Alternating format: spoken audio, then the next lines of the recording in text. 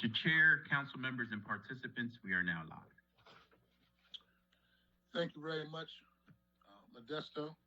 I want to thank all of my colleagues for being on this call today. This meeting of the Special Committee on Gun Violence is now called to order. Could the clerk please please read the resolution? Resolution 170609, resolution authorizing the creation of a special committee on gun violence prevention to address Philadelphia's enduring plague of gun violence by facilitating coordination among stakeholders and formulating a comprehensive gun violence prevention strategy. Thank you very much, and I want to thank all my colleagues for taking time out of their schedule and being a part of this hearing. During this time of the year, when most of us should be celebrating this holiday season, there's 450 plus families who are grieving. There are 450 plus families who are having missing seat at their holiday dinner table. And so we thought it was very imperative and important that we would not end this year reviewing the senseless gun violence that has been taking place here in the city of Philadelphia. But most importantly, what are we going to do different going into the new year? And although most of us will remember 2020 as the year of the COVID-19 pandemic, I will also remember 2020 as the bloodiest year of the 21st century. Indeed, this has been Philadelphia's deadliest year since 1990. As of yesterday, we had 466 homicides in our city this year. This cannot continue. It must not continue. We are here today to try to make sense of Philadelphia's surge in gun violence. We are also here to look forward and ask how we can make sure that next year is not a repeat of this one. As a native son of Point Breeze, who still lives there, who's raising 2 young sons there, I have a lot of sleepless nights due to gun violence. When shots rang out in South Philadelphia and Southwest Philadelphia, I am certain to hear about it. Often I actually hear the shots or the police and ambulance sirens. The people who are victimized are not just constituents. They're family, they're friends, they're neighbors. Afterwards, I walk the streets to check on nearby residents. I attend the funerals and the vigils. I try to comfort the mothers, the fathers, and the children who cannot possibly be confronted. So I share this grief, but more importantly, I share their outrage. During those sleepless nights, I ask myself over and over, what can I have done to solve this problem? What I can be doing more to address this issue? What can we be doing more as a city to address this issue? I've done much more than just have countless safety walks, vigils, and Peace Not Guns rallies. I've hosted roundtable discussions, town halls, and formal hearings to bring together the community members and the city public safety leaders. I've done them in person, on the internet, on the radio, and on TV. But most importantly, I've been on the ground addressing this issue in the homes of those who have been significantly impacted and the communities of those who have been significantly impacted. This spring, I heard from advocates that are victims and co-victims of gun violence that wanted a stronger voice and more support when addressing the loss of life of their loved ones, specifically as it relates to the issue of gun violence. I responded by proposing a charter change to establish the Office of Victim Advocate. And this past spring, it was overwhelmingly approved, and actually was the highest receiving ballot question as it relates to votes. And that shows how critically important, as we talk about issues of police reform, as we talk about issues of criminal justice reform, we need to make sure that those who have lost loved ones to gun violence have a voice and a seat at the table. This summer, I heard from law enforcement that more and more crime guns that they are recovering are ghost guns. These guns don't carry a serial number, don't require a background check, and can't be traced by investigators. Yet, federal law enforcement doesn't prohibit them. Perfect for gun traffickers and dangerous criminals to traffic and flood the streets of Philadelphia with this federal loophole.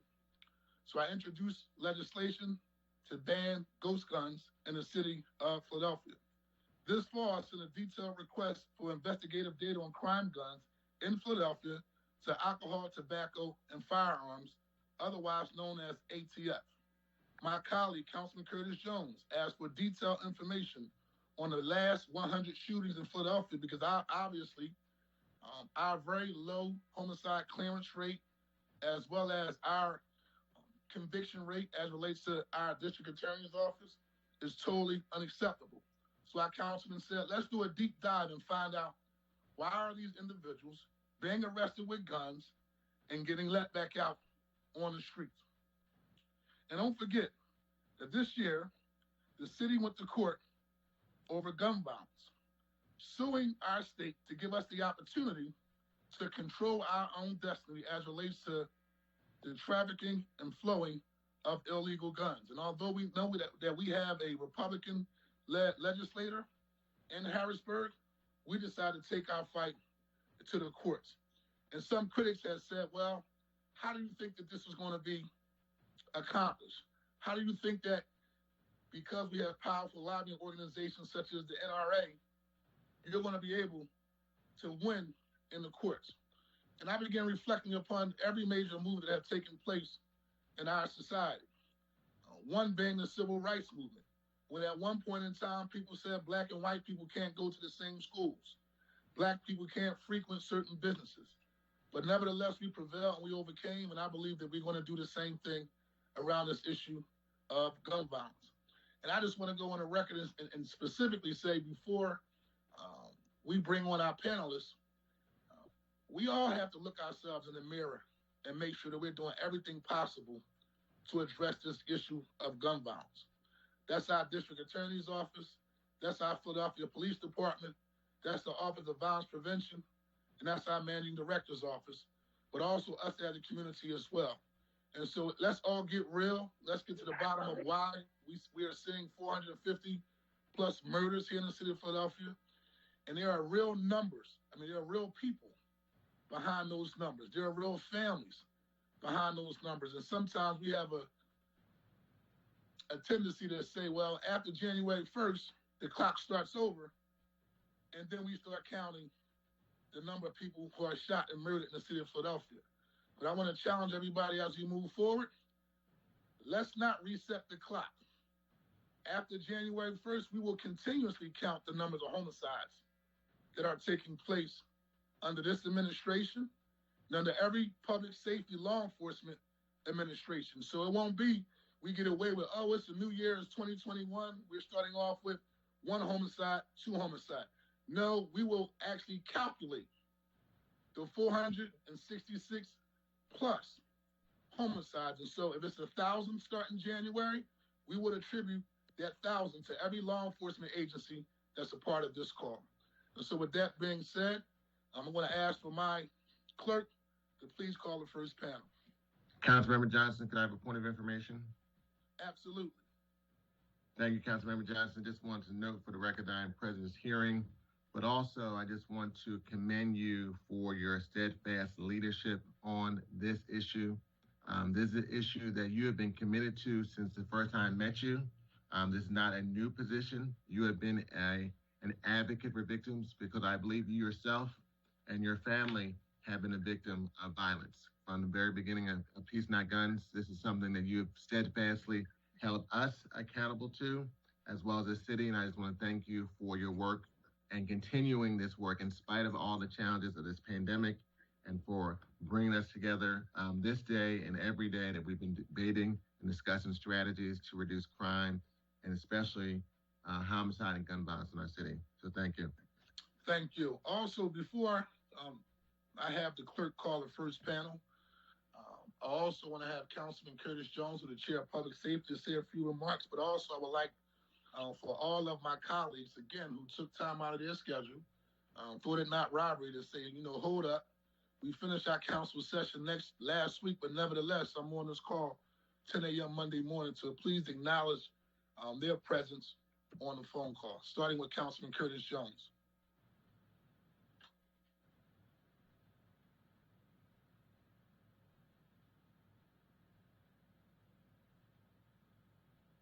I think Councilman Curtis Jones may be having some issues, so I'm going to acknowledge Councilman Captain Gilmore Richardson And then also, I'd be remiss if I didn't acknowledge also, just for the record, that my colleague, Councilwoman Jamie Gardier, called for a state of emergency around this issue of gun violence. To date, the administration hasn't moved forward on this issue for whatever reason. But nevertheless, we are in a state of emergency, and we're going to do what we can do as relates to a council body to address this issue aggressively and affirmatively with the seriousness that it needs. And so I want to put that out there for the record and be totally transparent about the resolution that she put on the floor that hasn't been acted on to date. Councilwoman Catherine Gilmore Richardson. Yes, good morning, Mr. Chair. I wanted to just echo the sentiments of our colleague, Councilmember Green, and thanking you for your steadfast commitment to this issue of gun violence in Philadelphia, and, for also thinking about the families, the 460 plus families who are missing their loved one. And my family is a part of those 460 plus families, as my cousin was murdered right after Inauguration Day in North Philadelphia on North Banbury Street in his home. So my family is also one of those grieving families this holiday season. So I stand today in solidarity with all the families who have been adversely impacted by gun violence, but also with the continued resolve to do all that we can do, not only from a city council perspective, but all the agencies we are working with to ensure that we're doing all we can. And I know that everyone is working very hard and doing all that they can do in this moment, but we need to do more so that we don't go into a new year dealing with these same issues in the middle of a pandemic and all the other crises that we are facing in this moment. So I really wanted to thank you and also uplift the resolution that my colleague, Councilmember Gaudier, offered around calling for the state of emergency in the city of Philadelphia, because we are in a state of emergency. And in my first speech in council, I also called for the administration to call for a state of emergency back in January, because this is something we need to do to have a laser beam focus on ensuring that every department is accountable to the gun violence issue we're facing in our city, and that we have daily briefings and meetings to ensure across government and across departments that we're doing all that we can. So I just wanted to say thank you so much and stand in solidarity with all the families like mine who are missing a loved one this holiday season. Thank you. Thank you. Councilman Jamie Gaudier. Good morning, Council Member. Thank you so much for putting together this hearing. We're formally on a break, but we can't take a break on this issue. And so I commend you for your ongoing strong leadership on this issue and bringing us together today to look at what we need to do going forward. And thank you also for acknowledging the resolution. I maintain, and I know that you and many others on council agree that this should be, our top priority. If we can't keep our citizens alive, then I don't know what else we're doing. And so thank you so much. And I look forward to a continuing partnership around this issue and to making traction. Thank you. Committee member, Councilman Curtis Jones, Public Safety, and then we'll get started. Thank you, Mr. Chairman, for being very focused on this issue. I want to let you know that this is a multi-aspect problem. Hold on a second. I've had to multitask with a Zoom and a Teams all at once. I know you've all been there. But here's what I want to convey for 2021. That we should be action-oriented. We should be focused on solutions, because everybody knows the problem. Like, we know that young people are killing each other at an alarming rate. We know that we are outgunned, outmanned at most of these activities, with the inability of the police to actually stop these crimes under their current methodology. We have to do something different. So we need to be measuring and trying these solutions to see which ones have impact. We can no longer afford to keep kicking the can down the road, as Member Gaudier would say, in the regular course of solutions.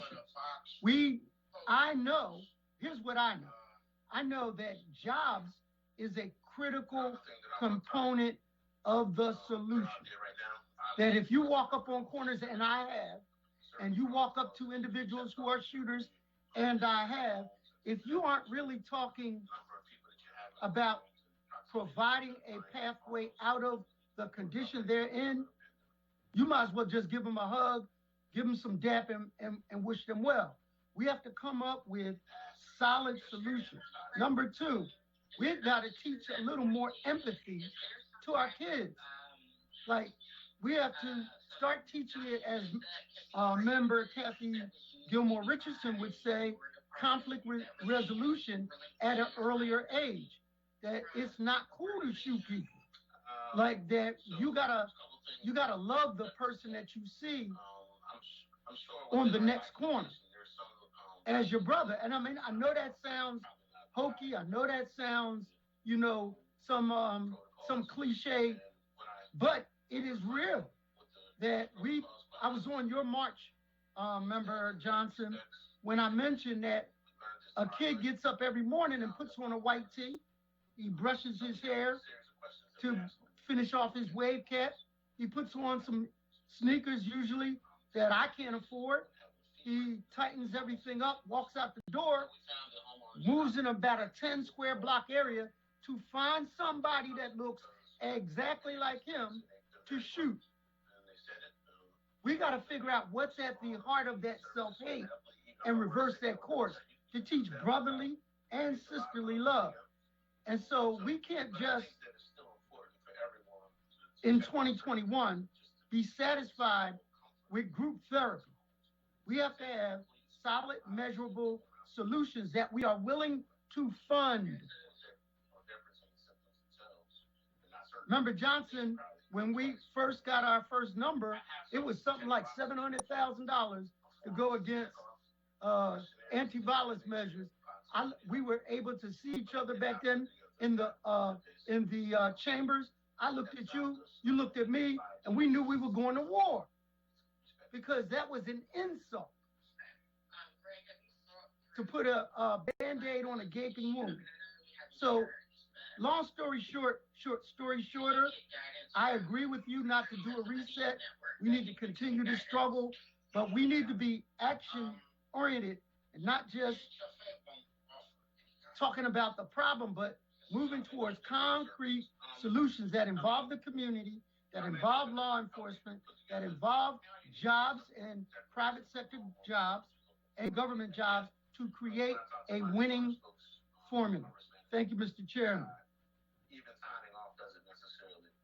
Thank you, Councilman Jones. I want to acknowledge also the presence of Councilman Alan Dime, Councilman Isaiah Thomas, Councilwoman Maria Kiona Sanchez, and now I'm going to call on Councilwoman Helen Kim, and then we're going to get down to our panel. Thank you very much, Mr. Councilman Squilla also said that he was present, so thank you. Councilman Squilla is also present. Thank you very much, Councilmember Johnson, and also again, thank you for holding this important hearing. I think it's been said before, but I think Councilman Jones said that we have to do something different. I think it's very important to think about where we have places of strength. And there are a number of different groups. There are lots of different organizations. There are initiatives. There's desire and will. And I think what I'm looking to hear in today's hearing are the ways in which we are collaborating and what are the barriers to getting things done. Now, I think some of these are structural, I'll be honest. I think a lot of the groups have to seek funding. They kind of have to look out on some of the work that they have to do on their own. And I'm interested in hearing what the collective strategy is and how to pull our groups in so that they're not in competition with one another, but we're working and learning from one another across these different areas. The other thing that I think I really want to take a moment to focus in on, and I think it was said before, but gun violence isn't just about who's passed, although those individuals are, the ones who are documented very clearly, whom we grieve for. I'm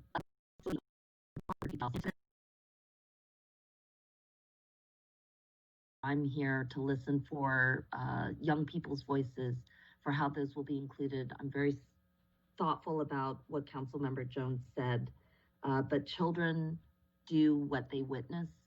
And if there is inhumanity towards adults, children are going to witness that. And it's hard to be preached at. We need to do things very differently. And so I want to see something different, and that's what I'll be looking forward to. Thank you very much, Councilmember. Thank you. Councilman Maria Kiona Sanchez.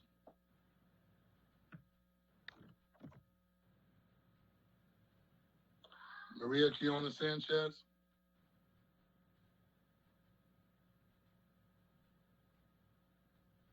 Councilwoman, you there? She may be having technical difficulties, so can the clerk please call the first panel? Tyree. I'm here, Mr. Chair. Multitasking, sir. Will the clerk please call the first panel? Tyree Glasgow, Ant Brown, and Ikey Raw. Please state your name for the record, and please begin your testimony. Good morning, everyone. My name is Tyree Glasgow, Executive Director of Young Chances Foundation, son of Yvonne Glasgow, brother, uncle, friend to many, but most of all, I'm father of 3 little girls, Shakayla, Tayana, and Micaiah. I want to thank City Council, Special Committee on Gun Violence for bringing awareness to this issue, in particular, Chairman Councilman Johnson, Commissioner Outlaw, community leaders, and all of everyone's continued advocacy on this work, especially on the ground in our communities as we address gun violence. Come today to give testimony in regards to gun violence. As a Black man that's raised in South Philadelphia, who just keep hearing of 466 murders and will be considered in some circles in public safety as the most vulnerable, most likely to shoot or be shot in the city of Philadelphia, and in public health circles as some of the most underserved communities when it comes to terms of poverty and quality of resources in our area.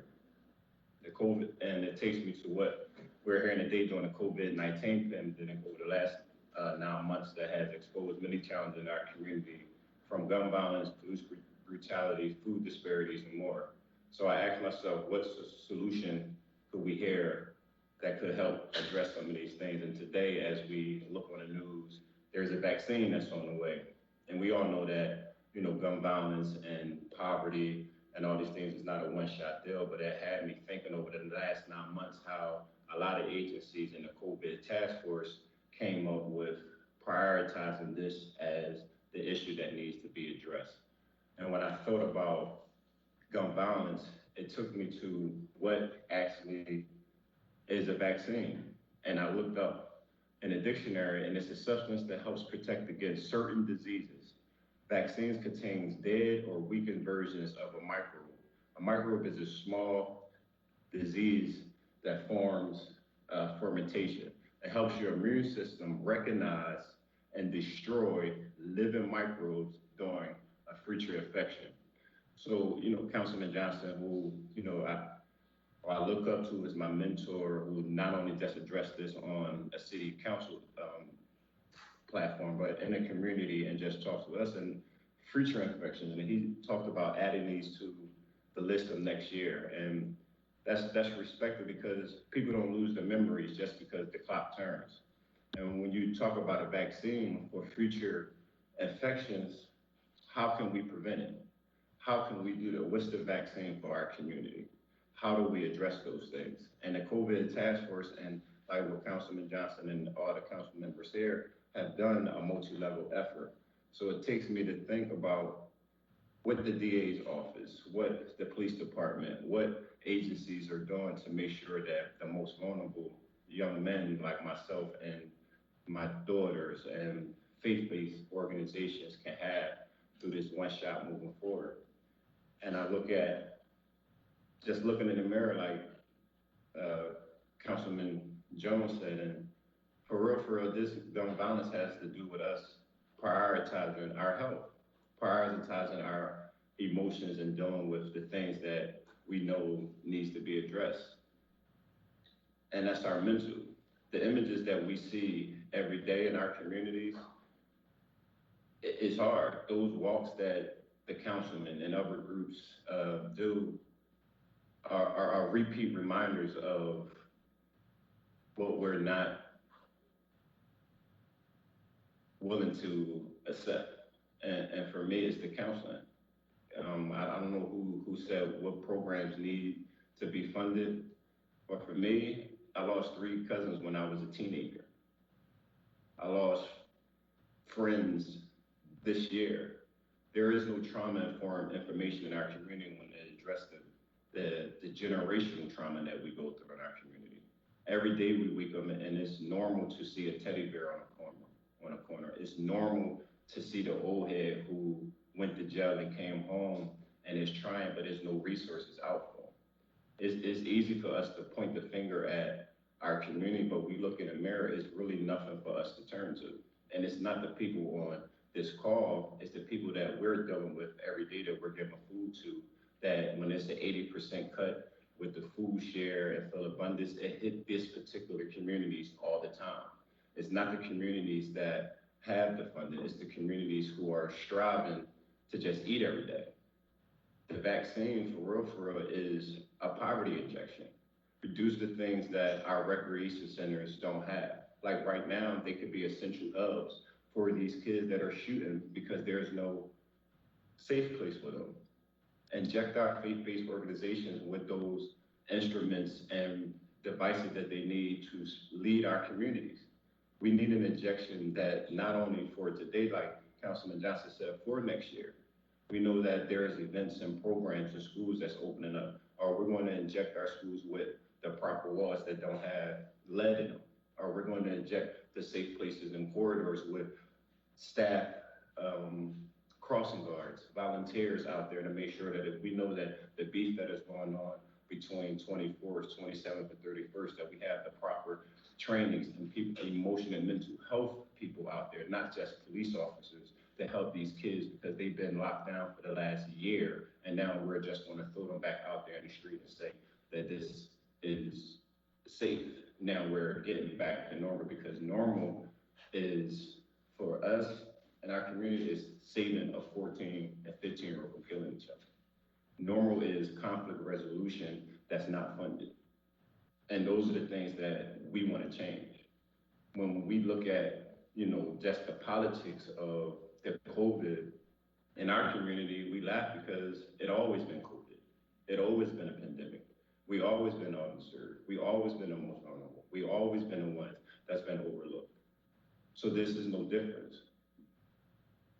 I respect what we're doing on the city level, but let's have it transform it down and shoot up the community with some positive resources.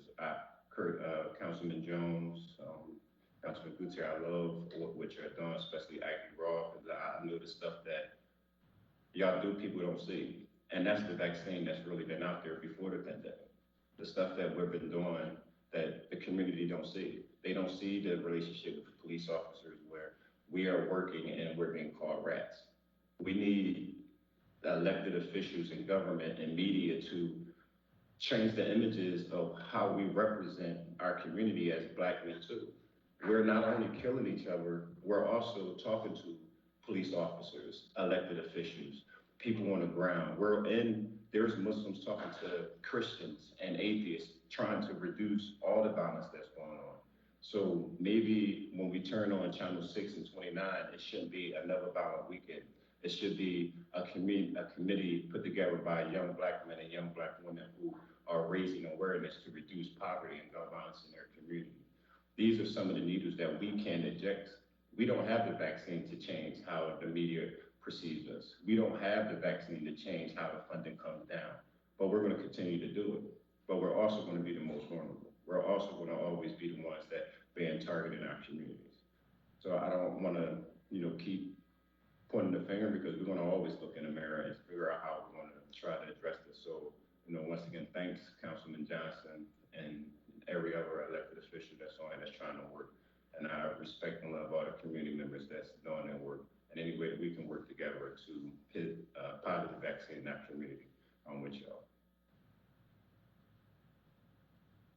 Thank you very much for your testimony. Would the clerk please call the next panelist? Ant Brown, and then it would be Ikey Raw. How y'all doing? Special shout out to Councilman Kenyatta Johnson. Sorry I'm a little late. I'm in CHOP right now with my son. This gun violence problem. Whew. I feel like it's so many different aspects to talk about it. Can y'all hear me? Okay. All right. I feel like it's so many different ways we can talk about this thing. Can I get a thumbs up real quick if this is correct? A straw purchase gun is when somebody else purchases a gun for somebody. Purchase a gun in somebody else's name. Is that correct? No. Okay. No. I think that's the big. It's when somebody purchase a gun and their name, but they sell a gun on the street. That's straw purchase. Okay, got you. I feel like that's a problem as well as these what you consider ghost guns. I think that's a big problem as well. I think getting guns is way too easy. I know that y'all doing a good fight in city council on fighting that thing. Another thing, to be specific, I can't really. How can I put this? I know I can't fix everything. And when I was talking to my therapist, that's actually a problem because I come from a mom who have a lot of compassion and she try to do so much for everybody and try to just fix things and hold things together. I probably adopted those same things. That's why I do so much for so many people and do so many different things. But to be specific, it's some people we can't save from this gun violence. My biggest focus is the youth, the next generation, getting in the schools, the education. Because if we can reprogram their mental and their mindset, then we'll be able to start seeing decrease in numbers over the years to come. And hopefully we have some type of infrastructure or some type of platform where though they trust it and they listen to things that we saying. I want to be so I know this gun violence, it really starts from a mindset. I think it's just the ability to not be able to critically think and not have self-awareness. Because you can give me a gun at 17, I'm not going to just go out and shoot somebody. You feel me? Like, with me now, it's work, home, family. It's not out, I don't party and stuff like that. People may think I do because I'm, like, a little bit popular. Like, nah, it's just home. It's really a mindset thing. If we can get to these young people mindset, how do we transform their minds into wanting to make better decisions in life? I feel like that's one of the things that's going to attack gun violence. Me specifically, I'm working on a mentor program. I'm working on a musical, entertainment film. And the reason I'm working on a musical is not just beyond just doing something cool. These young kids, they react to entertainment. Their attention spans is real short. I want to entertain them on gun violence education and partner with schools to be able to. I already was doing it, but COVID messed it up. So I'm working on something virtual now. If we can teach them to critically think and be self-awareness, like I can use myself as an example. Like, I'm not a product of my environment. I grew up with a mom on drugs. Dad wasn't really there. Like, the same story, I lost a blood brother to gun violence when I was in the 6th grade. And when you that young and you lose somebody, it put a hole in your family and you moving around with trauma. Majority of us don't know that we traumatized. Another thing is, I feel like as a creative, that might just be my superpower. Just creating. So what I'm trying to do now is educate myself more about gun violence, about social problems, and figure out what is everybody doing and what can I do creatively to even enhance it or change that some sort of way. How can I do creative outreach? What do I go to parks? What can I do? I'm thinking all these different ideas. And with this gun violence, man, my homie, I think he was the first murder of 2020 actually, and I even put it in the song. And I'm like, and from there the numbers just been going up and going up. And during the pandemic, you would think it would go down because we had a shutdown and numbers were still increasing. This is really it's very draining, but it's a fight that we got to continue to fight, and I will continue to keep fighting on all different levels school education, that's just the most important part.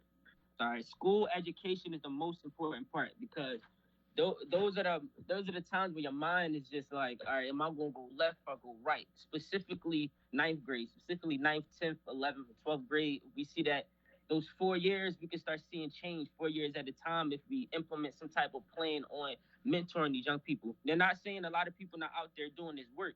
They are, and I want to speak on that. But I think we got to get more creative, get more hands on, and figure out what needs the most attention? What age group of people need the most attention that are affected by gun violence? The mothers, the families, and these young people who either involved in it are starting to get fascinated by it. The music is really fascinating our young people with gun violence. I'm not sure if y'all that aware of it, but I believe that sound if you can heal people with sound, if sound healing is a thing, I believe you can destroy people with sound.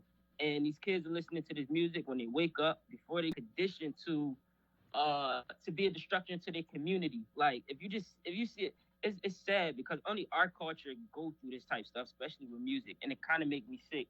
Far as everybody doing the programs for this anti-violence initiative, I like to keep my ear to the streets. I'm very observant. I like to observe before I speak a lot, and I talk to a lot of people.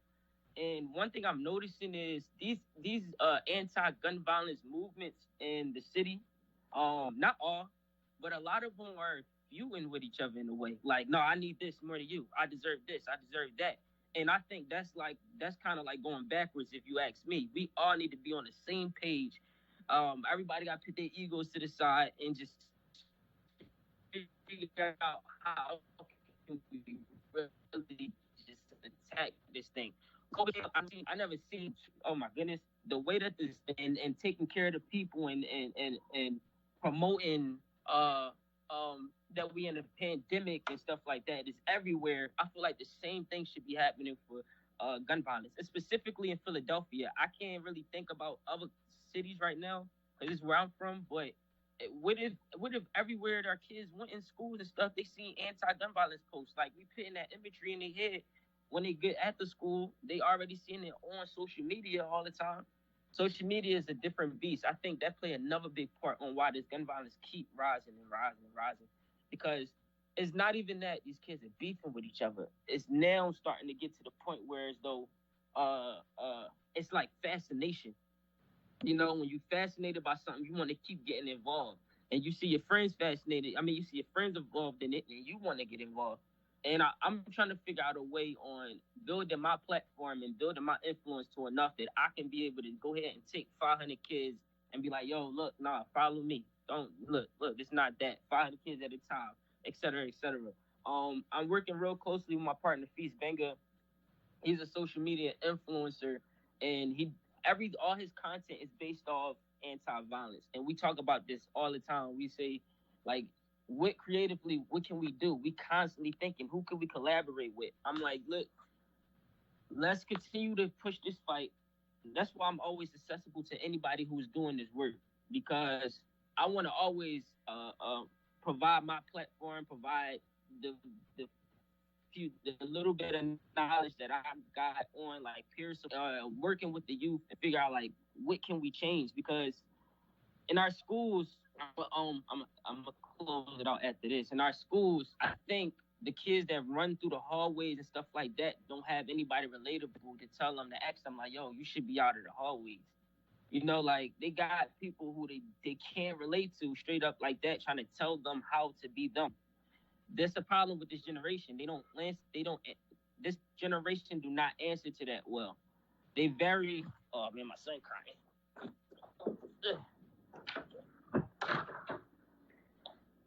Hold on, man.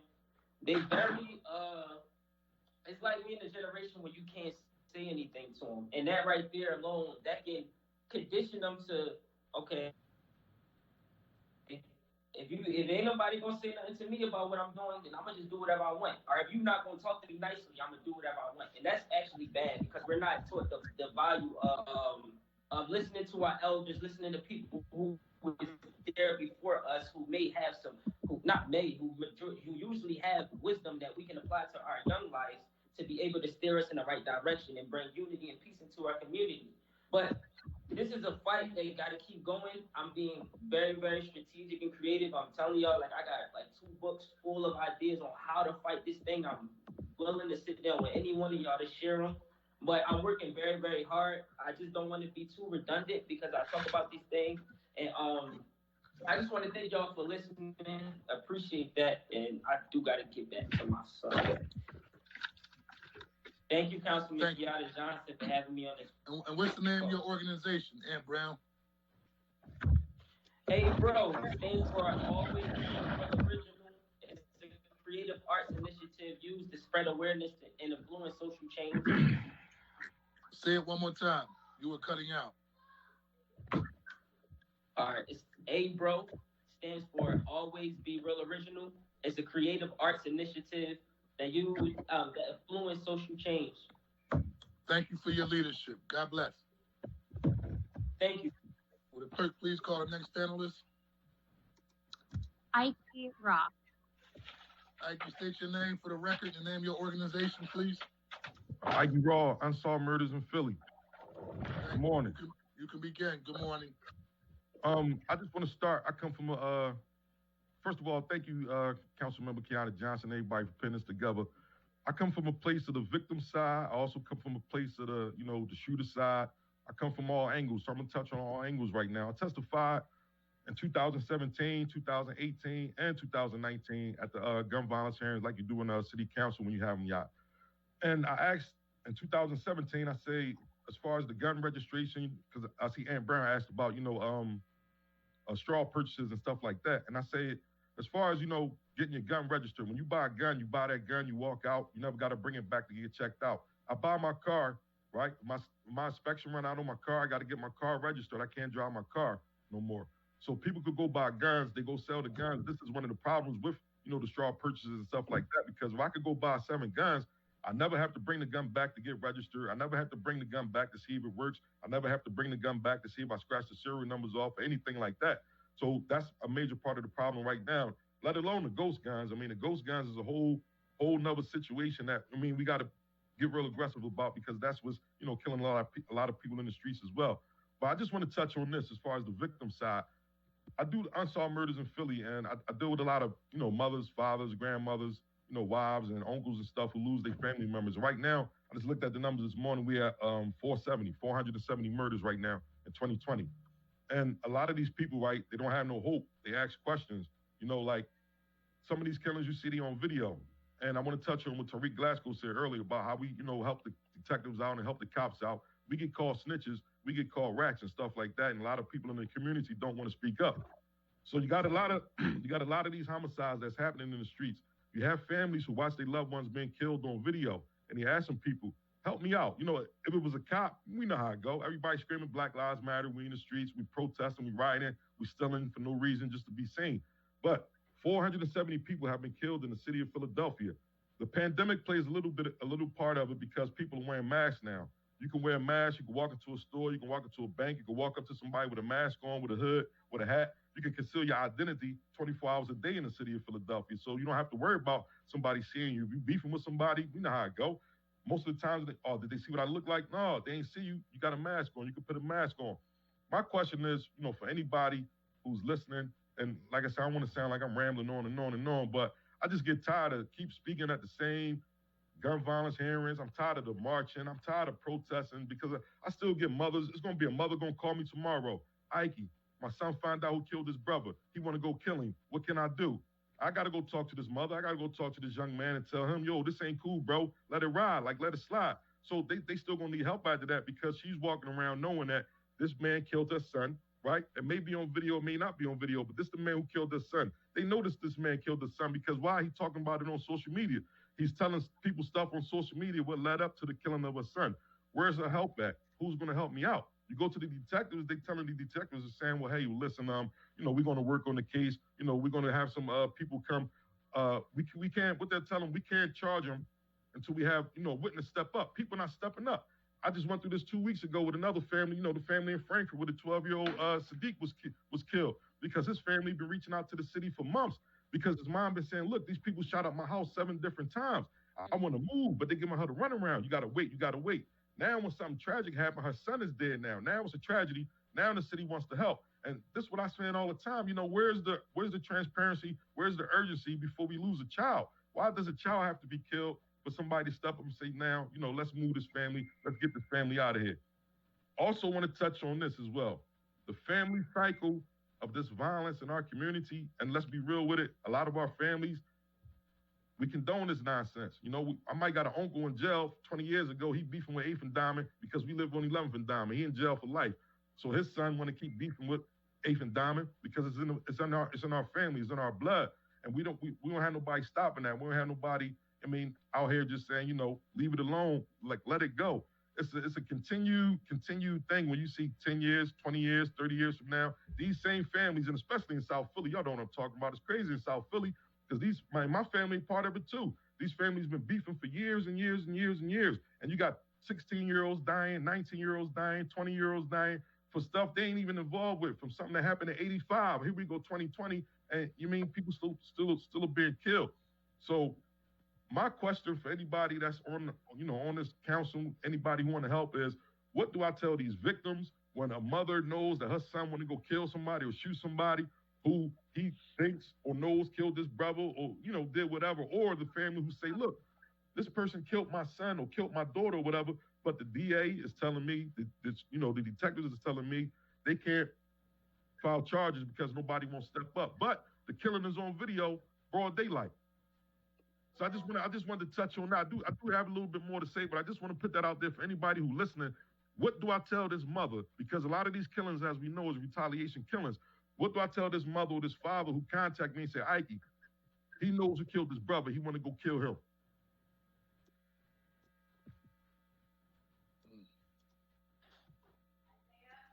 Councilman Curtis Jones, is that Ikey? Are you finished your full testimony? No, I ain't done. I just wanted to ask that. I could be done and let them answer, but I just wanted to. Go ahead, Councilman Curtis Jones. He wants to answer you. Kurt, you're on mute.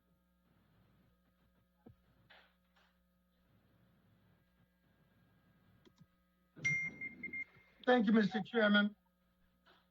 First of all, that's probably a subject that I have, in all of these hearings, not heard anybody really respond to or act up or ask about. So I appreciate your testimony, because that's a real thing.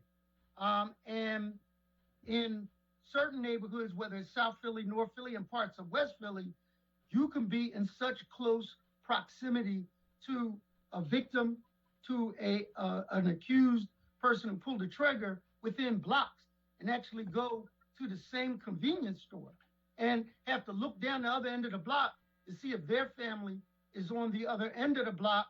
And that kind of close proximity adds to retaliation.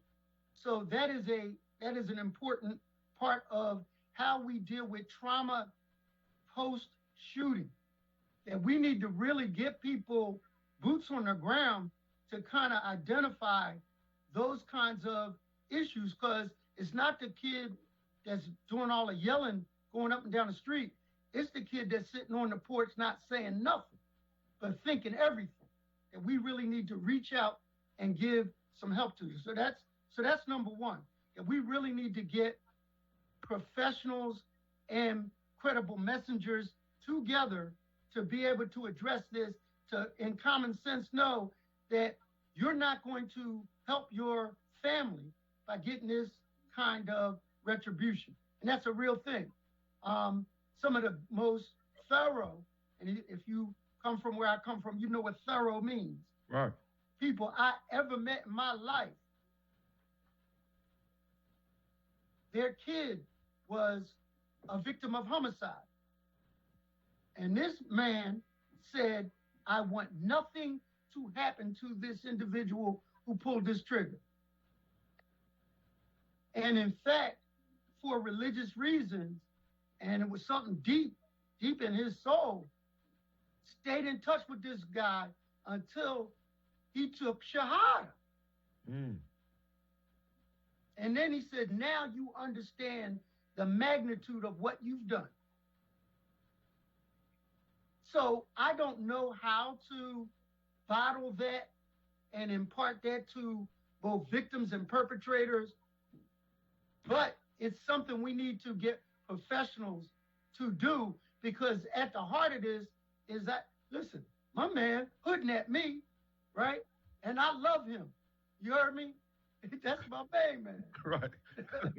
I had to do it for the people, though. You did it. And I learned a lot. So, but we've got to see each other in each other. Like, I got to see you as my brother for real. Right. Right? And I don't know how to bottle that. So to answer your question, we've got to get sociologists and psychologists together to figure out how we let people know the stronger way to deal with a thing sometimes is to forgive, because it kills or ends the cycle of violence. Because the Hatfields and the McCoys, that's a problem. Right. You know, that goes generation. Like, my uncle killed your uncle, so I gotta shoot you. Exactly. And that's what it is.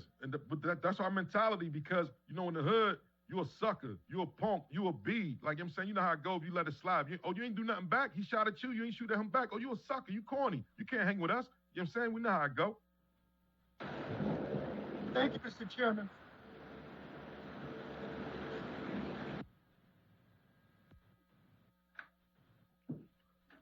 I just wanted to wrap up by just saying what I said as far as the victims and everything like that, and as far as, you know, us helping out the victims. But another issue that, you know, we got to address, as far as, like I was saying, as far as these guns and everything, is that gun registration thing. However, we can get the law where you can't just buy a gun and don't have to bring it back. Like, it has to be something done where, you know, as far as gun owners are concerned, when you buy a gun, you got to bring it back for some, you know, if it's 6 months later, a year later, 2 years later, whatever. And then you got to get some type of penalty if you can't produce that gun. And that'll definitely cut down on a lot of gun violence, especially in the city of Philadelphia. I know this for a fact.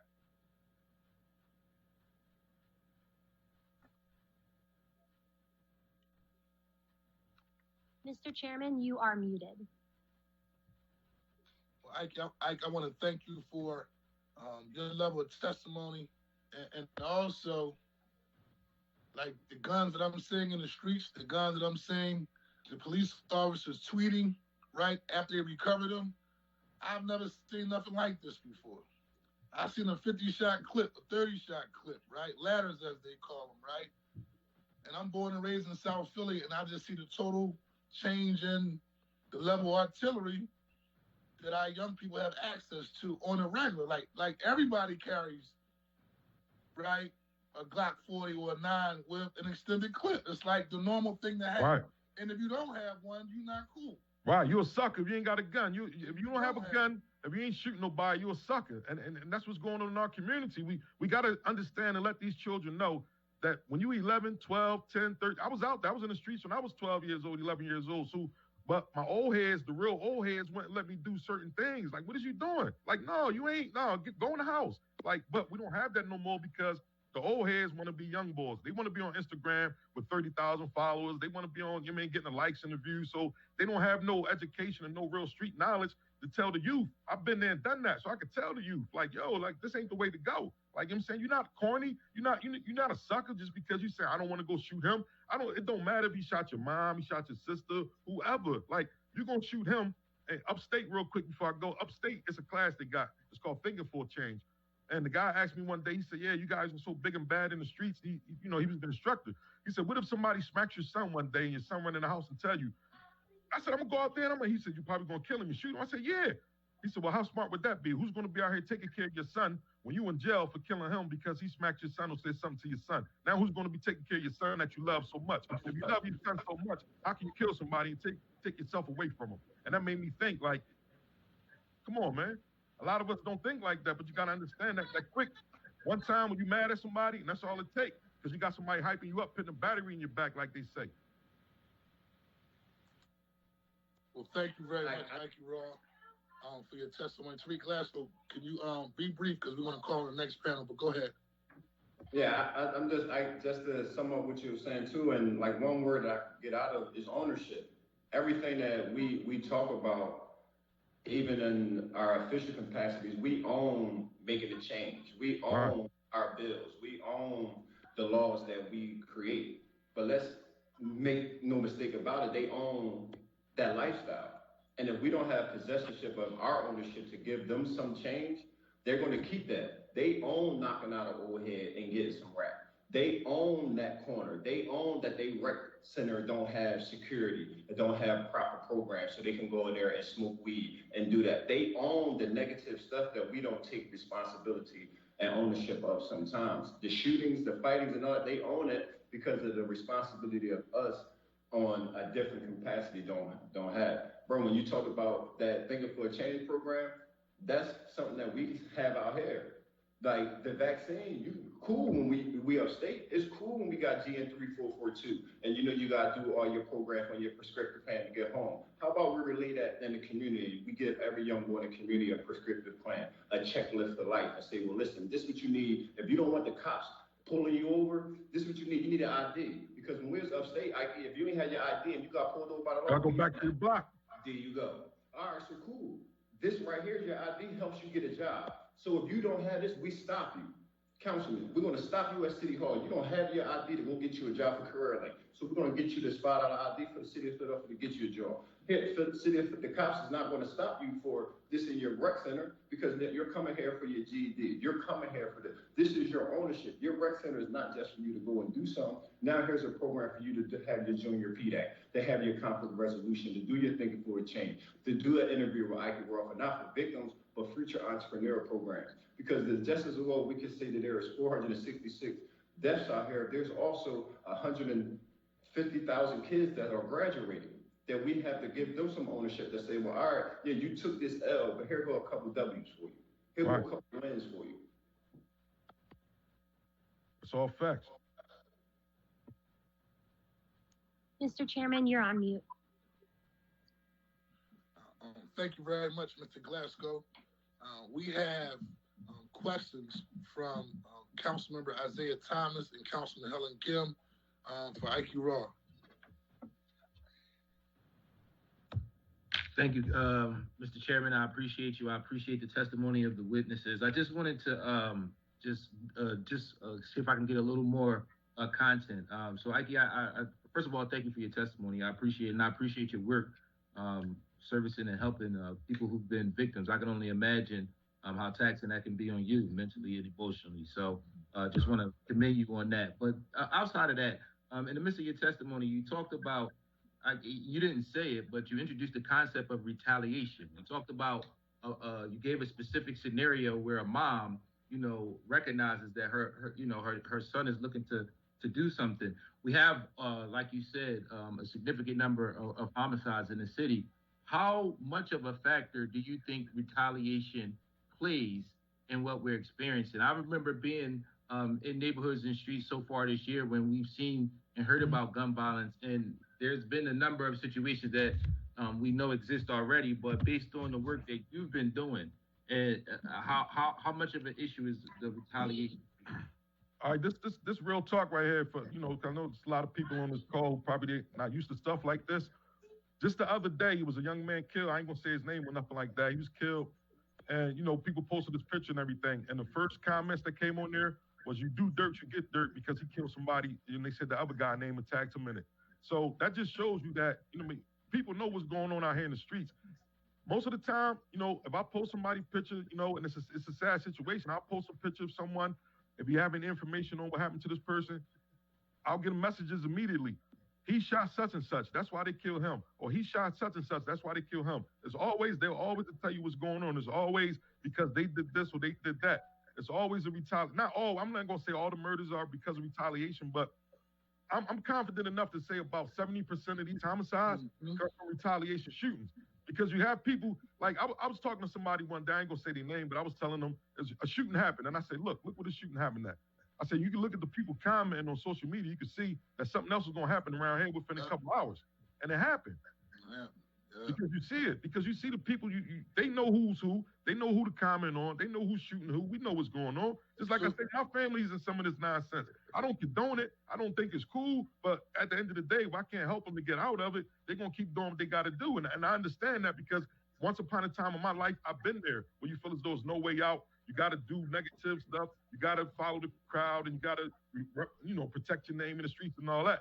But a lot of these killings are because somebody has shot somebody's cousin. They shot somebody, as they say, my bro, my homie, or somebody from the same block. A lot of these killings are because people are beefing about, if I live on 10th Street and you live on, 15th Street, we got to kill each other because you ain't from my block.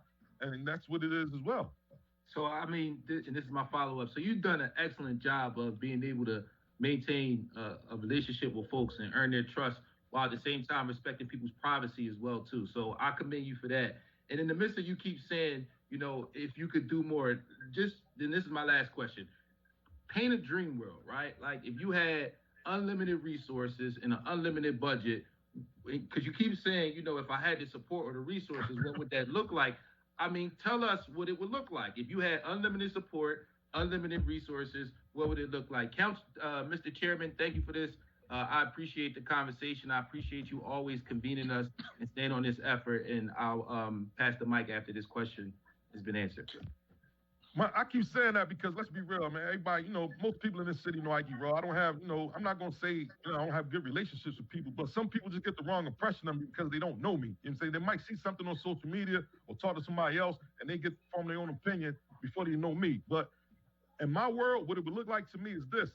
We would have people supporting these victims at court. Like I said before, I go to the court with a murder victim. You have maybe one grandmother coming to court for somebody who killed her grandson. And on the side with the defendants, you have 30, sometimes 20 or 30 people, antagonizing the victim and, stuff like that. So why don't we have men like the Office of Violence Prevention? A couple of months ago, I had a family reach out because it was reported that the Office of Violence, I ain't trying to throw no shots at nobody in the Office of Violence Prevention, but it was reported that they had information on a young man who was, at risk of possibly being killed or possibly shooting someone else. That young man was killed before they say Office of Violence Prevention reached out to him. So when I see these people, walking around, they come up to the crime scene and stuff like that, I don't get no funding for doing anything I do. I've been helping families out since 2018. And what I see most of the time is that you have mothers who say, Ikey, look, my son just came home. He had a gun case. He wanted to turn his life around. Can you help me out? Okay, I could call somebody. I could say, I could think of somebody like Anton Moore because I know he do a lot for the community. I could call him. I could call Council Member Isaiah Thomas because I know you can do some things as well. But I don't have people where, I trust because I'm gonna be real. I don't trust a lot of people in the city because a lot of people in a lot of these organizations be on some BS. They just want to get a grant. They don't really want to help your child out. So I'm not going to tell you to take your child to them if I know they don't have your child's best interest at heart. I'm just being real with it. So in the real world, how it would look for me is that if you have people who want help with their child, help them out. Stop telling these parents, well, your son got to commit a crime for us to help you out, for him to get into the system.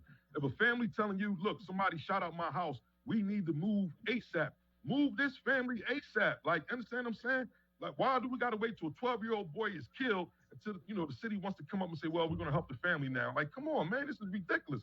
So that's why I don't like showing up to a lot of these, functions, balloon releases. I do appreciate today, but I don't like coming around because a lot of people in this city don't have, good intentions. And I'm not going to send somebody to somebody that don't have good intentions. So that's why I say what I say and do what I do. Thank you very much. Councilwoman Councilwoman Jamie Gardier. She was before actually Isaiah Thomas and Helen Gim. Go ahead, Councilwoman. Thank you, Mr. Chair. Good morning, Ikey. Good morning, how you doing? I'm doing well. First, I want to thank you so much for all of your work.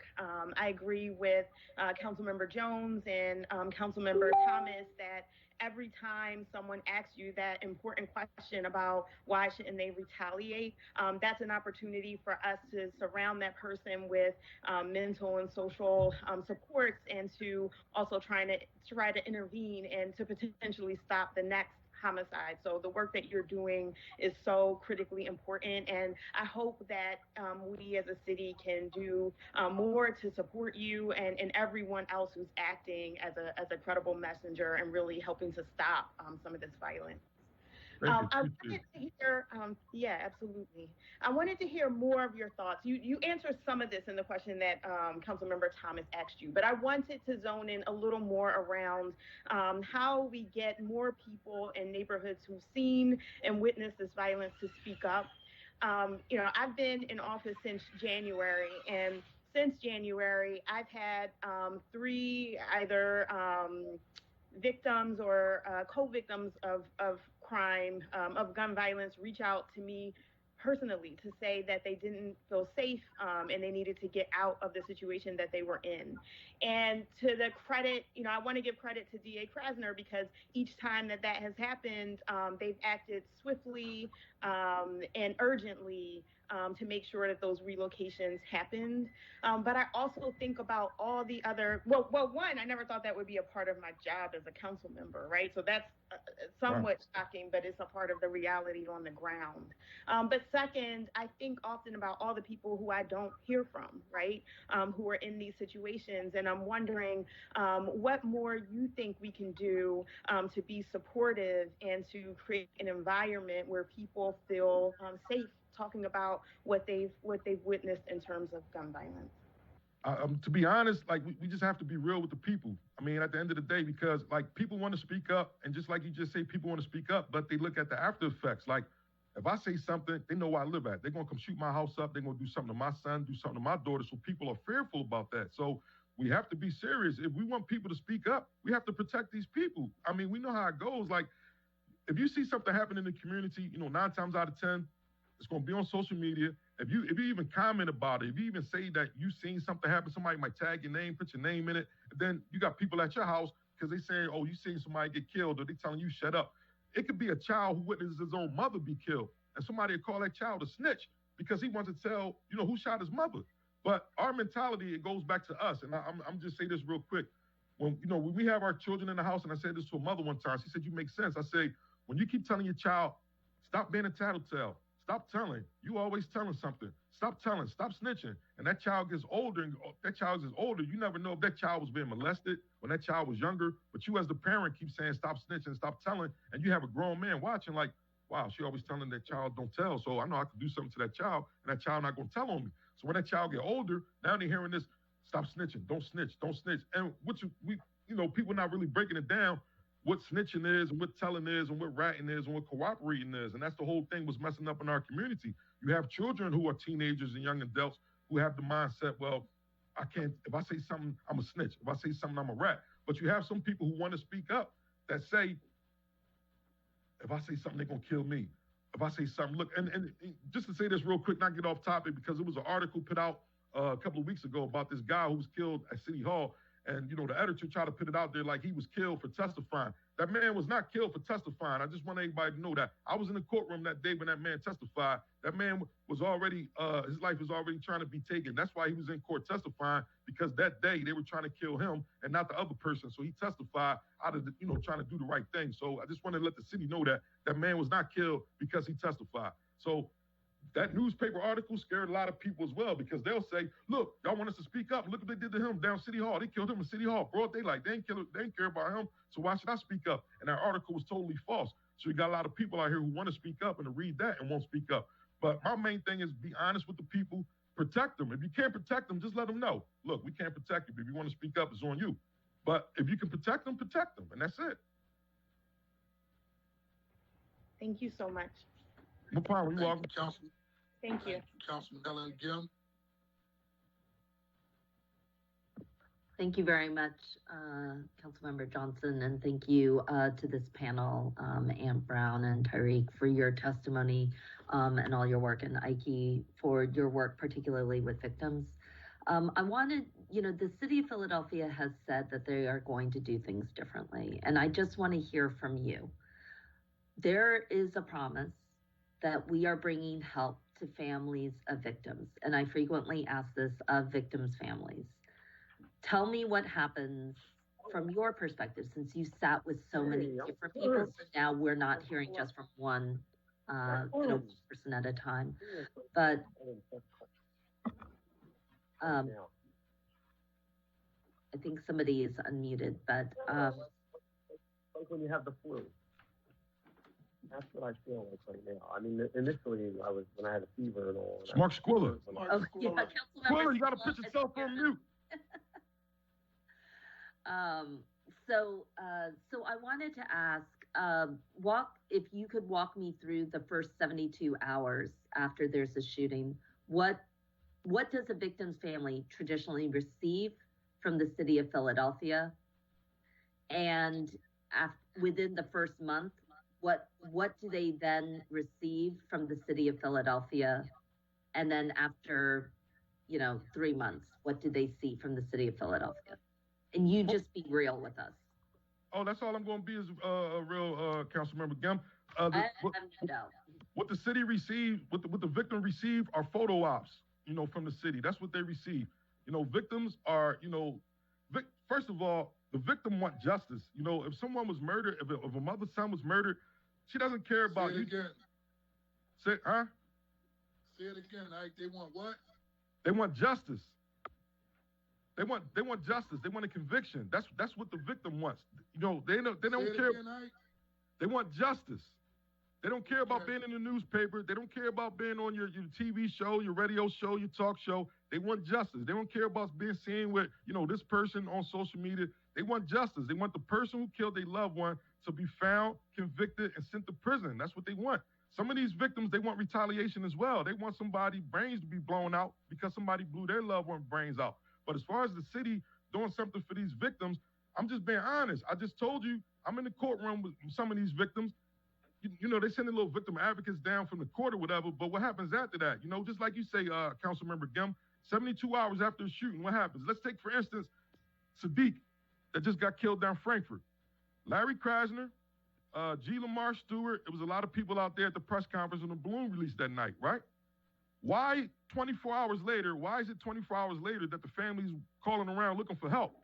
When you just had the district attorney and some people at my house for a press conference for a balloon release, they should have had everyone card. They should have had the direct number to victims of, I don't care what victim advocate of Philadelphia, victim advocate of Pennsylvania, victim advocate of Frankfurt. It should be somebody with this family from the time that little boy was pronounced dead all the way up until the family say, we cool now. I don't care if it's 3 months, 6 months, 9 months, whatever. Somebody should be with these families until they say, you know what? I'm feeling better now. I can get out here and face that. And that's not what they're getting. You know what I mean? They come around, they go to court, and then that's it. It's like, well, let us know what happened with your case. Let us know what happened with my case. I still have a child that's missing. Now, let's be honest. Let's look at this aspect. You have some of these young men who get killed. They're the breadwinners of their families. Whether they, whatever they're doing, whatever they're getting the money from, they're the breadwinners, right? So when they dead, when they killed, the breadwinner's gone from the family. So now the mom don't have that money coming in from her son who was out here doing illegal stuff to get that money. So now what does she got to do? She might got to go ahead now and do stuff that she, wasn't supposed to be doing, to, still take care of the household and everything like that. Where it should be something in the city, something like some, petty cash or I don't know, where we could take care of these families as well. If the mother's unemployed, the mother's not, she's not working. We don't want the mother to get evicted. Yeah, her son was out here selling drugs, paying her bills and all that, but let's put something in place where we can support these families because his little brother now wants to go be the breadwinner because his brother's dead. My brother was the breadwinner, my brother dead. Now I got to get out here and get the money now. When it shouldn't be. It shouldn't be the case. So to answer your question, what do the victims get from the city after something happens? Photo ops and promises.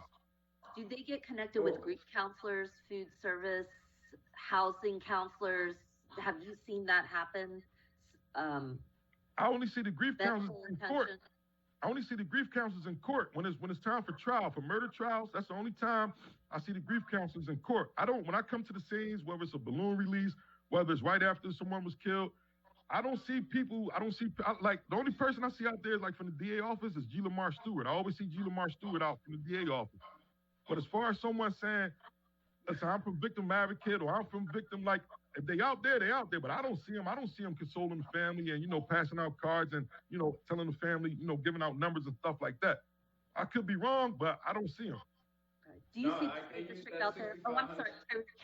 I'm going to ask Ikey and then I'd love to hear you next. Ikey, do you see the school district out? Do you know if the school district sends people or, especially because of Sadiq, since he was so young?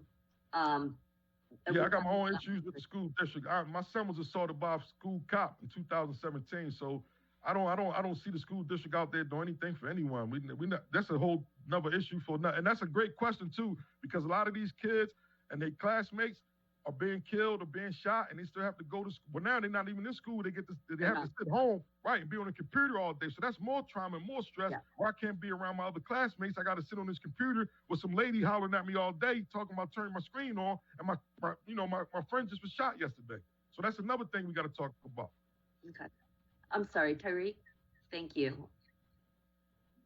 No, I was just picking up on Ike too, as far as the resources too, and they use the victim services use the $6,500 that the families used to get for them, but now is as stipulation that if they were involved in gun violence, if they're about now the family's not even getting that, so they're even stopping those type of resources are coming to the family. So the family are like, well, all right, well they're not even gonna help bury my kid. What I look like even helping with it was like, so that's when you like, you right, it's like, all right, well, I ain't in Advocacy. I'm gonna take the matters in my own hand and we're gonna figure it out. We're gonna bury my own, so, because they don't know half of the whole story, so to say. It's always some type of catch to get the bread or extra resources after it. That's true. That's definitely true. And Tyreek, you're saying that the state allocation has gone down or the city allocation has gone down?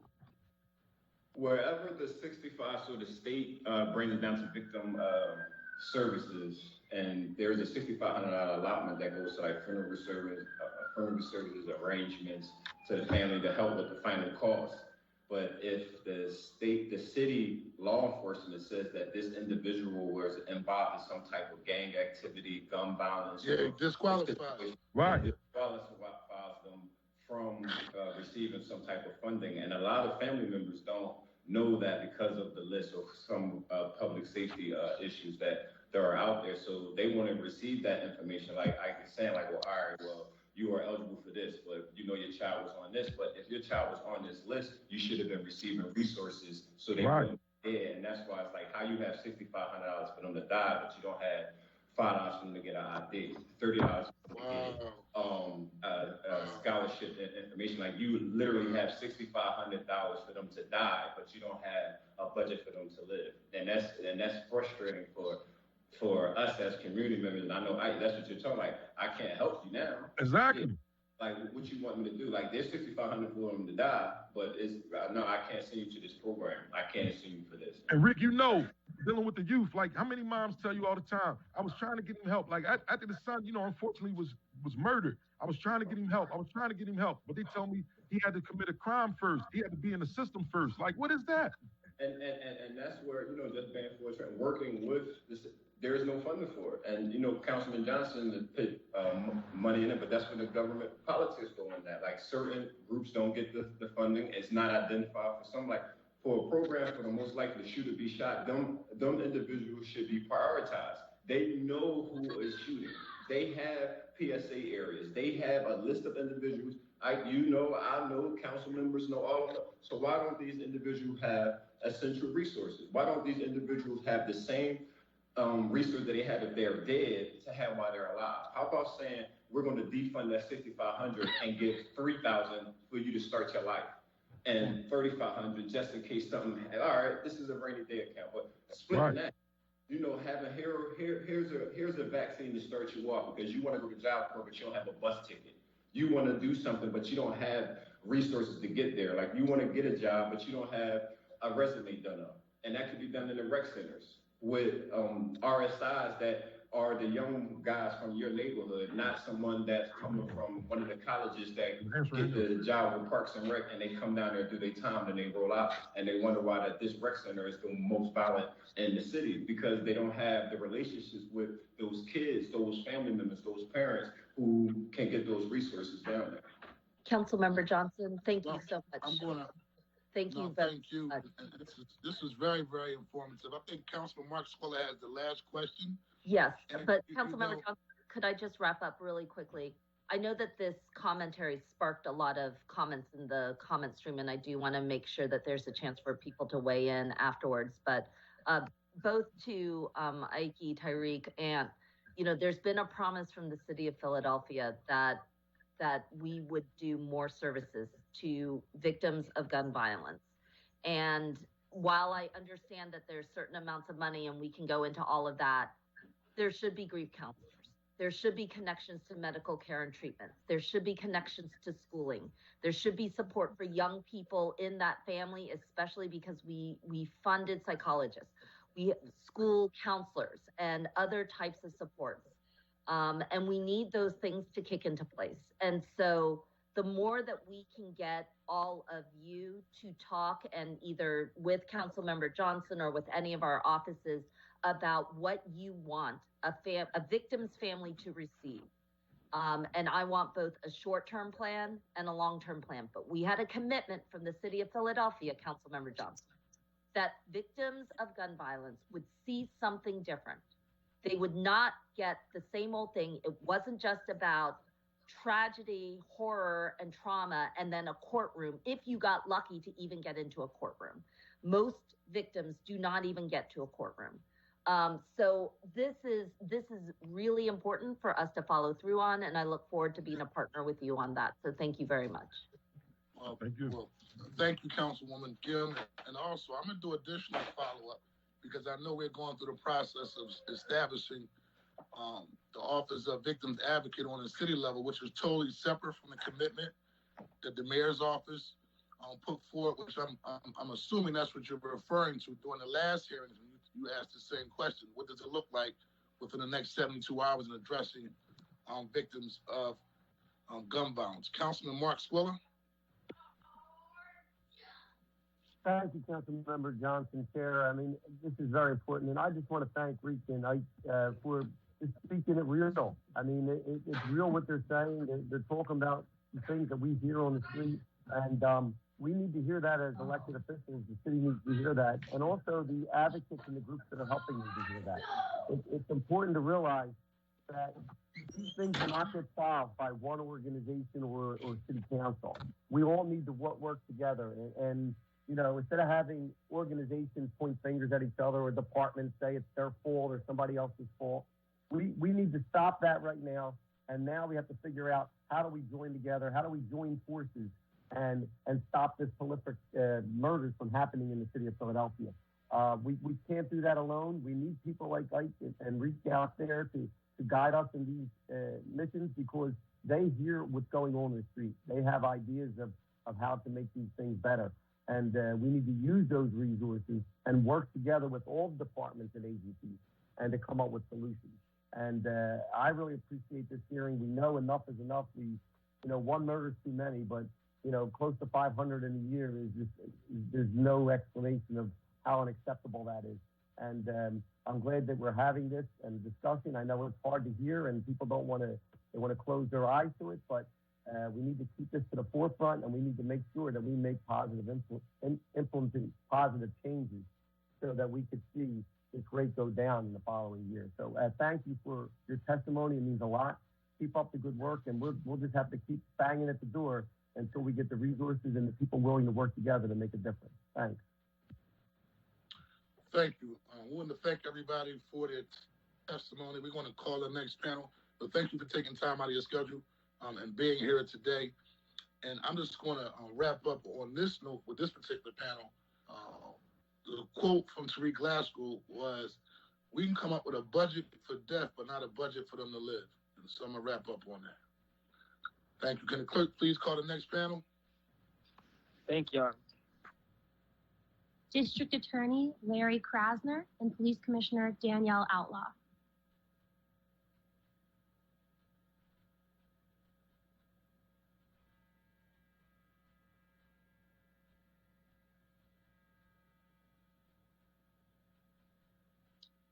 Commissioner Outlaw. Commissioner Outlaw, are you ready?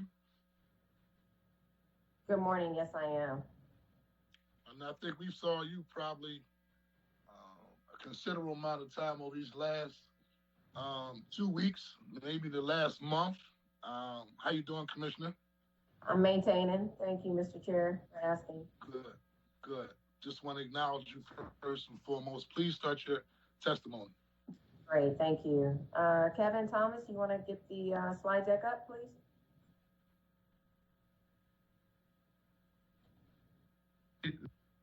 Apologies, that was the wrong one. 1 second.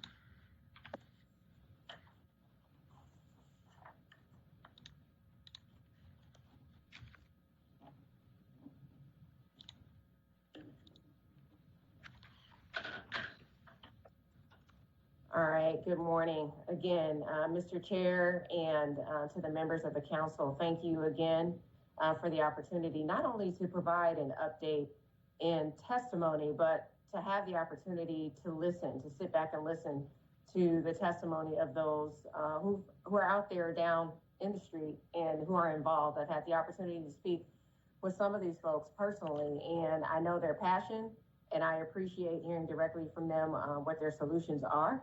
And while I know that, like Mr. Chair said, I too have been involved in a lot of marches and listening sessions and participated as a panelist, and we're hearing a lot around solutions as it relates to jobs and teaching of vocations and literacy building and housing and all these things. And while I understand that a lot of these solutions, in fact, most of these solutions are not police driven, we have a role to play, and we have a very strong role to play in that, whether it's utilizing our seat at the table to advocate on behalf of those who cannot advocate for themselves because we get a firsthand experience of what we see out there, but then also, to step up our game in areas in which we're directly responsible. So I'll move on to the next slide. And this was already stated, but to let you all know, this is where we are. Unfortunately, I presented out on this slide multiple times, and I think the last time might have been, I don't remember when it was, September or so, but the numbers continue to go up. This isn't a secret. We all know this. It's been stated by many prior to me.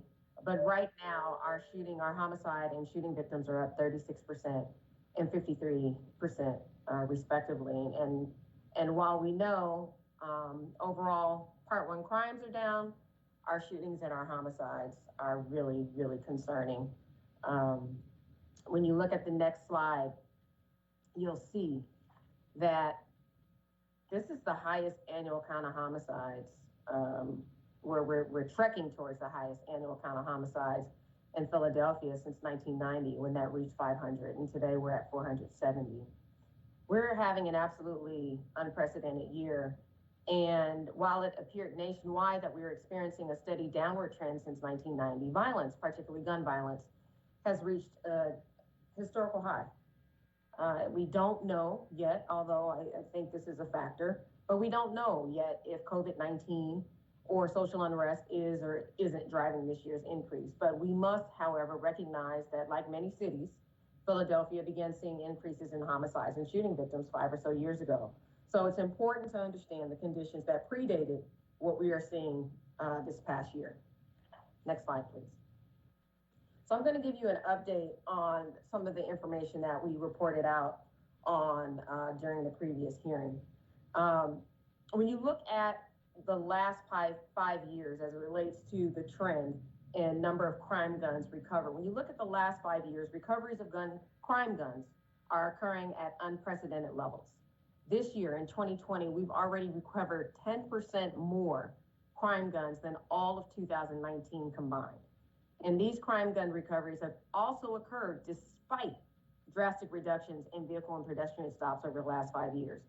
In particular, between 2020 and 2019, where vehicle stops have dropped 55%. While we'd like to solely credit our efforts in being more surgical in our policing efforts, we can't help but to assume that this might also be due simply because there are more crime guns being carried by Philadelphians than in previous years. So again, as you can see in this chart, the guns that we recover each year has been steadily increasing, but between 2015 and 2019, our recoveries have increased by 33%, even though, again, like I said, our pedestrian, our vehicle stops are slowly decreasing. And again, a crime gun is any gun recovered by the police as part of a criminal investigation, but it does not include guns from buybacks or turn-ins or guns surrendered to us for safekeeping. Next slide, please.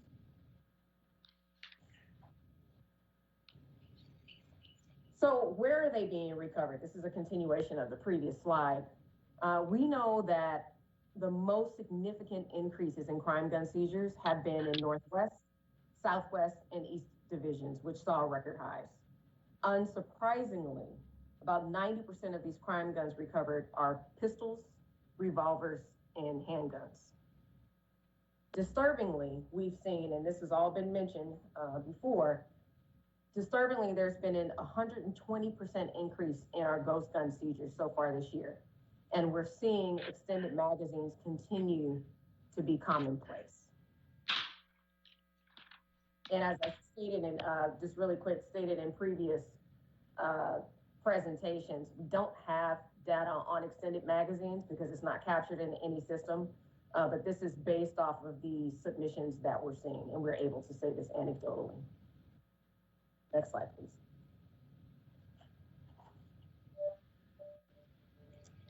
So what's contributing to these conditions? This is a very important slide that I've shared in smaller groups, breakout groups. This is information that comes from the DA's open data dashboard.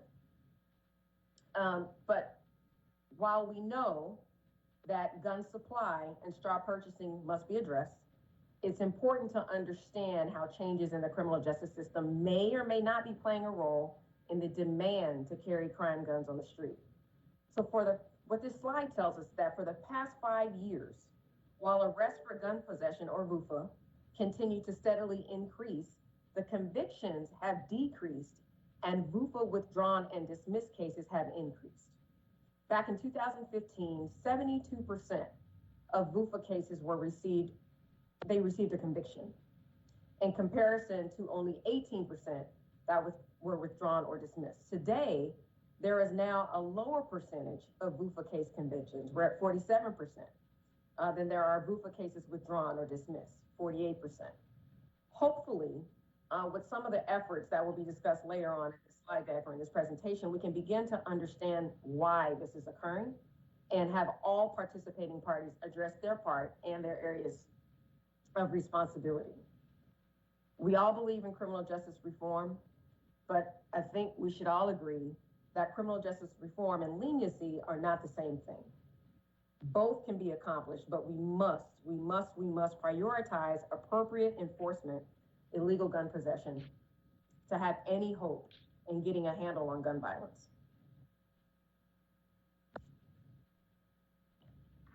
These are some of the challenges that we've seen, and I'm not going to read all of them, but these are just examples.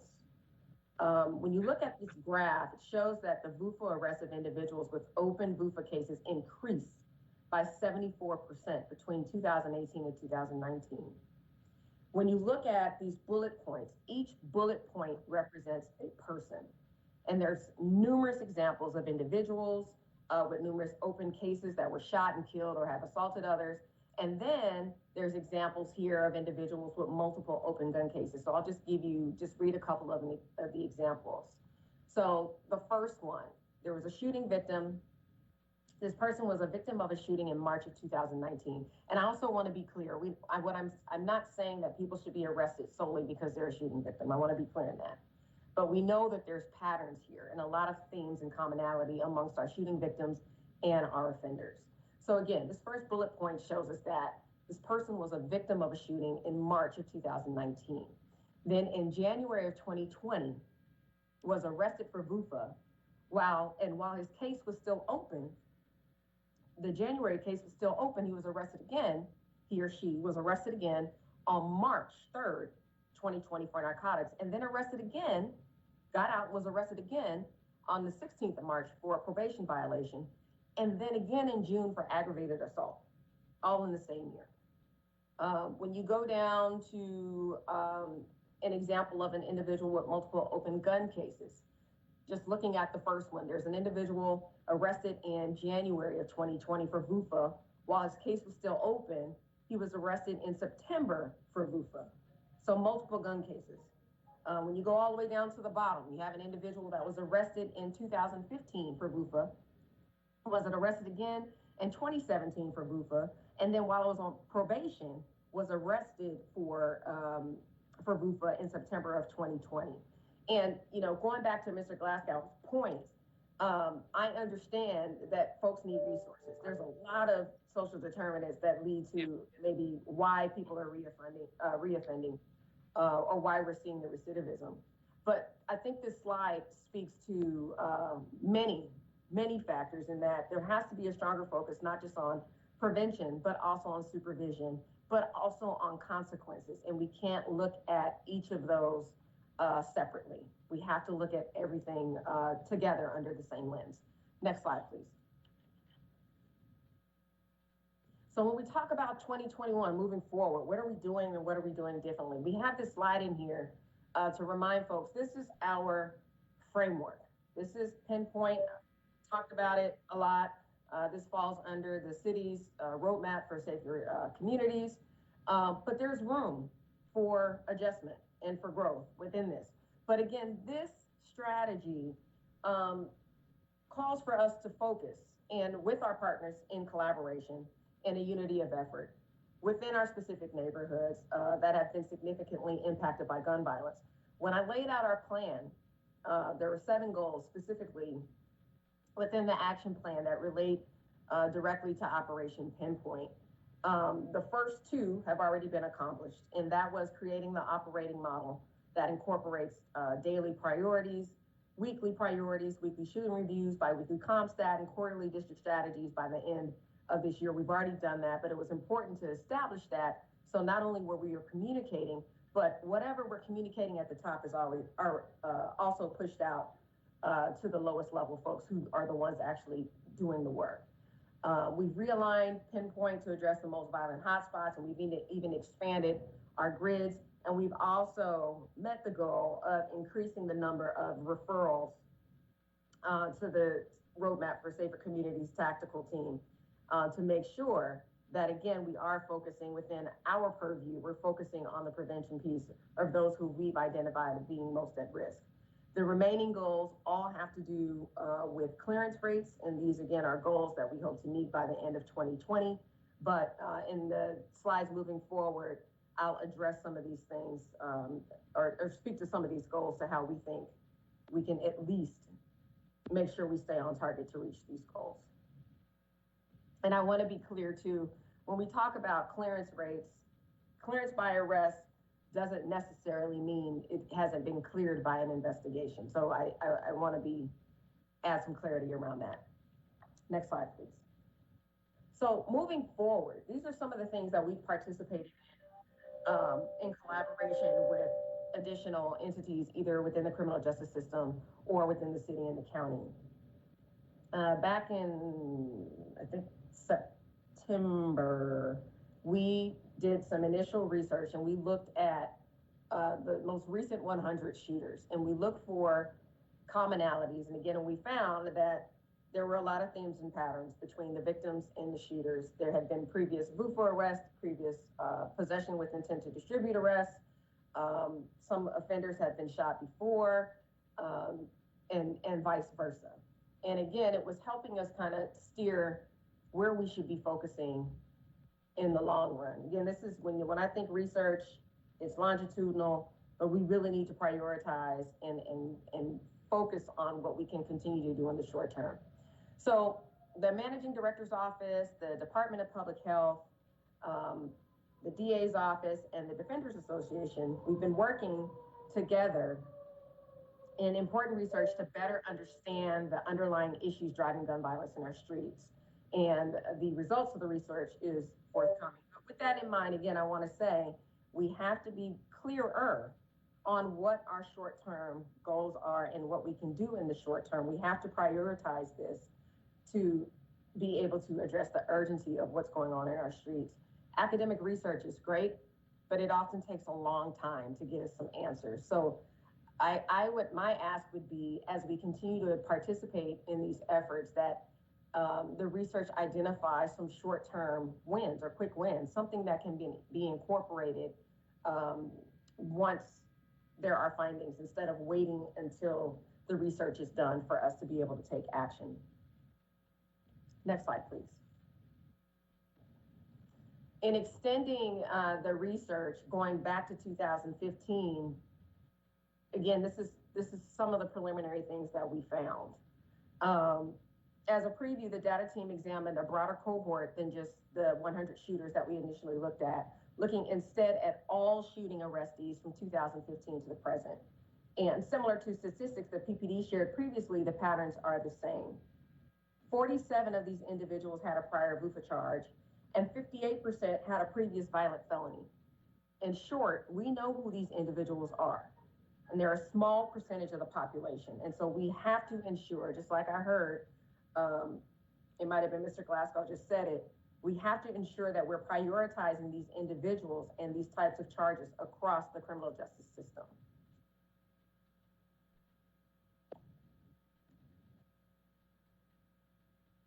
When you look at our monthly homicide and shooting victim trends, almost all of our districts are showing increases in homicides and shootings. By count, the 24th district ranks the highest in shooting increases, followed by the 12th district and then the 22nd district.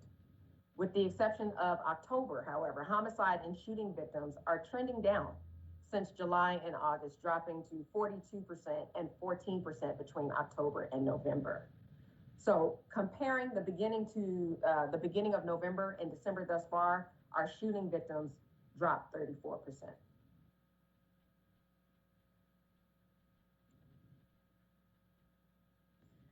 Beginning in August, this is one of the initiatives that we discussed. We talked about having ADAs on ground to enhance communication.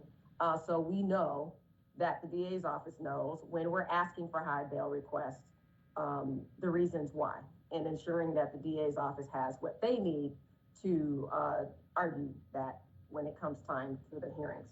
So beginning in August, our intelligence analysts and the district attorney's office have coordinated over enhanced high bail requests for high-risk individuals arrested in the community. These are the high-risk individuals that we know, again, are responsible for the largest amounts or driving the violent crime numbers. The goal is for our analysts to provide critical and timely analysis to the district attorney's office of individuals who present, one, a high risk to the community, and two, a potential flight risk prior to arraignment. So far, our results are positive, frequently resulting in higher bail and nebia hearings to disclose sources of bail funds. And we might also be able to use this to identify individuals who are low risk despite criminal history.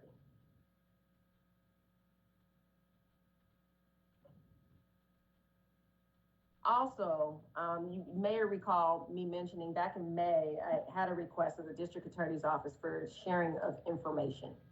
Some form of a task force or a group that can come together between the police department and the district attorney's office so we can do real-time quality assurance checks to see where we're losing cases. And this is all directly relative to our clearance rates. If there's something on the PPD end that we need to tighten up or shore up, the whole purpose of this is to get real-time information so we can do that and determine whether it's a training point or if there are, again, any themes and patterns that are lending to declination of charges or withdrawal of charges. And then same thing, the goal or the hope is that if there's anything caught or found on the DA's end, that they would identify the same and tweak any or make any adjustments or corrections as need be on their side, given that we don't have access, or once we turn this case over, it's out of our hands and it's now in the hands of the DA's office in the courts.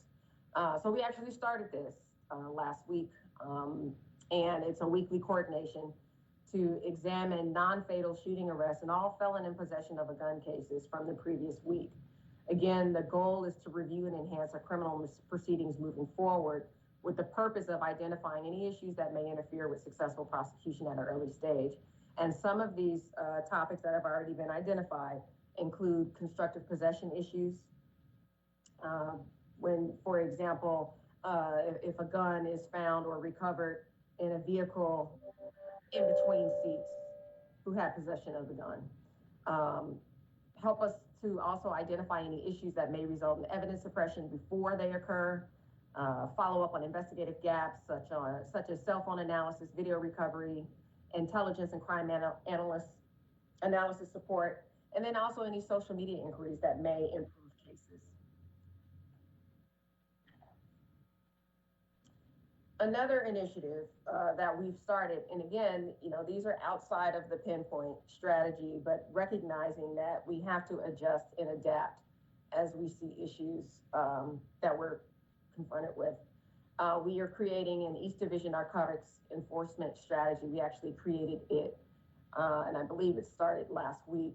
But particularly in the East Division, we know that there's a direct connection between the illegal drug market and gun violence. And as I stated, the 24th District leads the city increase with 136 additional shooting victims this year and 31 additional homicides.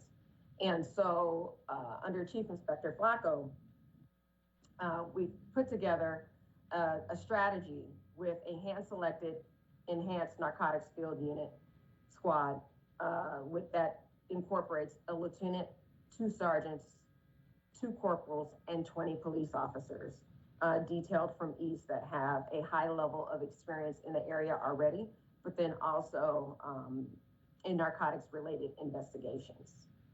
Also, will be a creation of a new Kensington district to focus all federal, state, and local resources. We hope to roll this out around the second week of January, but what this will do will coordinate all of our patrol resources to hold areas after investigative takedowns or coordinate any city resources. And when we say hold areas, that means once we've gone in, we've done these lengthy investigations, we've made arrests, we see that sometimes the violence will uptick again when we leave, when we take all our resources out and leave.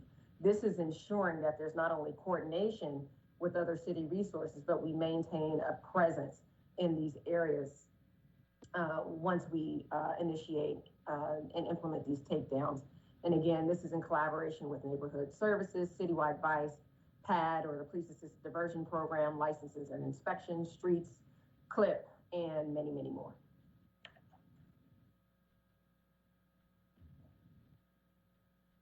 The last time I reported out, they were fairly new on these task forces.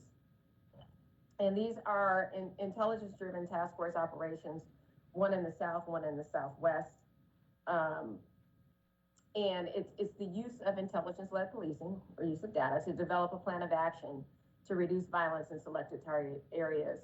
And this allows us to identify which organizations are driving violence, but then also which members and associates are the most prolific offenders. And so far, from October to now, the South Task Force has made over 170 arrests, recovered firearms, drugs, and U.S. currency in large quantities. And then also the Southwest Task Force, which has been also operational since October, has made numerous arrests, recovered drugs and firearms as well. And looking at the previous Northwest Division Task Force, there was a 40% reduction in shooting victims in the 35th District during the operation. So we know these work. We just have to stick to our strategies. And again, I said this before, make sure we don't let our foot off the gas. Next slide, please. This is another initiative. We've done this before. I'd like to see some higher numbers for apprehensions, but it doesn't mean that we're not trying.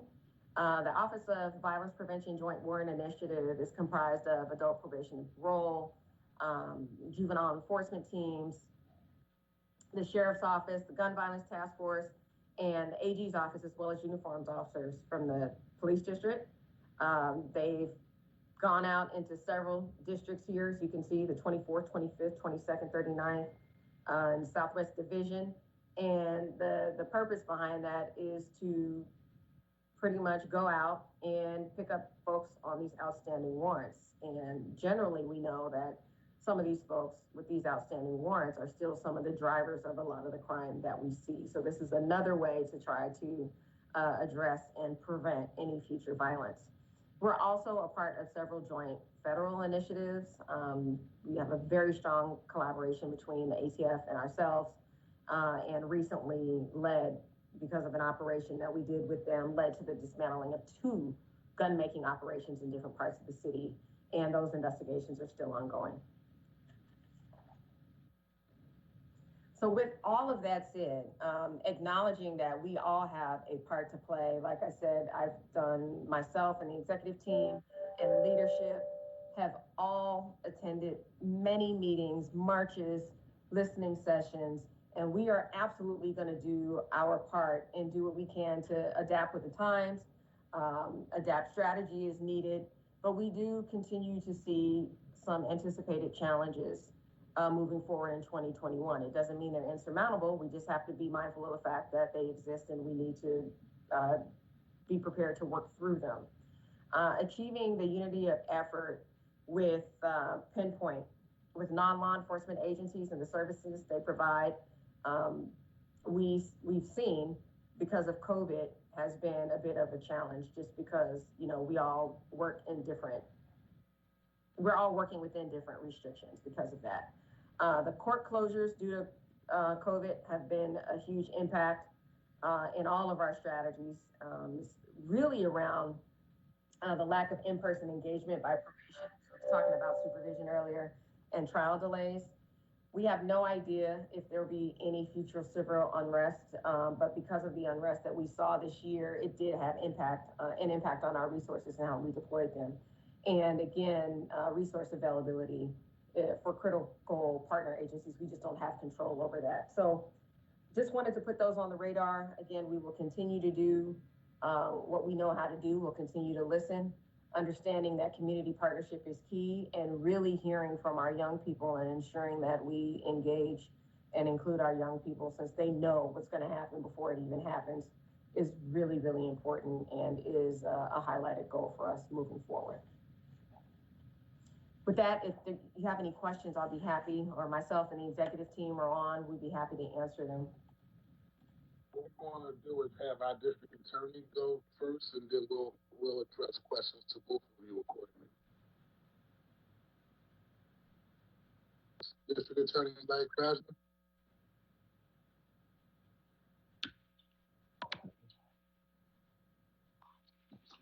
Good morning, council member. How are you, sir? I'm doing pretty good. Always good to see you. Thank you for taking time out of your schedule, being here on this very critical, serious issue. And so just state your name for the record and you can begin your testimony, sir. Sure. My name is Larry Krasner. I'm the district attorney of Philadelphia County. I'm happy to be here once again, having an opportunity to communicate with people and with city council about information around one of the most pressing issues of our time, which is gun violence in the city of Philadelphia. It's not my intention to spend a lot of time on comments. As always, we have slides. You know how I love my slides. As always, we came with facts, we came with data. But I understand at this point, with the council and others watching this, have a level of sophistication and knowledge about the details here. And above all else, I'd like to respond to what the inquiries are. I will make a few general comments. I think they need to be made, and they need to be made again and again and again. The first is that the real history, the real story of how you're going to have a impact on reductions in gun violence in the city of Philadelphia, something we all know. And it's not a list of particular individuals. The real story here is one around going on with our use of resources, what is going on with structural problems that go back decades, what is going on with safety net that people do not necessarily give the credit it deserves for preventing criminal activity. We are in a pandemic. In this pandemic, we are seeing something worse than what we've seen before. But we're seeing it only because bad got worse, not because good got bad. Rec centers are closed. Job programs are shut down. We are dealing with an absence of treatment.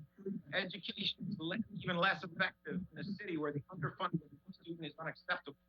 We are not seeing the economic opportunity that correlates so closely with the decline in gun violence. That is the big picture. And then there is also the picture locally. I appreciate many of the comments made by our police commissioner. I believe that my office has a very constructive relationship with the commissioner and with high-level brass and with rank and file in the Philadelphia Police Department. Let me be blunt, not for the first time, but let me be blunt. John McNesby does not speak for the rank and file of the Philadelphia Police. He speaks primarily for a lot of retired folks who live in Bucks County. So when people continue with the narrative that somehow the DA's office is not getting along with police, that's just not true. That is not what I see on a daily basis. That's not what I see in my interactions. That is politics. That is not the reality of what's going on with policing and prosecution in Philadelphia, and I'm very happy to report that to you. Let me say that many of the comments made by the police commissioner I agree with and I endorse. I think the news that she is providing about our new joint task force, which is performing all the new tasks that she mentioned, is correct. It is only one in a long history over the last 3 years of some new initiatives that are either working or are promising. As we move forward, I can certainly tick them off. But since the task force is really new, and I think it gets to the issue of how can both the PBD and the DAO, the DA's office, do better together, I just want to spend a second on that.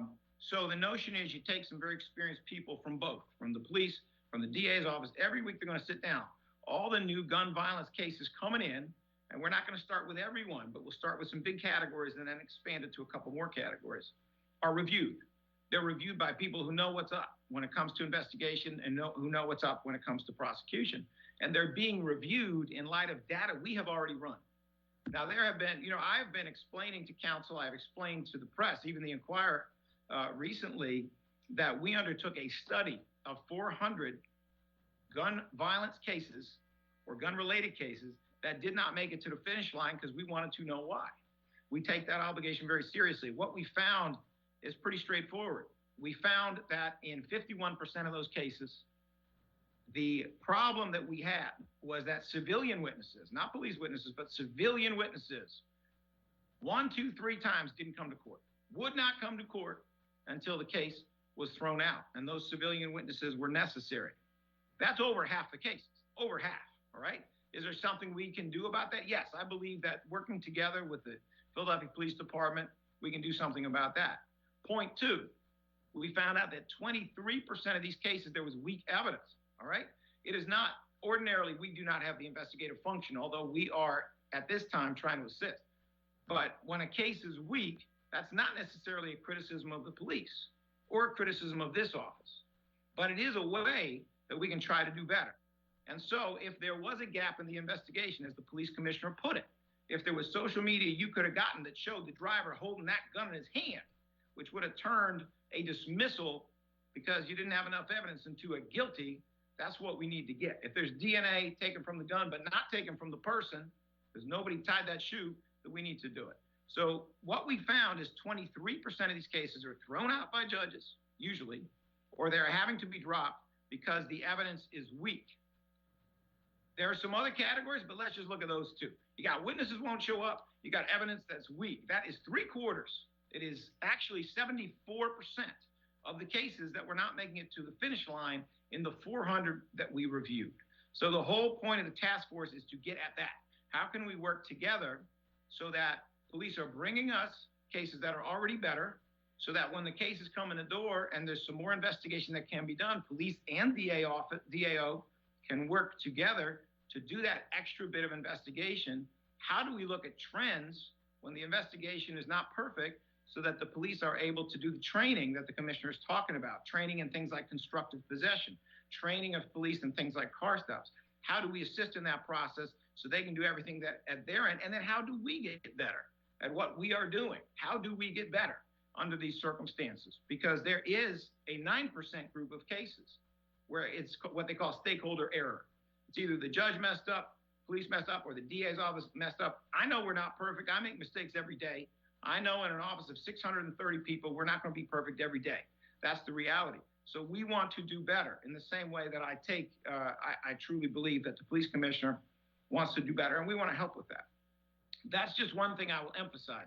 I could tick off for you probably 10 to 20 new initiatives and programs, some of which have been quite successful in general. But I do want to get to questions. I have slides available. They may be responsive to certain questions. And then I want to hit one final point because I think it is the most important point. And this is part of the reason I just keep emphasizing the importance of investment in forensics, and not a lot of investment. This is investment that does not go to the DA's office. It is investment that would go to the unit within the Philadelphia Police Department that does forensics. I believe these are revolutionary forensics that could potentially knock down the homicide rate alone by 10%. This year, you're looking at maybe saving 50 lives. Does anybody think we could find a couple dollars for that? Because I respectfully suggest we should. And I respectfully suggest we should, because this is not just a discussion about guns. Getting guns off the street is important. Getting convictions on those cases is more important, okay? It is not actually the job of law enforcement simply to get guns off the street. Street sweeper can do that. It is the job of law enforcement to get guns off the street and to charge the person who is responsible for that judge being there, and to be able to get a conviction, because your policing is tight and your prosecution is tight when you go to do that. But we also need to talk about shootings, not just about guns. We need to talk about the crux of this issue, the core of this issue, which is shootings. Because what we see when we look at an analysis of shootings from 2015 through the end of 2019 is of 6,344 shootings, there were only about 1,415 arrests, 1,393 shootings with charges. In other words, you got almost 6,500 shootings. You got 5,000 where there's no arrest. You got 1,500 where there's an arrest and prosecution, more or less. And then when we look past 2019, we look to where these cases are by October the 21st of 2020. So this is pretty up-to-date data. What you actually see is we're doing pretty well in court with these cases. At least we were before the pandemic. What we see is of those approximately, I guess it's exactly 1,393 shooting cases where there were charges. We have 668 shootings with convictions so far. We have another 417 that are still pending. So we have the potential here to be looking at well over 1,000 convictions coming out of that batch of cases, 1,393. We have 178 shootings with either a dismissal or withdrawal, and we have only 70 acquittals, all right? We are doing our job. I know we can do better, and we want to do better. We should want to do better every single day for the taxpayer. But the fact is we are doing our job. And the biggest issue that we have, and this is why we have been collaborating with the police on so many different initiatives. The biggest issue that we have is if you are from the law enforcement end, I mean, the resources really are the biggest issue, but if you're living in a neighborhood where before the pandemic, when there was a shooting, 8 out of 10 times there was no arrest. And during the pandemic, 9 out of 10 times, there is no arrest. I mean, we can talk about that 1 out of 10 cases all you want. And based on the data I just pointed out, we are doing our job. But we have to talk about how the DA's office, how city council, how all of us as a community can be supportive of having a higher rate of actually solving these cases and getting the right suspects. And once again, that brings me to the point, I don't care if it's political or not, I'm not gonna let this go. I've been accused of being a dog with a bone before. Well, this is my bone. My bone is forensics. Forensics. We have a budget for the Philadelphia Police Department that is closing in on $1 billion. It's about $750 million before the overtime. The overtime levels are at a record high. You're at about $850 million. And what you need for forensics that could knock down this homicide rate, I suggest about 10% all by themselves and solve a lot of shootings, $5 million in the first year, 2 years, $2 million every year after that. It could make a world of difference.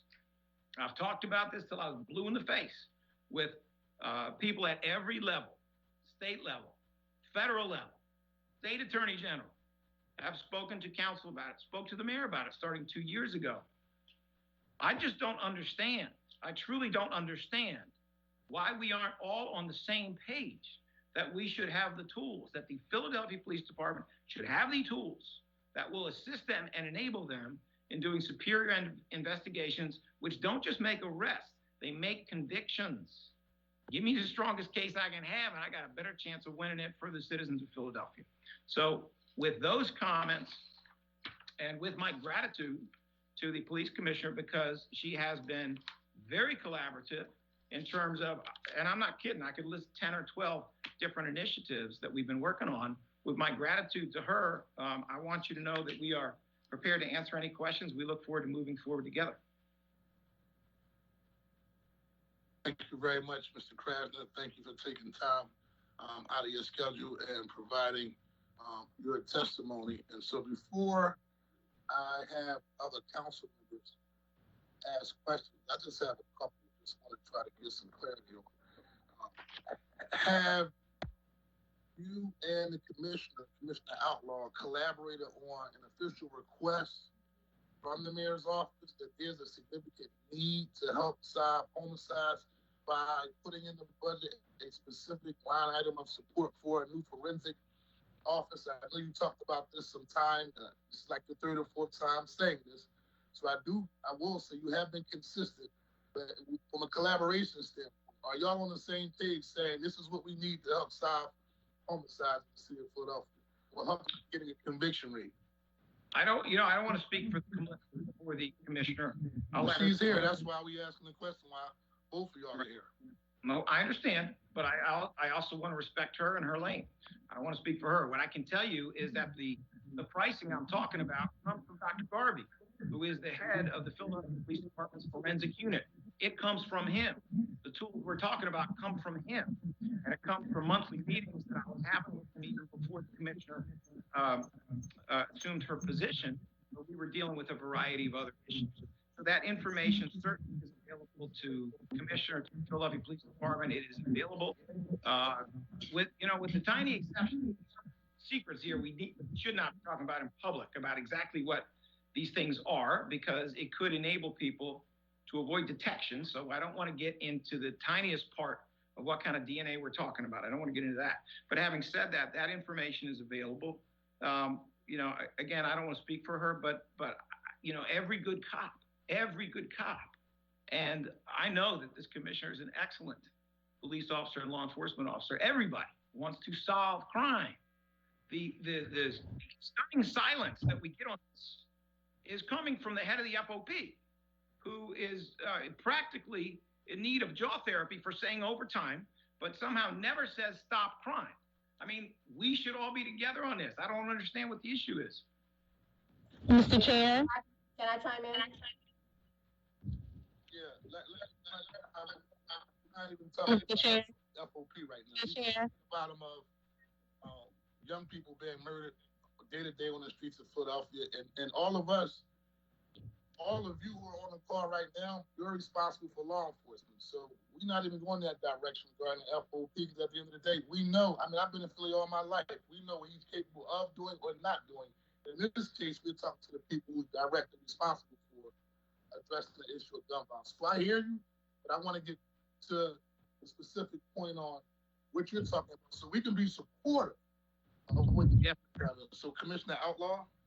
Mr. Chair, that was me, Mr. Chair, Councilmember Catherine Gilmore Richardson. I just had a quick point of clarification. Absolutely. I wanted to go back quickly. My apologies for interrupting the line of questioning, but I wanted to go back quickly to your specific question to the district attorney, because I think this will be vitally important as we move into our budget season and as we collaborate to think about what our priorities will be in the context of a very difficult budget season, where we know we anticipate a decline in revenue with an additional and an increased need for support for our law enforcement agencies who need to, focus on forensics, as the DA stated. So here's my question. My question is, from a budgetary perspective for the DA's office, can you speak specifically to what type of resources would be helpful to just the DA's office right now for support around victims of gun violence and a reduction and I can't say shootings because it's all intertwined, but what type of resources will your office need, specifically just for the district attorney, for us to help victims of gun violence and families that you're interacting with? And I say that because earlier in the hearing, we heard from one of the witnesses around, when they see your office specifically, and then the additional follow-up that is needed. So could you tell us some specific budgetary items that we should be thinking about from your office perspective that's germane to your office? Thank you, council member. I appreciate that question. So the good news is that we have been able to scare up significant resources from grant funding. We currently have a CARES program, which is for the purpose of helping families of homicide victims, originated by Movita Johnson Harrell with an $850,000 grant when she first got to the DA's office. The funding for that has been re-upped, and that is having a big impact. We recognize how terrible this pandemic is and the crisis that council faces. And so in many different areas, we've tried to do whatever we could with grant funding.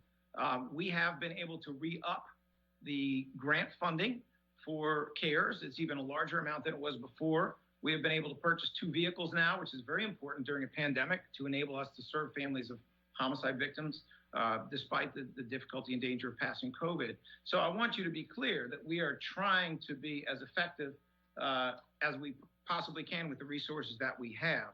But I will say this, we need to restore the $3.5 million cut in our class 100. I am very grateful, truly, profoundly grateful to council for the transfer ordinance that was pushed through. I think it makes it very clear to Philadelphia that you are standing with the DA's office in our efforts to stretch ourselves, to do more. We embedded, I shouldn't say embedded, but we placed attorneys around the city to work with the PPD and assign them all over the city. We didn't ask for more money for that.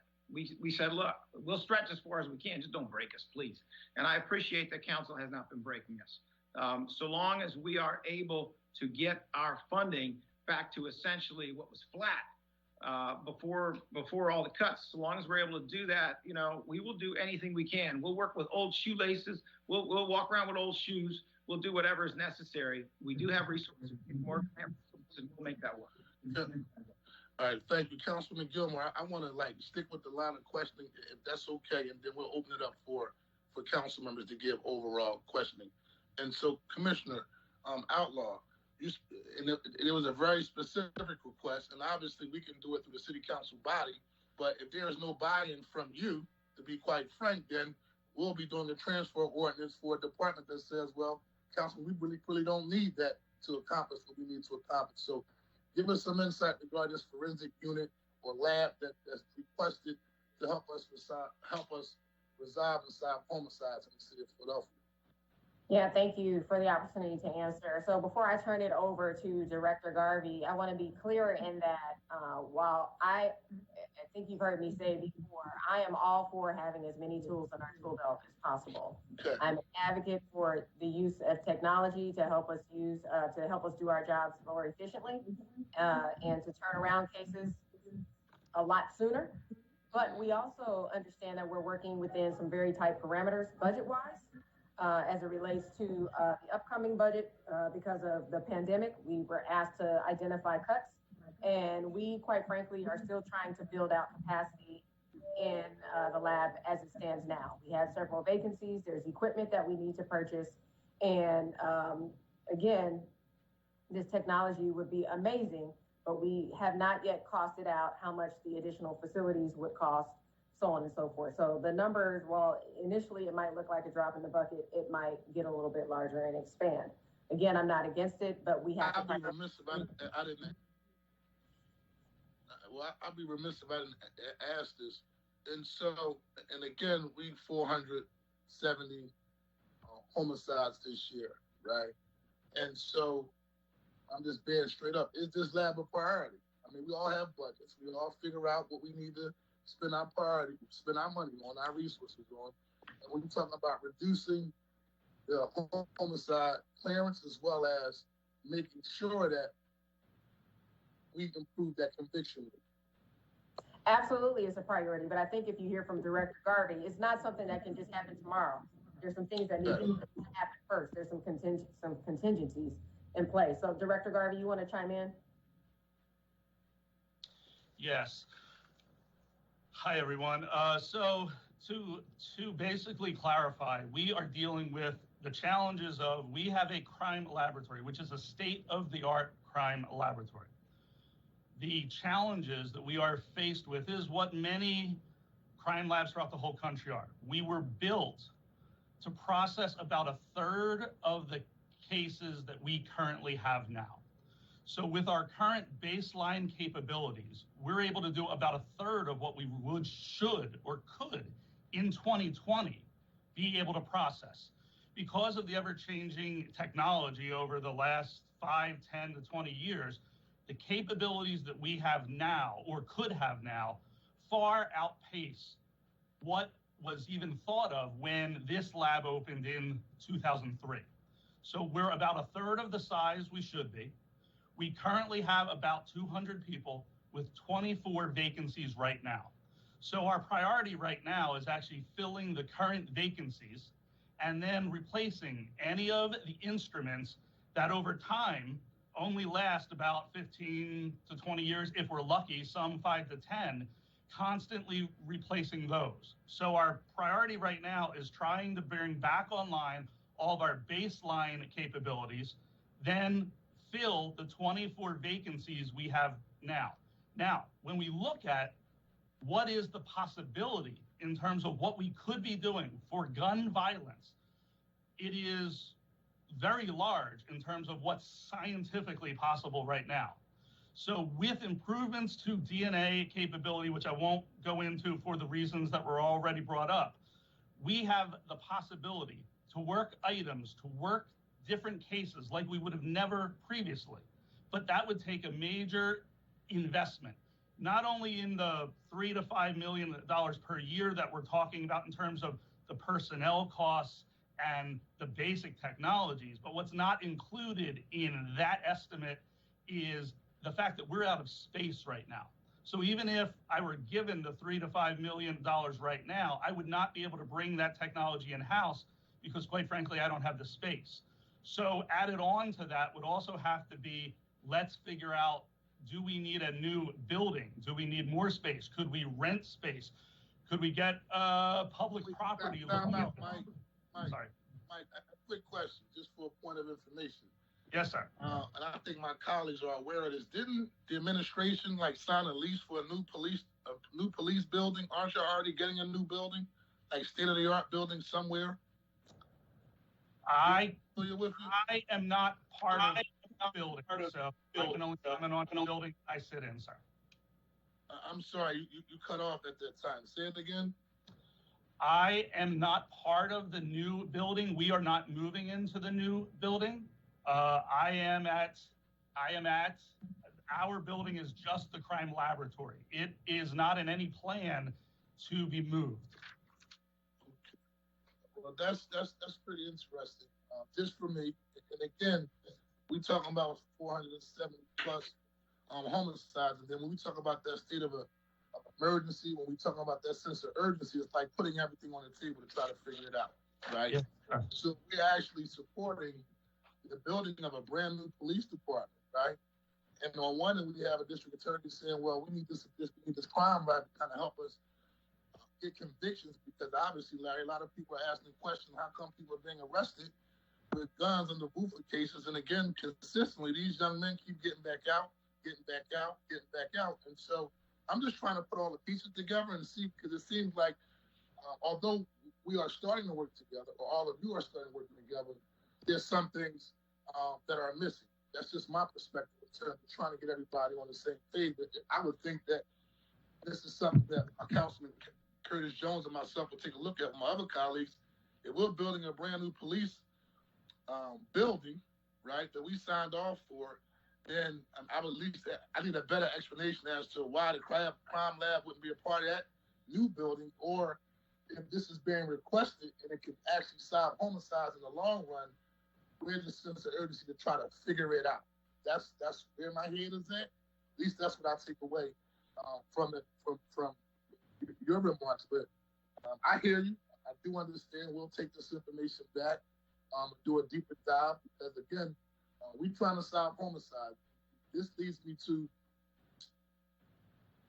Commissioner Outlaw and also District Attorney Larry Krasner. Commissioner Outlaw, in your slide, it showed that gun convictions that has steadily declined over a period of time, right? And can you separate, Mr. Krasner, can you separate gun crimes versus shootings? From my understanding, they're two totally separate. There may be a person that's arrested because he didn't have his license on him that day versus a person who's actually involved in actually trying to take another person's life. And so I think the wider public is also asking the question after seeing the presentation on the DA's office side. Where is the conviction rate? Has it been declining? If it has been declining, why so? I do thank you for doing the deep dive on the 400 homicides that you said you were going to go back to your team and take a look at, and for giving us a brief update. But can you give us an idea of the status of the declining conviction rate as it relates to people who are using these guns?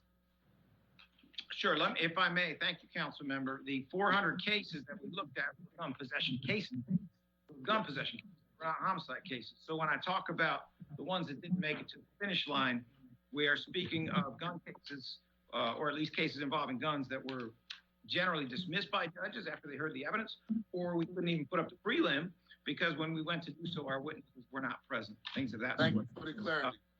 Sure. I'm going to ask Mr. Mike Lee, the very capable Mr. Mike Lee, to put up slide number 5, please.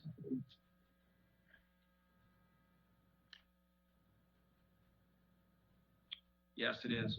All right. So, reference to your question, Council Member, if this is a shooting case outcome chart, and it does go back for about 5 years, and the data here ends essentially at the beginning of 2020. It ends there for good reason, which is the truth is the courts have been shut down since March. But I think it's important to take a look at it to separate the rhetoric from the reality. Now you can see these different lines here, but I'm going to also ask you to look at the dots, because the line is simply the result of the averaging of the dots. The dots show the actual result for a particular quarter. You know, every 3 months there's a new dot that shows how we are performing. If we look at the dots that are there for 2020, what we see is, look at the green dot up top. You will see that is the number of guilties and guilty pleas for shooting cases. That dot, if you look all the way back, those 5 years, you'll see as compared to all these other dots, which go all the way back to early 2016, that dot's actually maybe not the highest, but maybe the second highest in terms of actual guilty and guilty plea outcomes. It's about 85%, something like that, maybe even, about 85, 86%, something like that. Now, which is good news. Obviously, we see that there were some problems before that. I'm not going to minimize that, but that what we see is also that the timing of a lot of these improvements seems to coincide with the same time when the DA's office united its homicide unit with its shootings unit. And we feel that that was a positive development. Obviously, many other developments as well. If we look at the number of cases dismissed and withdrawn, now here you need to look at the very end of the red line. And by the end, I mean the one all the way to the right on the screen. The one that is by 2020. That is where the dot is located, essentially at the end of that red line. So that's the percent of cases that were dismissed or withdrawn. If you compare that dot all the way down at the end of the red line, that is way down in the low zone for the other red dots. Look back all 5 years. You'll see that dot is quite low. That means not only did we have guilties and guilty pleas at a very high level over the last 5 years, but we had dismissed and withdrawn at a very low level. That percent is probably something like 12%, 12.5% perhaps. It's right between 0% and 25% on the left axis. The only bad news on this graph is that if you look at the blue line, and look at the blue dots, what you will see is there is this slow, steady increase coming from 2016 on in the number of not guilties and acquittals. But even there, the blue dot that you see is actually below the line. The performance at the beginning of 2020, I would say was maybe about average. Okay. I don't say any of this to say that things are going perfectly. That is not my point by any means. I just say it because these are the facts. This is the reality of what's happening with shootings. And what's happening with shootings is that we are getting the job done. At least everything was on track as of the beginning of 2020 before the pandemic hit. People do need to understand the pandemic has had a terrible impact because it has effectively closed the courts. You should know that last week we could not even bring in someone who is in jail for a preliminary hearing or a trial because the sheriffs were not able to transport them from the jails for fear of spreading the disease. You should also know that jury trials, which we started up again after about 6 months of their being shut down, Jury trials have been stopped, and they will not be back up until at least the 25th of January. Nobody to blame on that, but when you're trying shooting cases and homicide cases, a lot of them are going to be juries because the stakes are high, the consequences are high. And so those defendants and those defense attorneys are liable to ask for a jury. But I do want to take this opportunity to show you that even in the pandemic, one ray of sunshine that I can show you in terms of the courts, and this I think has been a pretty beautiful collaboration, is that together with the courts and with the assistance of the PPD, we prioritized shooting cases, homicide cases, and first-degree felony sexual assaults as being so important that if we're going to do any jury trials, that we should do them. We should make them a priority. And this is where it gets really interesting. Mr. Lee, do you have that other item? The one I was able to email you? If you don't, I can just read it. Do you not or no? All right, so we actually went back and we looked at what was happening with homicide trials. Can you go up to the top, please, Mr. Lee? This is pleas, guilty pleas, and waiver trials. So a waiver trial, of course, is a trial without a jury in front of a judge. And the judge says guilty or not guilty on that case. So these are pleas and waiver trials for cases that were handled by the homicide and non-fatal shooting unit, and then also by major trials. Major trials is not really the issue here, but I'll show it to you because it's valid. And then below that, I'm going to show you what I'm trying to get to. So if you look at November of 2019 before the pandemic, and then you look at November of 2020 during the pandemic, the number of pleas we were able to get on major trials went from 74 all the way down to 28, okay? The number of waiver trials we were able to do was even worse. It went from 22 all the way down to 4. If we look in October for the same kinds of things, we see that 108 of them were done in 19, reduced to 75.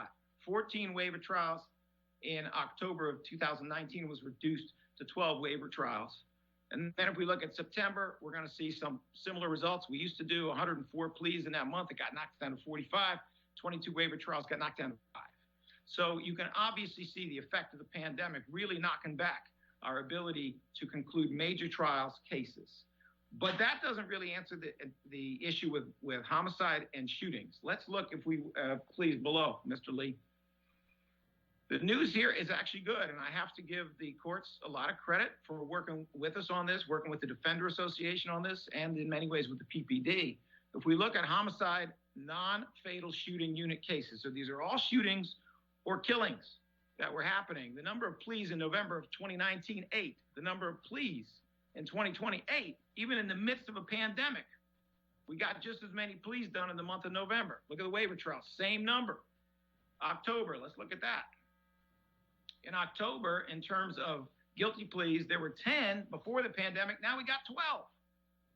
There were 2 waiver trials before the pandemic in October. Now we got 4. We did better in October during a pandemic with these cases than we did the year before. Look at September. You had 10 pleas. That number reduced a bit, down to 6, but waiver trials went up. If we look at the totals here, Mr. Lee, can you pull the totals up? If we look at the totals, what we see is that we had 8 waiver trials rather than 3 in homicides and shootings. We had 26 guilty pleas rather than 28, a little bit less. But it is remarkable that during a pandemic with the courts basically shut down, there has not been, by the way, a misdemeanor trial in 9 months, in this system. But even so, by working together collaboratively with the courts, by all of our being on the same page about what to prioritize, we have been able to push forward either as well or arguably slightly better these homicide and shooting cases. And of course, in order for these to go ahead, they all have to be held for court. In other words, the preliminary hearing was a while ago with these cases.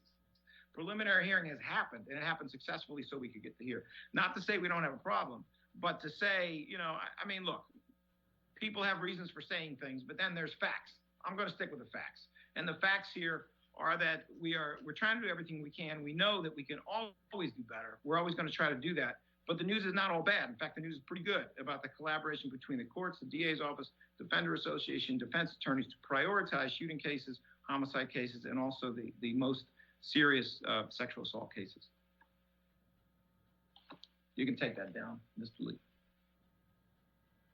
Thank you, Larry. And before I turn it over to my colleagues, just another question around if in your research, looking at the 400 shooting cases, a significant amount of individuals for shooting cases were witnesses that didn't show up, right? That's why I guess the case was thrown out. What role does officers that also retrieve a gun and turns that information over, what's their role in terms of these cases as well? Council member, I want to double check. I'm pretty sure that the 400 cases you're referring to were not shooting cases. These were either all or overwhelmingly gun possession cases. Gun possession. Yeah. Just want to. I'm sorry. Yeah.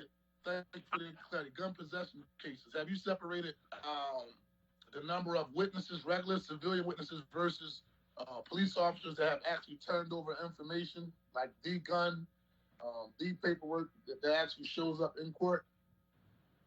Well, I can tell you, sir, what happened with these cases. Let me give you a couple examples of that case. So police receive a 911 call.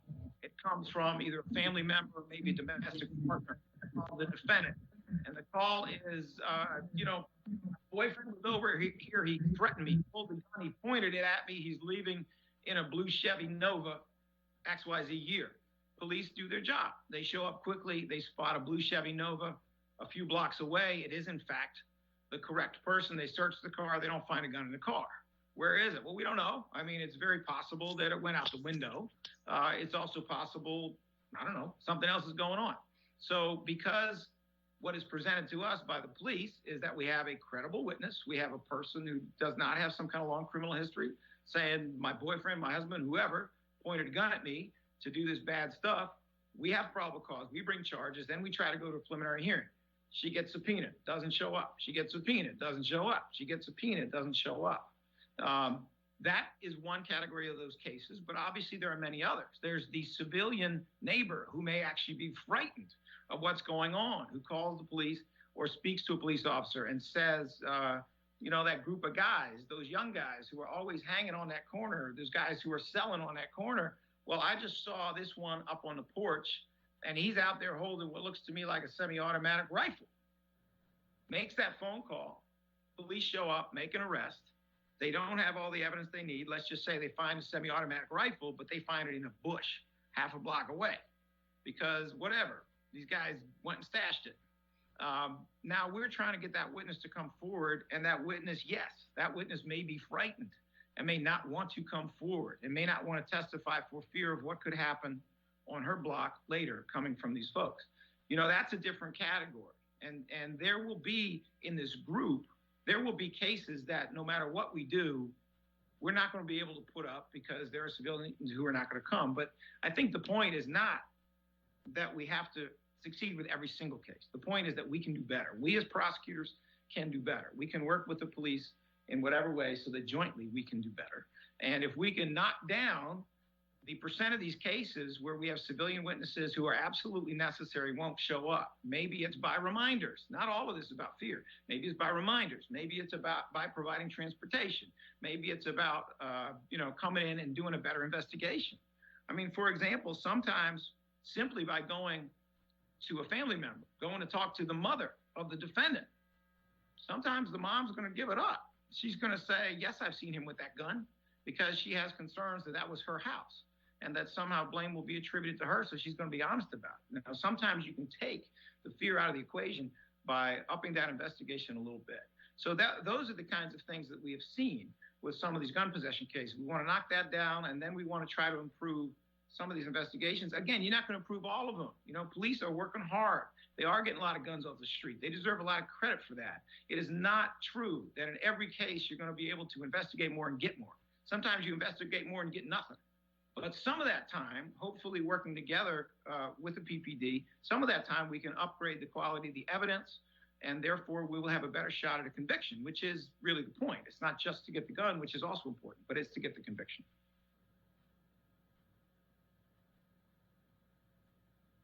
Council member, I'm afraid you're muted. Thank you, Larry. I appreciate that. Yes, sir. Commissioner Outlaw, that's my last question. I'm going to turn it over to my colleagues. Briefly on both arrests, right? Because I consistently see and also hear, and also in your presentation, The individual gets arrested over and over and over and over and over and over and over. And to be upfront with you, that's where we get beat up in the neighborhood at, right?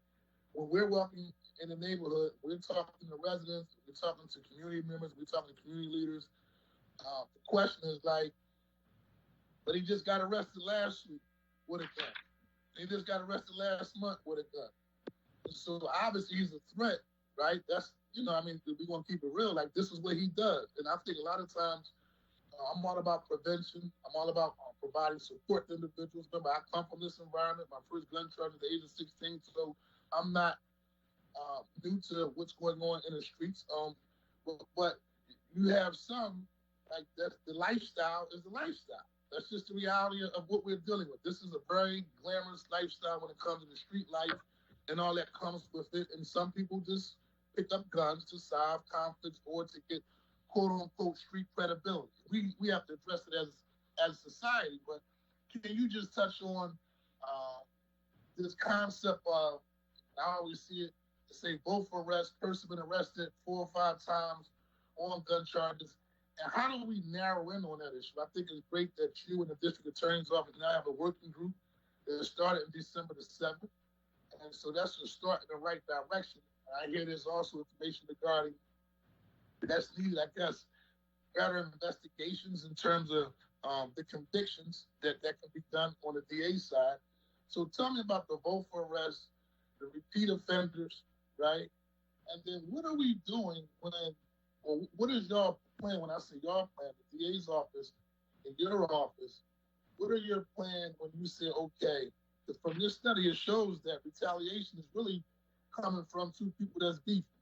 And normally the person that get murdered, he was in some type of altercation prior to, not all the time, right? But from your study, from your presentation, the last time that we had a meeting, and this time, from your presentation on the 100 shootings, your presentation today shows that there's a correlation between gunshot victims, homicide victims, right, and the shooter, which a lot of times revolve around retaliation. So how are we going in and laser sharp focusing on those key individuals and taking it out of the police department? Like, is there aggressive collaboration and wraparound services for those young men that you see that comes up in your report? Well, this person probably gonna get murdered. And I want to say this just for the record, because you did make a comment, and the commissioner said leniency is different from reform. Right? Leniency is different from reform. And when you're talking to those mothers and fathers and those children that lost loved ones to gun violence, to be quite frank, everyone on this call, all they want is justice, because they're the ones that's going to sit at their holiday table this holiday, and there's going to be an absence of someone there who they love. And so they're going through it while we as elected officials and public servants want to go about our day-to-day lives. That's why this issue is very critical and important to me, not only from my own personal experience, but making sure those victims and loved ones of gun violence has a voice and know that we're doing everything possible. But if you can elaborate on those both arrests, because we get beat up about that in the community a whole lot. I know I do personally. And then what are we doing when we do find out that this young man been arrested twice for a gun, he's back out on the street, or he get low bail, like you and the DA called out the courts the other day, right? Are we swooping in with wraparound services to address those types of individuals, to at least try to save them? And we know we're not saving everybody. We all know that. That's not realistic, but doing better than what we're doing now. So I just want to ask that question from a preventative standpoint, and then also your plan on reducing that homicide clearance rate. Mr. Chair, the reason why, thank you for the question and the commentary, because I don't disagree with you on any of it. The reason why we continue to include that information in our slides is because we're scratching our head the same way everybody else is scratching their head. We come across these folks time and time again, and we're starting to keep track of these individuals where we know we just had a recent arrest and they're out again. We are sharing this information, however, not just in the same manner that we are publicly with you all today, but on a weekly basis, when we have our shooting reviews and we have the DA's office and our other stakeholders, whether at the federal level or whomever, in the room, we start off our meetings with this information. And it's helpful because probation is also on the call.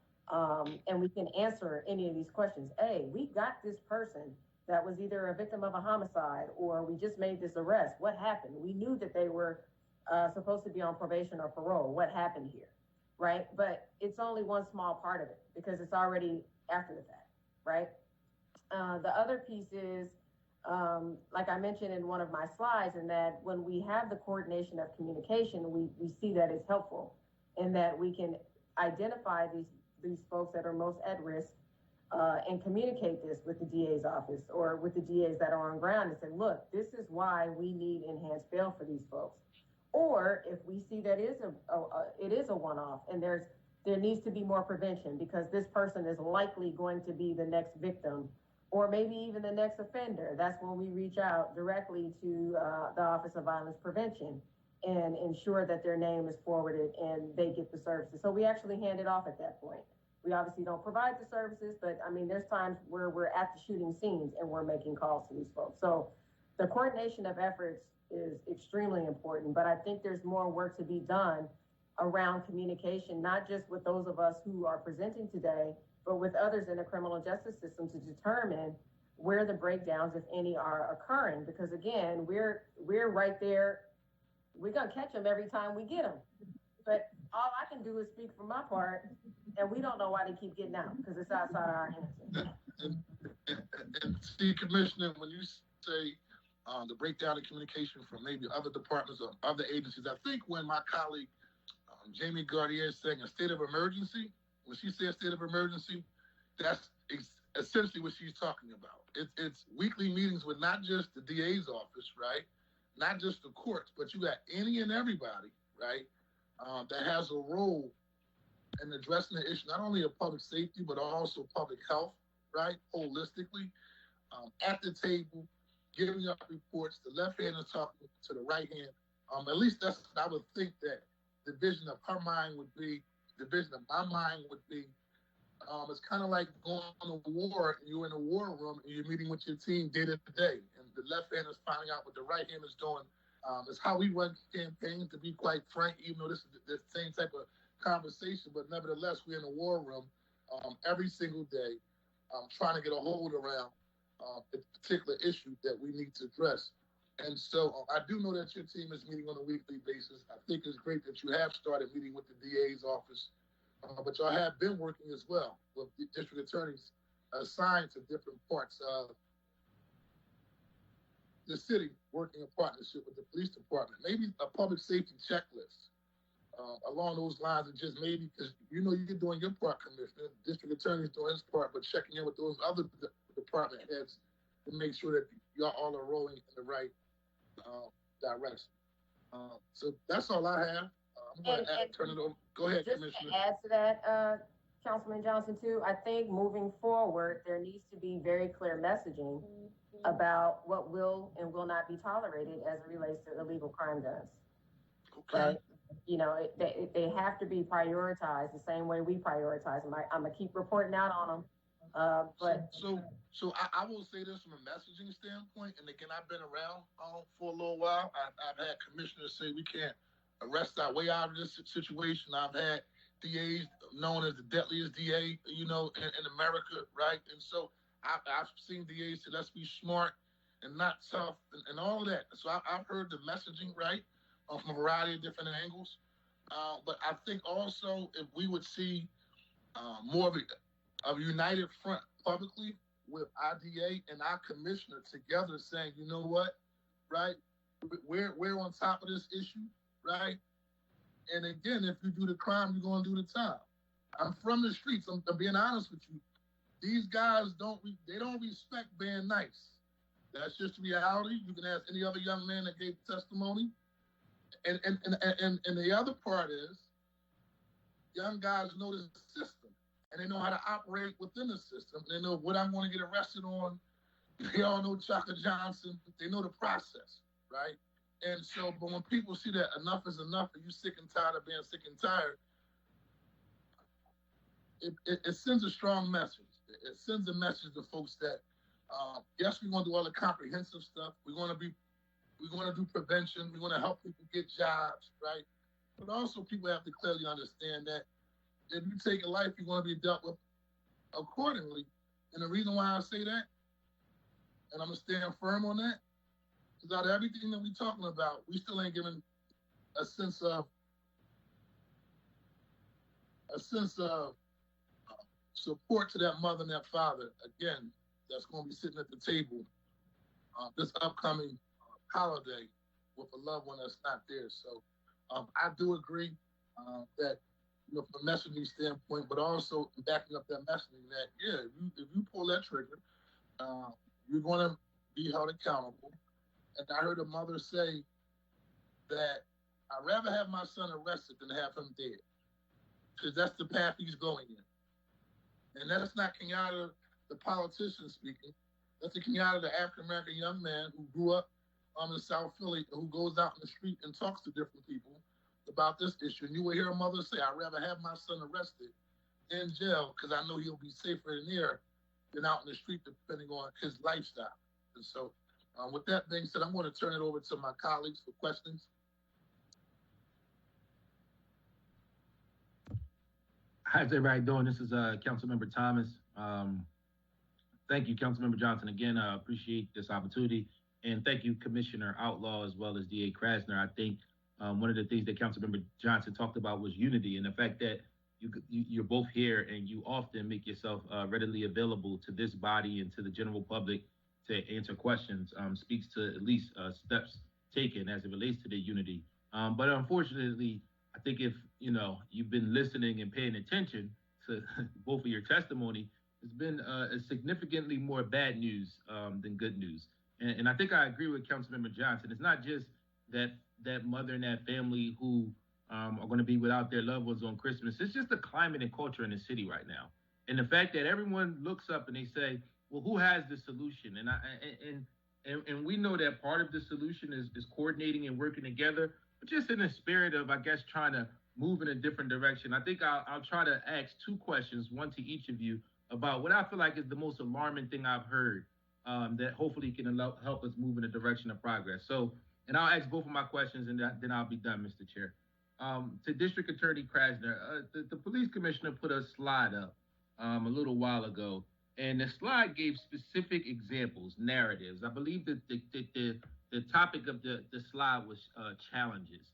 And it gave examples of shootings, and it spelled out, like, I want to say maybe 15 to 20 different examples of situations where someone had been arrested, there had been another VUFA. I'm wondering, can you speak to how does that happen with those examples? Commissioner Outlaw, the district attorney has made it clear, and I agree with Councilmember Johnson, that he's been adamant about this forensic lab and more money for forensics. And I listened to the officer's testimony. I believe his name was Mike, and I think it was very informative. But I agree with Councilmember Johnson. It basically says, however you want to word it, it's not a priority right now. So what can be done? We get that there are issues with charges, and I asked the district attorney that, and I want him to address that. But what tangible can be done? Can we walk away? Like, if you don't agree with the forensics and update the forensics, then what is it that you agree with that we can do that can see a direct impact on the gun violence we are seeing right now? Thank you, Mr. Chairman. I appreciate you. You're welcome.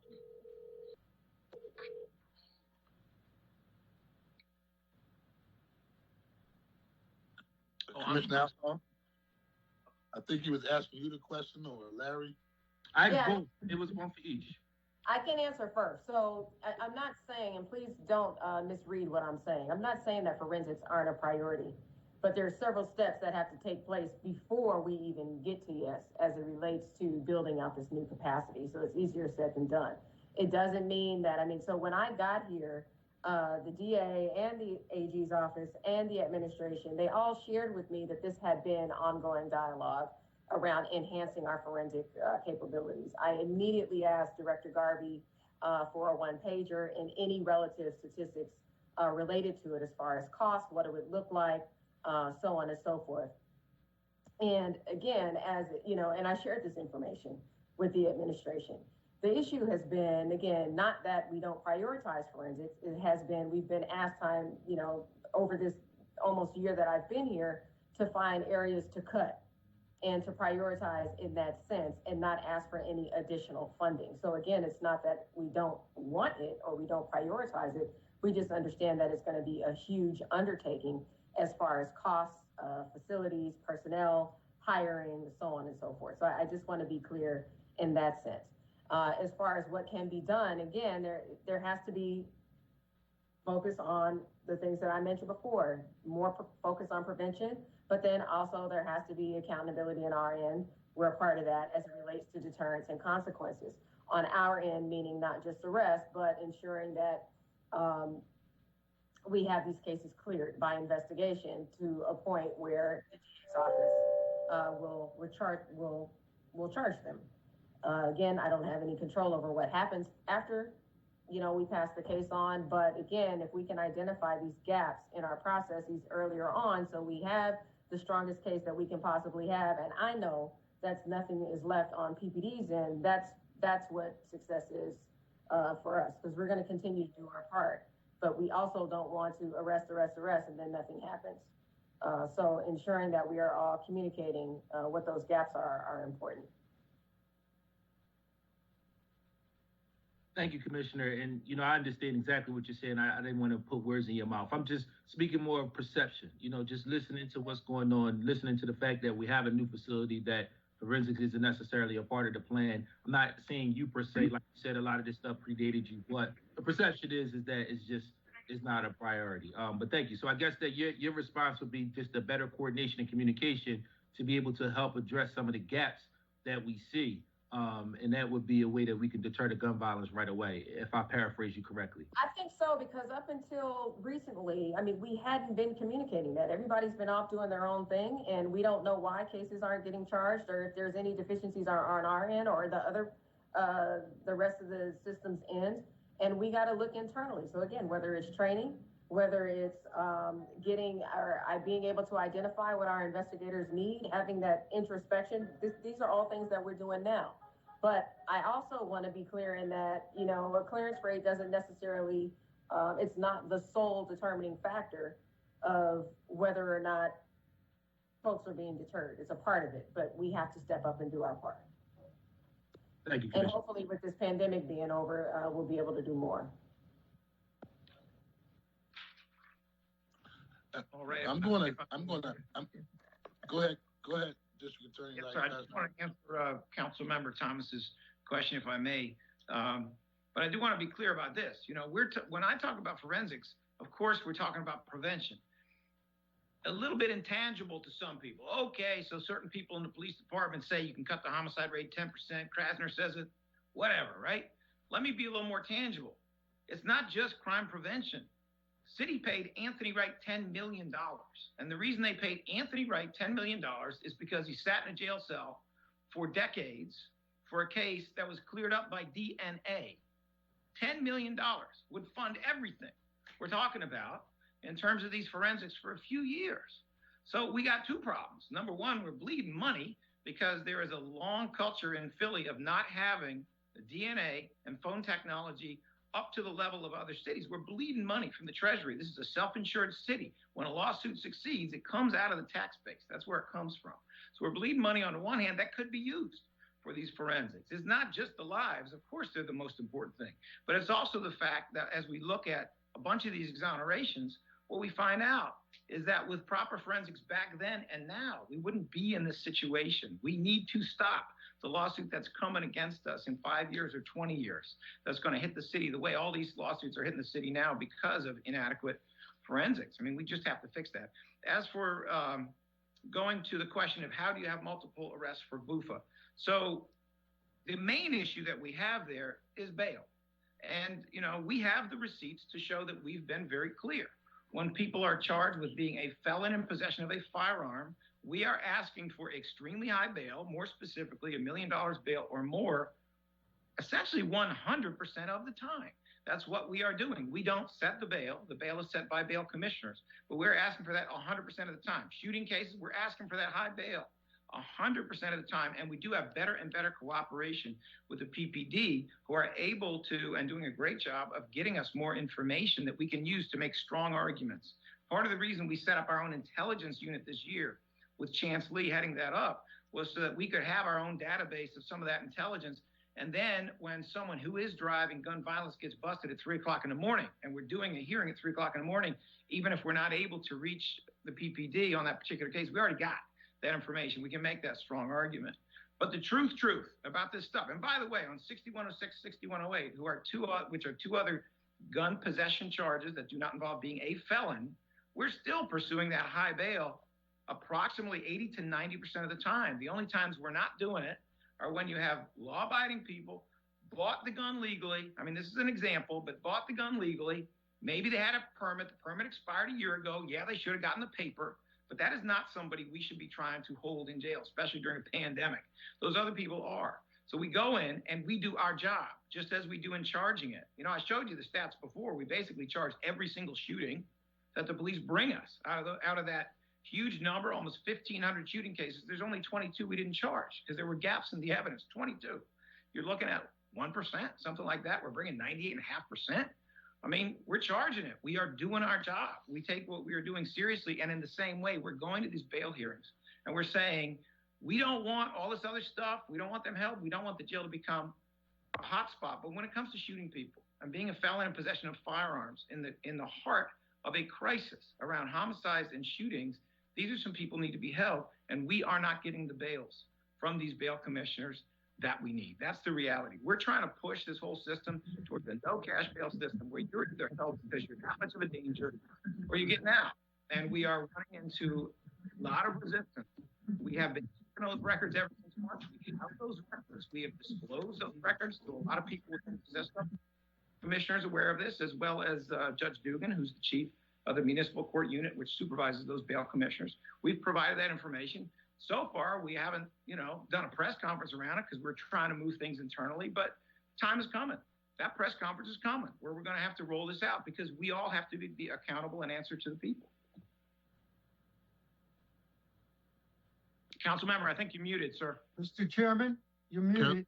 Thank you very much. I want to release the gavel to Councilman Jones in a second. I just want to ask you one real quick question. I did see that. Councilmember Johnson, I just also had a question as well that I'd like to know. Sure. I did see that your office and the Philadelphia Police Department called out the courts regarding the lack of high bail for an individual who got back out on the street was the shooter. And so is the court at the table with you around this issue? Will they be a part of the working group? Would Judge Dugan or whoever runs that particular department with the bail commissioners, will they be a part of your working group moving forward? Because again, Councilman Jones, I just want to say this so you really get an understanding of it, right? We would like for everyone to be on the same page around this issue because ultimately, at the end of the day, there's Black children dying, Black families are being significantly impacted, right? And a lot of times, on every season, right, on every election season, we see these judges come forward, they come to our wards, and they give these rosy pictures of what they're going to do when they get in office and the things they stand for based upon what they can and can't talk about. But I just want to get a perspective from you. Will the courts be at the table with you around this issue? Because, again, it's a critical issue that's impacting, basically, to be upfront with you, Black people, Black young men, now Black women, right? And that's something that has to be said, and we can't be shy about it because when this is what people talk about in the neighborhood. Had we been another community, then things would be done a little differently, more aggressively, more affirmatively. And that could not be the case, but I'm just telling you what people talk about when we're out and about in the streets. So when we talk about this issue of judges and not supporting you, basically you're saying, Councilman, rather people saying I'm doing my job or not, I'm showing you the facts. Here's the numbers. I'm requesting, right, in these cases, high bail for shooters, and it's not being granted. So let's talk about that for the record. Are they at the table? and what's going to be done about it. And with that being said, I'm going to relinquish the gavel to Councilman Curtis Jones. Go ahead, Mr. Attorney. Yes, sir. I'll be very quick. We do have frequent conversations with Judge Dugan, who is in charge of the municipal court and therefore the bail commissioners, about many different topics. This is a topic that has been discussed. We are delighted to continue that conversation in fairness to the defense and the Defender Association. It is my belief that even though we're not talking about individual cases, that the fair way to do this is to have them in the conversation, PPD in the conversation as well. So I don't want to speak for them other than to say we obviously respect their independence, but we want them at the table. We want them in this discussion, and we invite counsel. If this is something counsel wants to look into, we invite counsel to convene some kind of meeting where we can have this discussion, because one way or another, efforts have been made, and we believe there needs to be more progress. Thank you, Mr. District Attorney. Chair recognizes Councilman Green. Thank you, Councilmember Jones. I've been listening to this hearing. This is not the first time we've had this conversation. And in some ways, as I'm listening, and although we've taken action, and I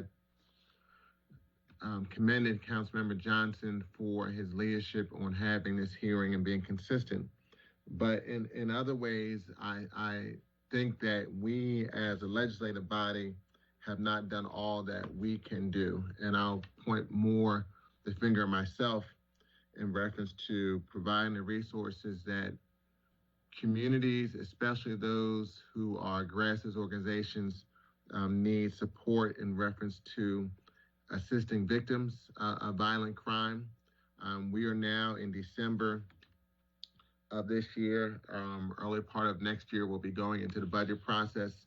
So I'm going to be taking a much more renewed focus on the dollars we as a city spend, specifically as it relates to providing assistance to victims of violence. In 2020, we've had a crisis in three major areas, not only with the health, with the pandemic, not only economic crisis and how it's impacted our small businesses, but the homicide crisis that we've had in our city at a point we have not seen in a very, very, very long time. And so from that perspective, I'm going to be focusing on how we spend dollars in all departments, those both executive branch as well as independent elected officials. I've had some concerns in reference to the police department. They have a very significant budget, and they are doing things that they need to do, but I think they can be doing much more. And I'm going to be looking at how they allocate those dollars going forward in reference to addressing this issue, as well as with the courts. We had hearings just last week, and I raised some very concerning issues regarding First Judicial District, and a lot of comments have been made by those who testified today. I agree with, but I also have some very significant concerns. One concern, and this goes directly to the issue of homicide information. Now, in listening to both the district attorney testify and Commissioner Outlaw, I'm seeing two different perspectives. I see one perspective where I see a chart with VUFA charges and convictions going down, and I see another chart that shows shooting cases and convictions going up. So I'm trying to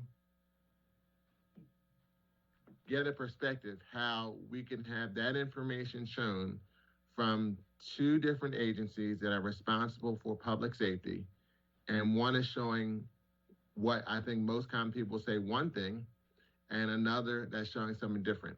So my question is, and very simply, and I don't want to hear a lot of anecdotes and a lot of stories, but just very specifically, as we're going to the budget process, and I know the finance department and the budget director has probably reached out to both of you in reference to putting together your budget, but if you have not had those conversations, you are doing that.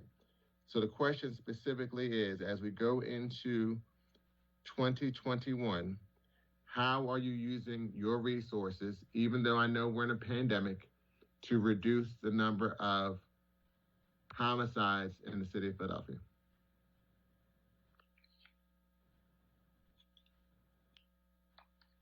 I can start. You want to start? Okay. Sure, I can start. In our presentation, I talked about some initiatives, some new initiatives that we're rolling out in addition to sticking with the pinpoint framework. We have not asked for additional funding as it relates to that. It's a redeployment of our current resources to make sure that we're being intentional and thoughtful about putting people where they should be based off of what the data is telling us. So again, we're not asking for additional funding, but we're moving some resources around and making sure that we're communicating with the right partners. Because again, a lot of the things that we're talking about today don't have anything to do with the police, but understanding that we have a seat at the table because we see a lot of these folks when it first happens. And when you say shifting resources under Operation Pinpoint, what specific dollars are you talking about? And also, what are your measurable goals for Operation Pinpoint, either by the new fiscal year, July 1, as a metric? Sure. So there is no dollar amount. When I say shifting of resources, I'm talking about moving personnel or refocusing their missions on what they're paying attention to. We've already expanded our pinpoint grids to ensure that there's coverage throughout the city, which means that we are being more focused in not just certain parts of the city, but there's citywide coverage as it relates to that. There were 7 goals that I mentioned, 3 of which have already been fulfilled. Again, there's no dollar amount associated with that budget-wise. The first 3, expanding the pinpoint grids, so we're being more strategically focused, has already been done. Implementing the operating model has already been done, and increasing the number of referrals to the Office of Violence Prevention has already been done. The rest of the work, the rest of the goals are all relative to reducing homicides in pinpoint areas and then also improving our clearance rates as it relates to homicides and non-fatal shootings by the end of 2021. Not necessarily the fiscal year, but by the end of 2021. All of this, again, there's no dollar amount associated with that, aside from the personnel costs and redeploying officers from one place to another. Okay, so when I said resources, I also meant officers. So will you be able to provide us information how you're allocating more officers to those target areas under Operation Pinpoint, which demonstrates a commitment to addressing these issues? And then the second point, although you're having goals with certain clearance rates, internally you are measuring how you're getting to those goals on an interim basis. So at the very least, by the time we got a budget process, we should have some idea of how you are doing in reference to clearance and if you're on target or not on target at that point. Yes, sir. We will have that. Okay. District Attorney Krasner? Yes, sir. Thank you for the question. So we have actually done a lot and will continue to do a lot. I can itemize for you various prevention-oriented things we're doing with reference to homicides and shootings, and also various prosecution-oriented things we're doing. But I'm mindful of your point, not to go on forever, so I'm going to try to hit some of the higher points here. The CARES program, as we've talked about before, is up and better than ever. We have new improvements to our victim witness services going on. We have a new intelligence unit, which I spoke of earlier. The One-Stop Community Resource Hub is another aspect of our preventative work that's going to continue. We've had school partnerships. We're going to continue them as much as the pandemic permits. We are protecting immigrant victims of crime and witnesses to crime. And then there is the issue of the Cypre funds. And this is one we may not have spoken of earlier. But as you may know, there's a 7-year-old bunch of litigation against the DA's office over forfeiture. That is coming to a conclusion. In fact, this morning, there was a telephone conference with Judge Eduardo Rebreno of the federal court about it. Depending on how that judge rules, there's going to be somewhere between $0 and $700,000 that we are trying to direct to community-based initiatives in the neighborhoods they came from. In other words, forfeiture money was taken out of these neighborhoods. We're trying to put it back with an emphasis on some of the smaller community-based initiatives that are youth-oriented, that run contrary to violence. This is essentially stuff that is constructive and anti-violence. That is one bucket of money, but there is another bucket of money separate and apart from what are known as cypre funds. And those are the funds that we have accumulated recently into our forfeiture accounts. Now that the law has changed around it, now that the lawsuit is concluding, we're going to be in a position. And our requirement for those funds is to use them for the purpose of anti-crime work. We believe that includes anti-violence work. So it would be our intention to, once again, try to direct that money towards community-based organizations, which frankly have maybe the best record of success when it comes to long-term reductions in violence. Ideally, we could take, let us say if we had $1 million, ideally we could take it, we get matching from the state, we could get matching from foundations, we could get matching from the Fed. Ideally, we could grow that amount of money, and then that could go into community-based organizations in a way that, let's be honest, it's not easy for the city of Philadelphia to fund. But we are willing to do that. That money used to go to fund the salaries of DAs. That is not where we want it to go. That's not where it can go anymore. So that is part of it. Moving to the prosecution aspects of it, as you know, we did combine the homicide non-fatal shooting unit. We are seeing positive results coinciding with that time period. We are working to improve witness protections. We have started a brand new intelligence unit, which is dovetailing with our placement of prosecutors all around the city to work with in the various police divisions. I get almost all good reports about that, and it's having effects in many different ways. We have staffed up the Gun Violence Task Force, which is a joint effort between the state AG and the DA's office now for close to 15 years. We've gotten more funding thanks to our legislature, Vince Hughes, et cetera, and we have staffed that up. It is operating more fully than frankly it ever has before. We continue with our engagement with group violence intervention. More to talk about there, but we continue with that. We have made it clear to the commissioner, and she's been very cooperative and helpful with this, that we are too low on the number of DA's detectives who could, for example, work with the police department to make sure some of these civilian witnesses are coming in, or to do some additional investigation where PPD has brought the case to a particular point, but there's some positive investigation that could be done. We are prosecuting lost and stolen firearms, unlike any prior administration, and we have had recent success in the Court of Common Pleas, with that judge saying, yes, we are right, that we can do this. It will be on appeal, as these things always are, but we continue to pursue that. I could go on. There are certainly a few other things, but I do want to say that our embedded ADAs program, or assigned ADAs program around the city, seems to be positive for PPD and positive for us, frankly. The new task force, which just started, the one that the commissioner spoke about, where we sit down and we do quality control and improvement and training issues, policy issues around these cases, is ongoing right now.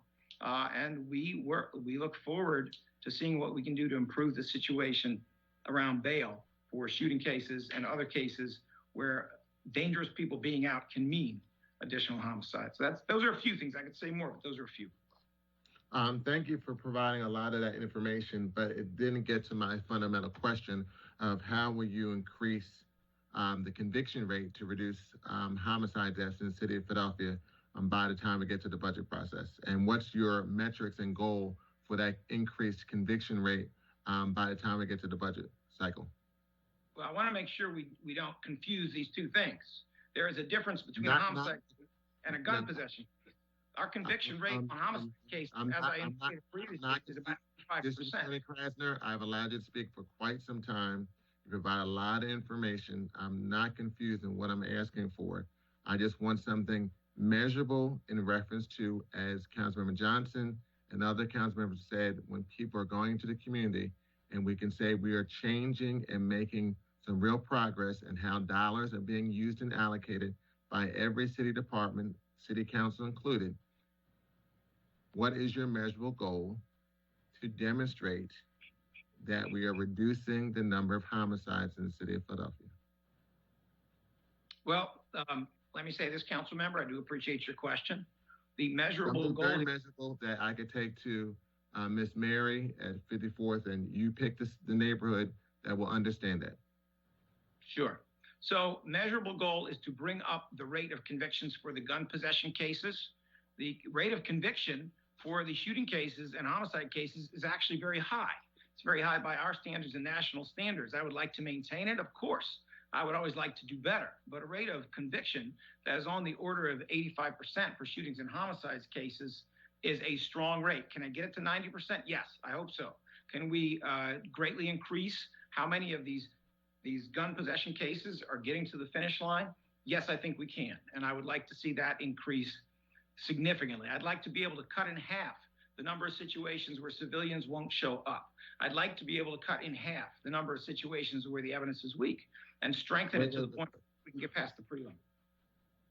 Issues of witnesses not showing up at cases has been a challenge for a very long time. That's not something new. It may have been a little more exasperated in reference to this pandemic, but this is not a new phenomenon. The interesting thing is you keep raising the issue, and I've listened to you talk about forensics, and I understand some of the perspectives in that regard. I think we can be doing a better job in how to allocate resources, but throughout not just today's testimony, but also in previous special committee hearings, you bring up the point of evidence.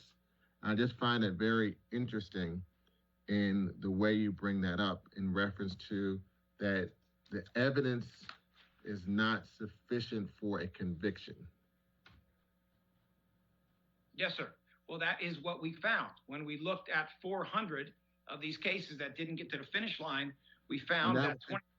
I'm sorry, finish your statement. About 92 had evidence problems. It was a probable cause case, but it was not necessarily a case where proof beyond a reasonable doubt existed. Police do everything they can. They're not always going to be able to get proof beyond a reasonable doubt, but to the extent we can increase that, you were a prosecutor, council member, and I say that respectfully. You know that that's what the goal is here. The goal is not just to get guns off the street. The goal is to obtain a conviction with proof beyond a reasonable doubt, and that's where we're trying to go. And how did you determine that the evidence was not sufficient? Well, we had some very experienced prosecutors go through all 400 files. They looked at every aspect of the file. They looked at the official record. For example, they would read notes of testimony in which a judge said at the end of a hearing, this evidence is not sufficient, and therefore I'm throwing out these charges. You have not proved the element of constructive possession. We found that in a lot of cases. We had a lot of other cases where it was obvious on the documentation. And once again, I say this, very respectfully to your experience. It was obvious on the documentation that you got a gun, you got a person, but you cannot show the connection between the gun and that person beyond a reasonable doubt that meets the element of the offense, which is possession and the intent to exercise control over that weapon. So that was done by some very experienced people looking through it. We can't expect perfection. Of course, we want our officers, if they make a car stop and they find a gun in the trunk and they have a couple guys up front, we want them to do the right thing in terms of making an arrest and following up with investigation. They're not always going to be able to get a perfect case, but that's no criticism of them. But where we can assist with that, we can do that.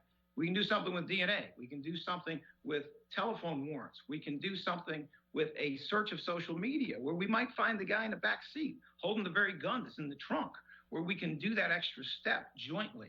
That is what we want to do. And I'm not going to belabor this point because I know other people may have questions. I see Councilmember Sanchez.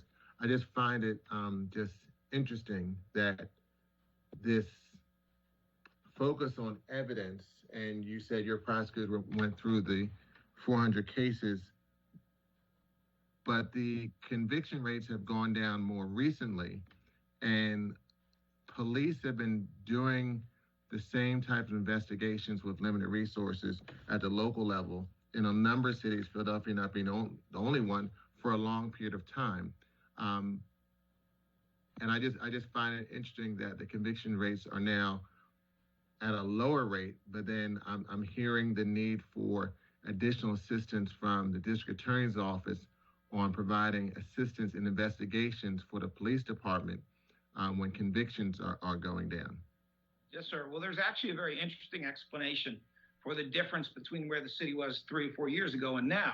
And the essence of that explanation is that there are more and more constructive possession cases. We have gone from a culture of there being a lot of pedestrian stops where the gun was in the belt, and therefore it was in the pants, it was in the jacket, and therefore there was no need to prove that the man with the gun was in possession of the gun. We've gone from that to there being far fewer pedestrian stops and a ton of car stops. And in almost any car stop, if the gun is not in the belt, you have a more difficult legal issue. The police have it, and we have it as well. And we found in looking at these cases, Point of clarification. the percent of cases went up. District Attorney Krasner, point of clarification. Commissioner Outlaw just showed a slide that showed that vehicle stops have gone down. Well, they certainly have not gone down in relation to the proportion of cases, and we have the data on that. We would be happy to show that to you if you're interested. Okay. Maybe we need to have this conversation in a different venue, because clearly there is a disconnect of information. The information I saw, and I think others who've been watching, show one perspective, and there's information coming from a different perspective. So I'm not going to belittle this point. I'm sorry. I don't want to say belabor this point, but obviously there is a disconnect that we need to resolve shortly, because people are dying in the city of Philadelphia. And I'm going to be taking a much different focus going forward in reference to how we use dollars, because we're at a point now that we have an emergency situation and we're not treating it as such. Thank you, Mr. Chair. Thank you, Member Green. And I will say that I've noticed one thing is that people are willing to step up to the plate even at hearings like this and do quantitative analysis to try to find the causes of what's going on in a way that I've never seen in the 12 years I've been here. So I appreciate us asking the tough, uncomfortable questions, seeking the tougher, more uncomfortable answers. So that's a part of this process. So with that, Chair recognizes Member Sanchez. Thank you, Mr. Chairman, so much for the opportunity, and for all the panel, particularly the first panel, and to you and Councilmember Johnson.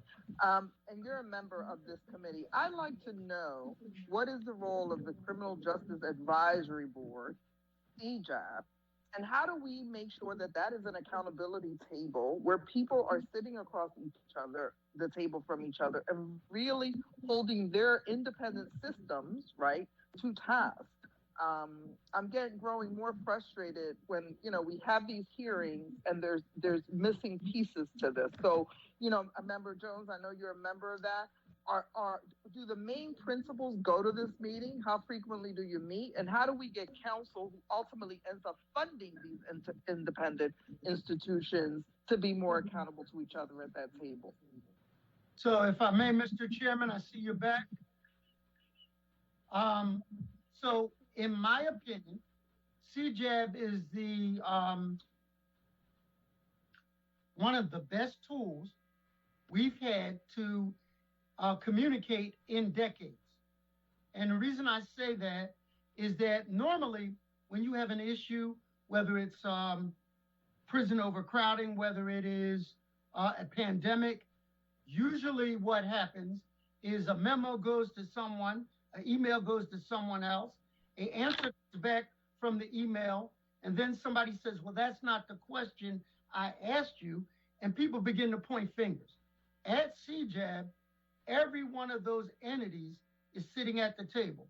So then when the police department is more aggressive about arrests, and it impacts the courts, and then impacts the prisons, and then impacts the parole, and then impacts social workers, all of that rippling effect gets dealt with at one setting. So I think the process is good. It's just tough answers. Like when we dealt with the whole reduction of census at the prisons, that was a unified effort among all of them. And again, it's not a question of people holding hands singing Kumbaya. The courts got mad at the prisons, who got mad at the defenders, who got mad a little bit with the prosecutors. But once they got themselves in gears, the census went down. And a little bit of nudging from city council didn't hurt. So that is a mechanism to get tough issues dealt with expeditiously. Now, when it comes to the murder rate in the city of Philadelphia, not so much. So can I get a response from the commissioner and from Krasner? Because again, ultimately, that is the table where this accountability needs to take place, right? All of us do not need to be experts in systems, although, this conversation in the conversations you've facilitated is helpful. What is the missing link? We hear bail commissioners, we hear courts, folks don't want to hear that anymore. I agree, Madam Councilwoman. So in my time here, I've also participated in CJAB. A lot of it is conversation around courts. I originally started participating when I first got here, and the narrative quickly shifted to COVID and ensuring that folks in custody weren't put at risk because of the pandemic. And that's when we put, parameters in place around who would be taken into physical custody versus not. And then in the most recent meeting, I was asked again with the uptick in positive cases if I was looking to do anything else or anything more. And my answer was no, because crime is going up and homicides and shootings are still a priority. But obviously, we receive a lot of direction from the courts as well, because if the courts are closed, we have to adjust our practices accordingly. So while as the police commissioner, I'm not in a position to hold others in the system accountable, I certainly bring up any issues that we are seeing or any potential issues with what's being proposed as it relates to anything, as far as decreasing certain types of arrests, so on and so forth. So that's the group where I have a seat at the table to advocate, share concerns, and push back when need be. But again, it's not, I do not have the influence to hold accountable anything beyond making very clear what the impact of their decisions will be on what we're seeing. Councilmember, let me just say that I think that CJAB is definitely a useful tool, but I will be blunt, and not for the first time. I think most of the real work gets done in smaller groups, and it gets done in smaller gatherings. And then hopefully that work bubbles up into a CJAB meeting. A lot of my experience with CJAB has been that people are hesitant to challenge each other, that one entity is hesitant to challenge the other. And when you do it, because sometimes you need to do it, it's not really the culture. It's much more of a culture of consensus, patting each other on the back, to be honest with you. So I can tell you, for example, right now, we have what I think is a very good collaboration with the courts of meetings that are happening at 3 o'clock in the afternoon. We try to deal with the reality that the courts are going to be a mess for a year. Part of what we've been up against with this pandemic is a lot of us were thinking, oh, this is 3 months. Okay, well, maybe it's 6 months. So we're trying to come up with these one-off solutions that are going to fix it. Well, they're not going to fix it. The only things that are going to allow our court system to function properly are going to be long-term solutions where day by day we're able to chip away at the mess we have, the courts that are effectively closed, jails where the entry door is open, the exit door is effectively closed, et cetera.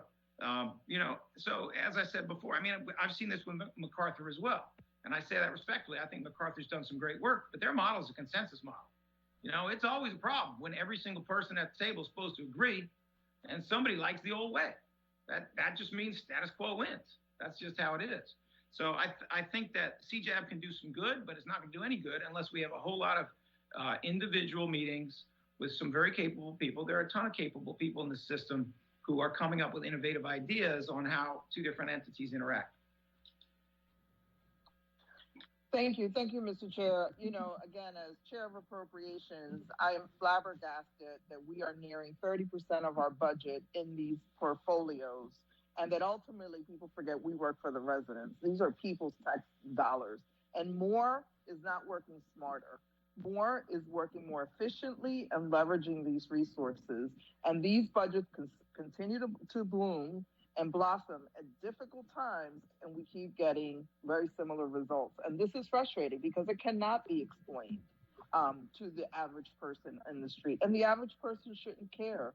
They should just get the services that they deserve. And clearly, as a council, we have put in the resources at the table. I'm not ready to put more resources until we get better and we really demonstrate that we know how to manage the people's resources.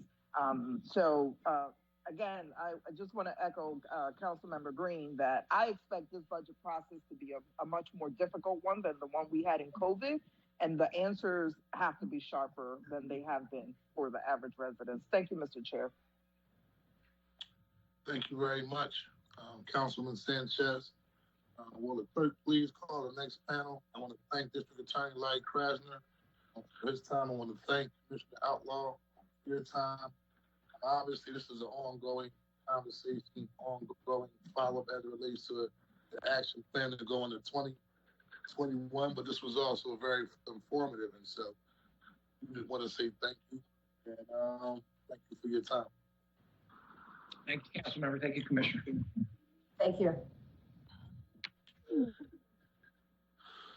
Councilman Sanchez, before we call the next panel, I just want to acknowledge how we may have to begin thinking outside the box as it relates to who we're funding, because obviously the direction we're going into right now as it relates to public safety isn't the right direction. And so when we talk about resources, we need to begin thinking about, people say reimagine policing, but how about reimagining public safety, period, across the board?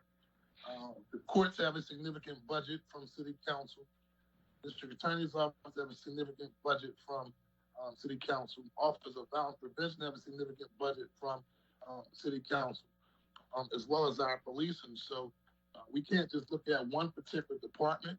A lot of talk has obviously been around the issue of the Philadelphia Police Department because they have a significant portion of our city's budget, but we're talking about actually performance budgets, that basically the work that's being done is backed up by actually outcomes and accomplishments. And there's a lot of groups that are out there that can prevent some of the gun violence that we're seeing that don't receive the level of funding that they should from the city of Philadelphia. So that's something we may want to think about differently.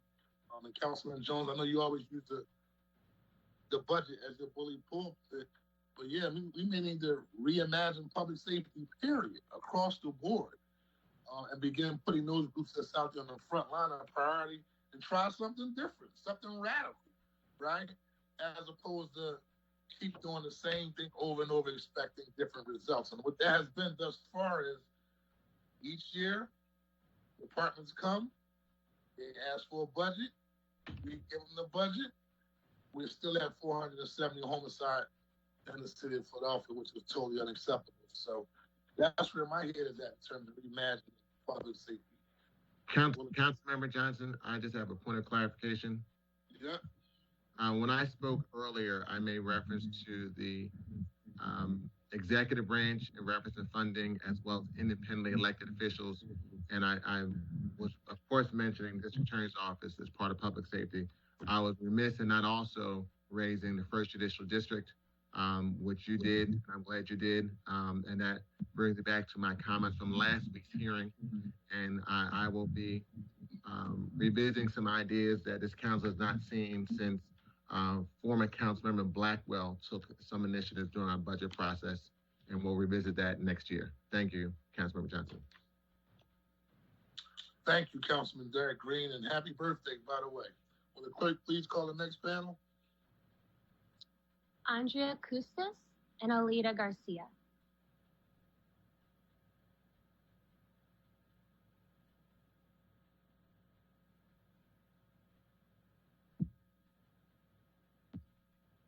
Andrea Custis and Alida Garcia.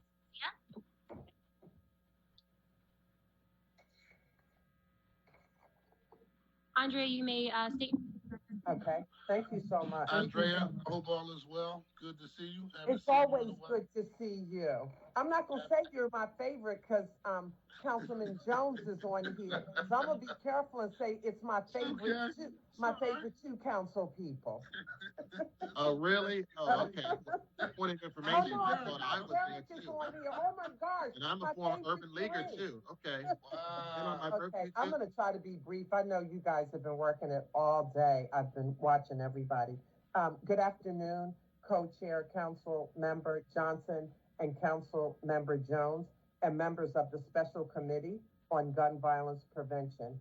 My name is Andrea Custis, and I'm the president and CEO of the Urban League of Philadelphia. We are an affiliate of the National Urban League, one of the oldest and largest community-based movements dedicated to empowering underserved urban communities. I am here today to give testimony pursuant to Resolution 170609. I am speaking to you today not only as the president and CEO of the Urban League of Philadelphia, but as an African-American woman, a concerned mother, and a civil rights leader. I am distraught over the well-being of both our nation and our city as it is plagued by the continuance of gun violence. This year has seen the most gun violence in our city over the last decade. August was the fourth consecutive month that the victim tally from gun-related deaths increased to heights that we have not seen in years. Data indicates 275 people were shot in August, the highest total for a single month since the year 2007. Moreover, research has shown us that gun violence continues to plague our most disadvantaged communities, with this pandemic having a disproportionate effect on Black and Latino people. All Philadelphians must step up and face this existential threat impacting our city together. We must do better. The leaders of tomorrow, our children, are constantly living in a fear as families and communities are severed due to this ongoing crisis.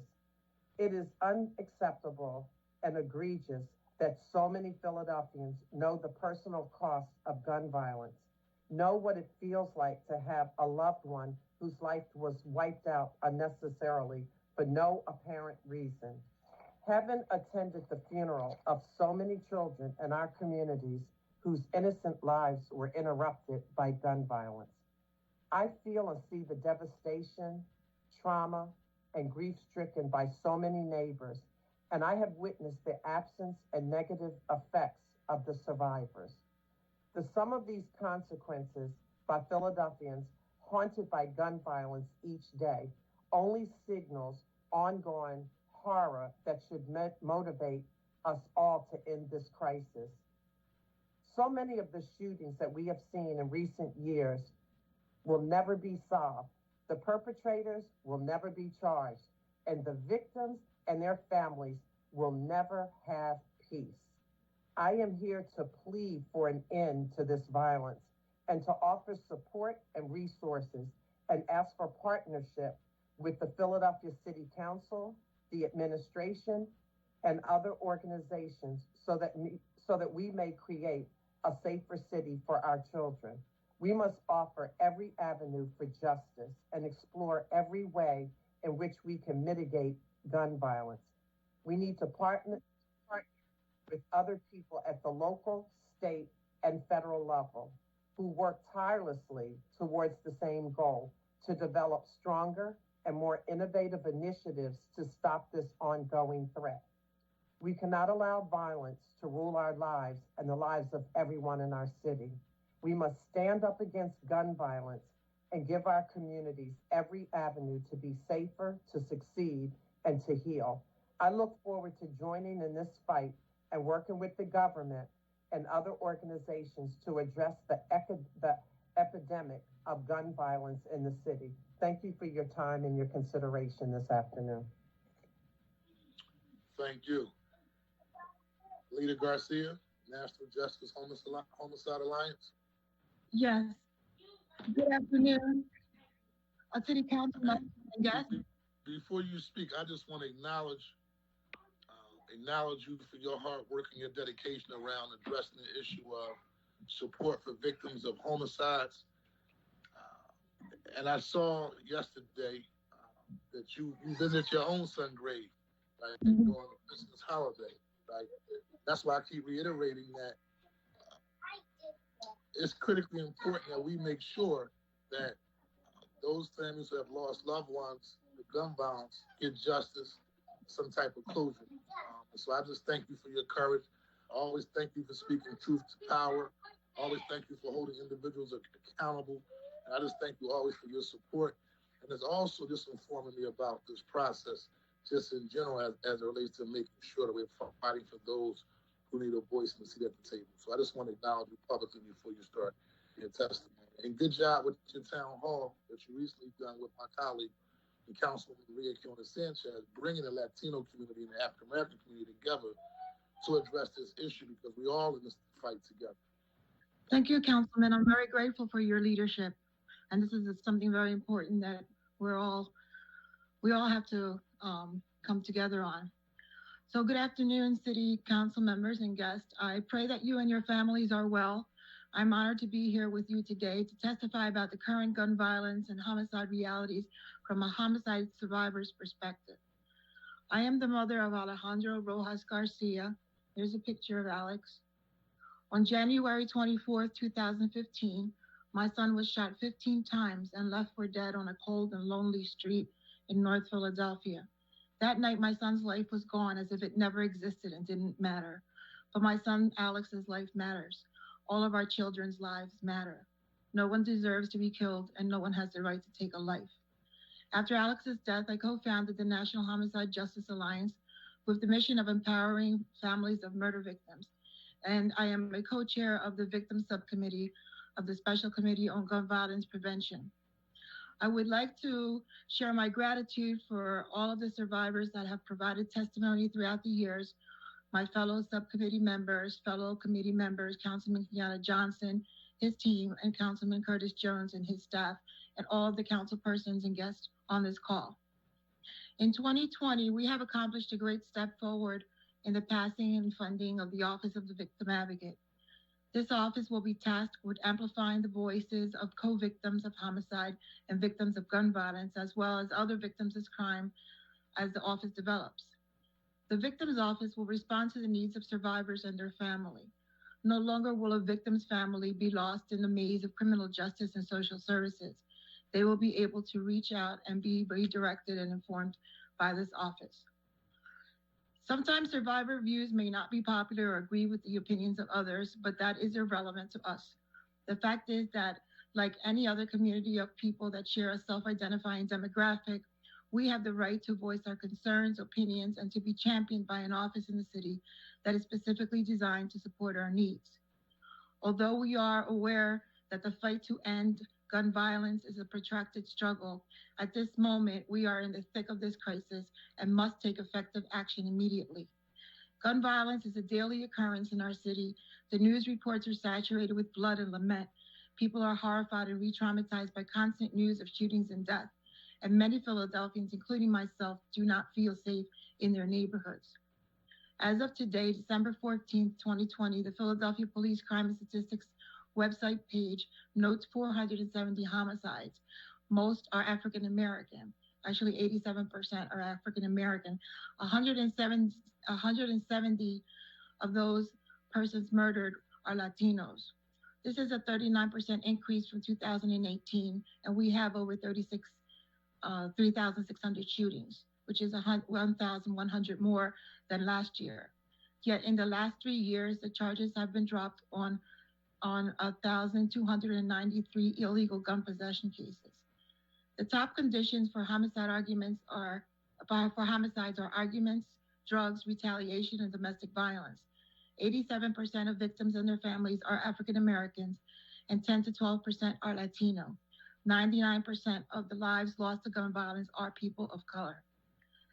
Councilwoman Quinones and our group collaborated on a recent virtual town hall with the message that Latinos must get involved, and it is imperative that the Latino and African American communities work together and join with all other communities. We must do what is right for all communities that are terrorized and sequestered by gun violence. The Philadelphia Police Department's Crime Prevention and Action Plan states that after seeing a relatively stable 30-year decrease in Part 1 crime since 1989, the city of Philadelphia experienced an increase in Part 1 crime beginning in 2017. For the past 4 years, there have been plans written and strategies plotted, but the result has been the same or further increases in violent crime. I believe that the strategies and efforts have saved lives, but it hasn't been enough. A year ago, I testified in person before City Council and asked, what will we walk away with today after this hearing? I also remembered stating that we need short-term as well as long-term solutions because people are dying every day, and we can't wait to solve the big picture issues like poverty and education before we begin immediately saving lives. Consider a person who is bleeding and goes to an emergency room only to be told by the doctor that he will have to change his eating and exercise routine. Imagine the patient's shock. First things first, let's stop the bleeding. Let's worry about what we can do now and then work towards future solutions for poverty and education. It is the idea of immediate and urgent action that concerns me. There is no time to waste. All hands on deck now. Consider a state of emergency now, as Councilwoman Gautier has called for. Use all of the city's resources, recruit other city agencies to creatively coordinate their current budgets and missions to lend a hand. Start public health campaigns. Have community responders ready to visit scenes of shooting as soon as it is safe to speak to neighbors. Use focused deterrence and do not release shooters, and definitely not someone who is charged with violent crime. Solve unsolved murders, relocate families and witnesses when necessary, and send a message that Philadelphia will pursue vigorous prosecution of violent offenders. I suggest we phone talk take action because the visionary processes are not helping to alleviate the pain of reality. Co-victims of homicide endure trauma, coping with sudden and tragic death of a close loved one.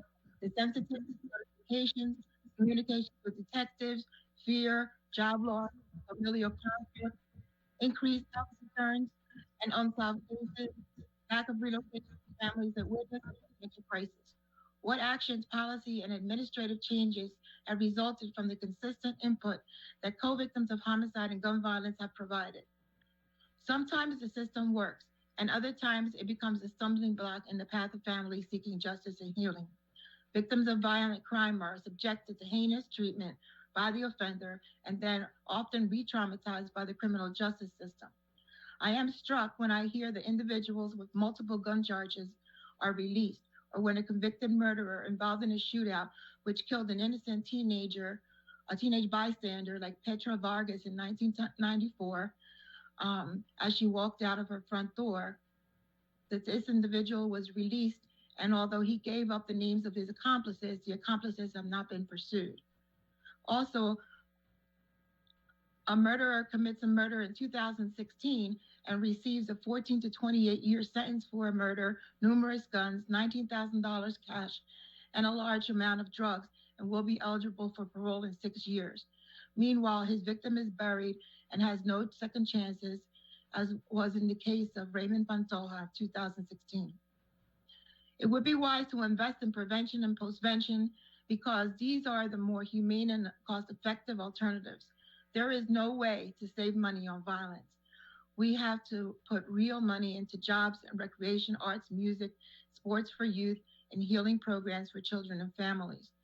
The Philadelphia school system and Department of Human Services should be at the table as well, because they have the filters to see how children and youth are developing, and we need to fill gaps in terms of conflict resolution, anger management, and also more basic needs related to hunger and poverty. We have to better fund community agencies in need of much more support to do their work without having to compete with others for funding. The human cost of murder is without price, yet the monetary expense in the aftermath of homicide to taxpayers and victims' families is estimated at $17 million per homicide. In a journal article written, Murder by Numbers, Monetary Cost of Homicide, imposed by a sample of homicide offenders, Dr. Magalisi of Iowa State University and his colleagues researched the total cost after a homicide and estimated that homicides can cost between 17 to 24 million. When you have 470 murders in a year, that adds up to an amount that we cannot afford. And I also have an ask for City Council. Families of murder victims ask that a memorial for victims of homicide be built in the city to bring awareness of the city's recognition of the gun violence issue. And we would ask for the city's assistance in recognizing our loved ones on the National Day of Remembrance, September 25th, 2021. Thank you. Thank you very much.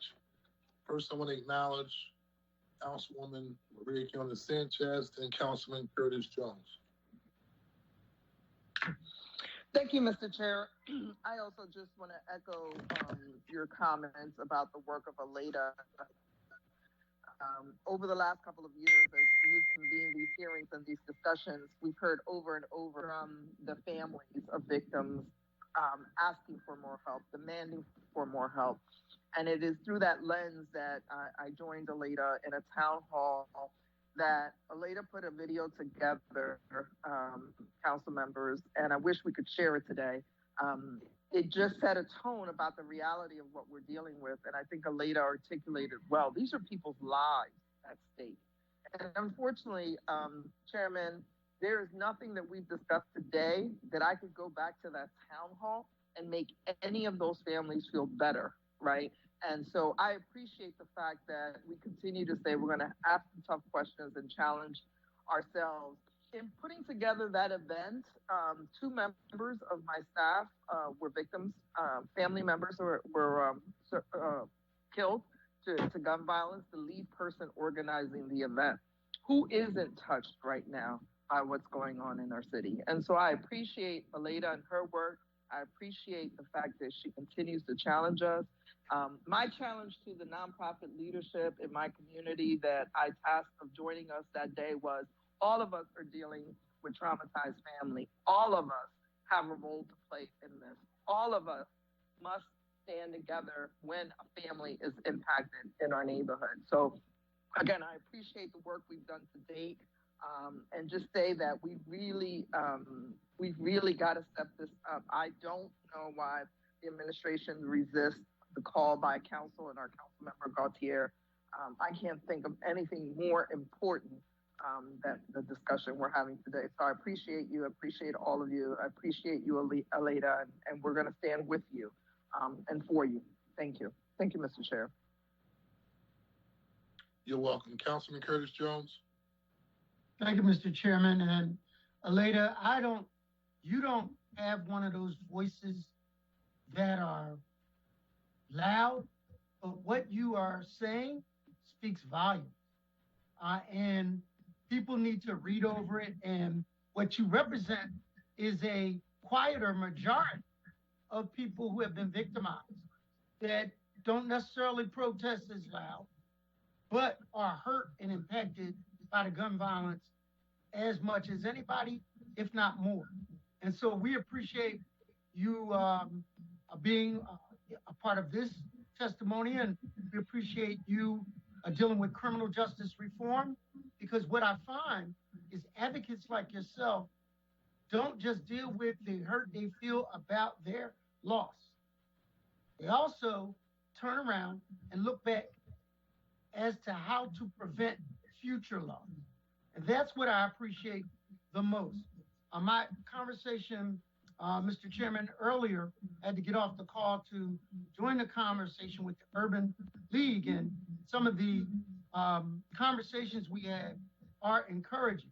I want to say that that's not our grandparents' Urban League. The Urban League has been 100 years old, but it is not, they're not using the same old tactics. They are getting into criminal justice reform. They're getting into reentry. And I hope, and I didn't get a chance to ask, are they doing the State of Black Philadelphia volume again? Because if you ever wanted to quantify what's going on statistically, there's nobody that does a better job than them to talk about household incomes, talk about incarceration rates, talk about what's going on by zip code, by census tract, by neighborhood than they do. And so for them to want to take on the issue of school to prison pipeline, and shutting it down is encouraging to me. And that's something that I think you can take back to the community, because we all know that there are 48 zip codes in the city of Philadelphia. We all know that 11 of those zip codes occupy 90% of the inmates up on State Road. We also know that that's where the failing schools are. So there's a school to prison pipeline that is real. And if you can identify the problem, you can identify the solution. If we increase the graduation rates in those same zip codes, at those same schools, you will reduce the incarceration rate and the gun violence as well. So with the Urban League looking at doing this, what they bring to some of the small groups, the grassroots groups, is a 100-year-old reputation. And if they start partnering with them, I think we can move the needle in the right direction. So I'm encouraged about their interest in not just college graduation rates for the talented 10th percent, but actual incarceration rates for people in real neighborhoods like ours. So I just wanted to thank them and say that on the record. Thank you very much. Any other questions from members of the committee? Ms. Garcia and Andrea, I want to thank you for taking time out of your schedule and participating in this hearing. We definitely will be in contact regarding following up with you to see how you can be supportive. I know when Councilman Jones has talked about young people graduating from college, and I think if we do a deep dive and really look at the number of homicides that are taking place in the city of Philadelphia of college graduates or young men that are in college, right, we will also see that this issue is indiscriminately having an impact on all economic facets of our community. And so there was a homicide that took place in Indiana University, I think, some time ago. I know the family from South Philly. Young man was murdered while he was in. This is why I'm in college, why I'm away, right? And a couple young men have been murdered as they came back to the city. And so I'm great. Thank you for stepping up. Mr. Chairman, point of information. To your point, I was at one of the saddest days of my life. I was at a court trial where not only the deceased was a college student, but the perpetrator was a college student. And I'm saying to myself, anyway, thank you, Mr. Chair. Yes.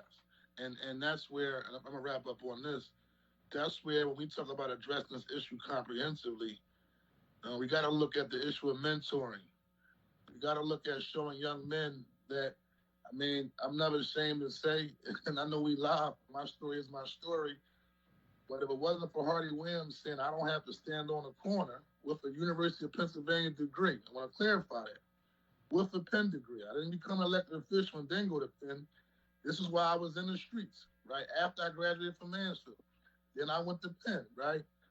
But I didn't understand that it doesn't make sense to stand on the corner of 18th and Dickinson, because these are the guys I grew up with all my life, from the sandbox to graduate from high school, right? These are the guys that I grew up with that went to Juvie Hall and so forth. So it took a little bit more mentorship for me, right? And being a first-generation college graduate and still getting support from my parents, right? That transition was a little tougher, right? And then I think people also take for granted how alluring the street life is. Like, the street life can be very, very attractive to a lot of young people. Like, very, very attractive. We just talk about the guns. We just not talking about the lifestyle of just hanging out or just being that person that's popular, right? And all of that has to be addressed in terms of mentoring and helping our young people have a sense of hope and believing that they can do more than what they see in this particular block or neighborhood. So with that being said, I'm going to ask for the clerk to please call the next panel. Councilman Johnson, I had just a brief comment. I'm sorry, Councilwoman Helen Gim. I didn't see your That's okay. I don't know if Executive Director Kusta stepped off, and I always appreciate speaking with and hearing from Alita Garcia. Alita, we did the thing again this morning where we're continuing to press on the city of Philadelphia and on those who are supposed to be receiving of our services to walk us through those 72 hours, the first 2 weeks, the first month, the first 3 months after a violent incident happens to victims. I know how important those hours and those days are in terms of people making decisions that are in the best interests of their health and of their families. And so, I hope that we will continue to talk through those issues. And for me in particular, just because I know this world a little bit better, it has a lot to do with younger students and people. At least they have some connections with other institutions that we're also going to be pressing upon them for. So I hope that we can stay in touch and always appreciate your comments. And then I think, although I think Andrea may have stepped off, we're hoping, Councilmember Jones, I think you hit upon this very clearly, but we have been pushing hard on this juvenile justice task force. These are young people who return from placement or, detention, and they have completed their time.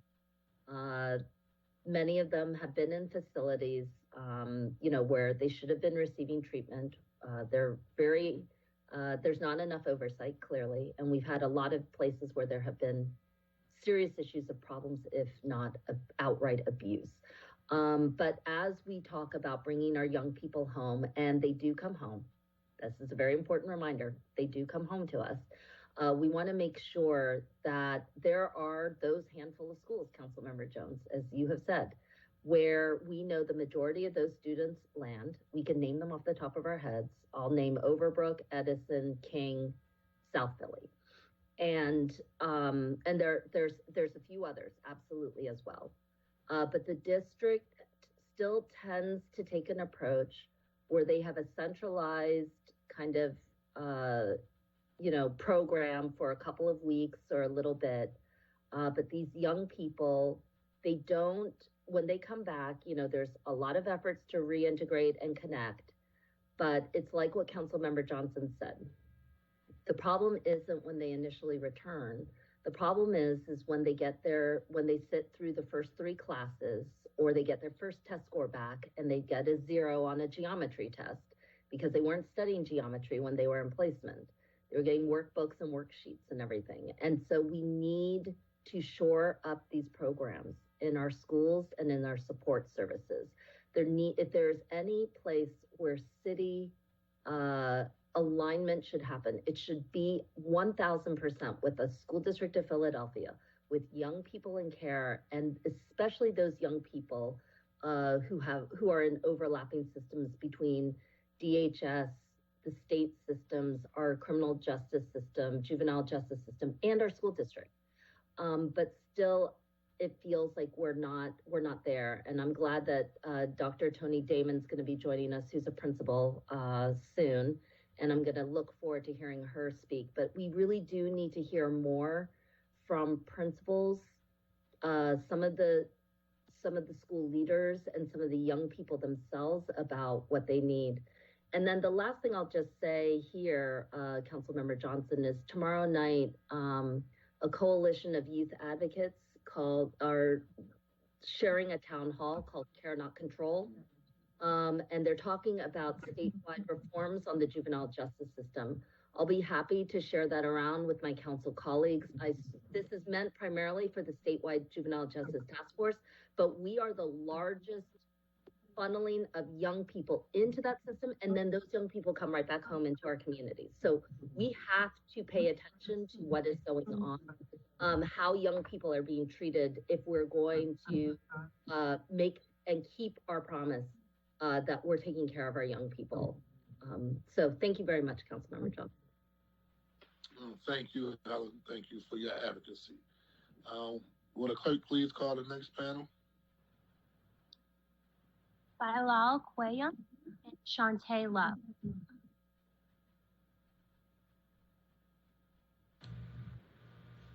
Good afternoon. Can you hear me?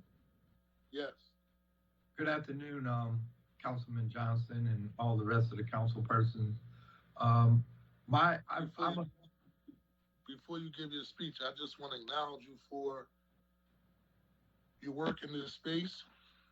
You walked to Harrisburg with the Jobs Not Guns campaign to focus on addressing this issue from a preventative standpoint. You ran another campaign that called Embrace Each Other, Not Erase Each Other. When I started my program, Peace Not Guns in '98, you came to a rally in South Philly. A cousin of mine was murdered in the streets and been there ever since, just being supportive as it relates to this issue. So we thank you for taking time out of your schedule and saying, I need to be a part of this to make sure we're addressing these issues. And so thank you, Bilal Qayyum, for being on this call. And also thank you to my big sister, Shantae Love, for her advocacy and fighting on behalf of those victims who have lost loved ones to gun violence.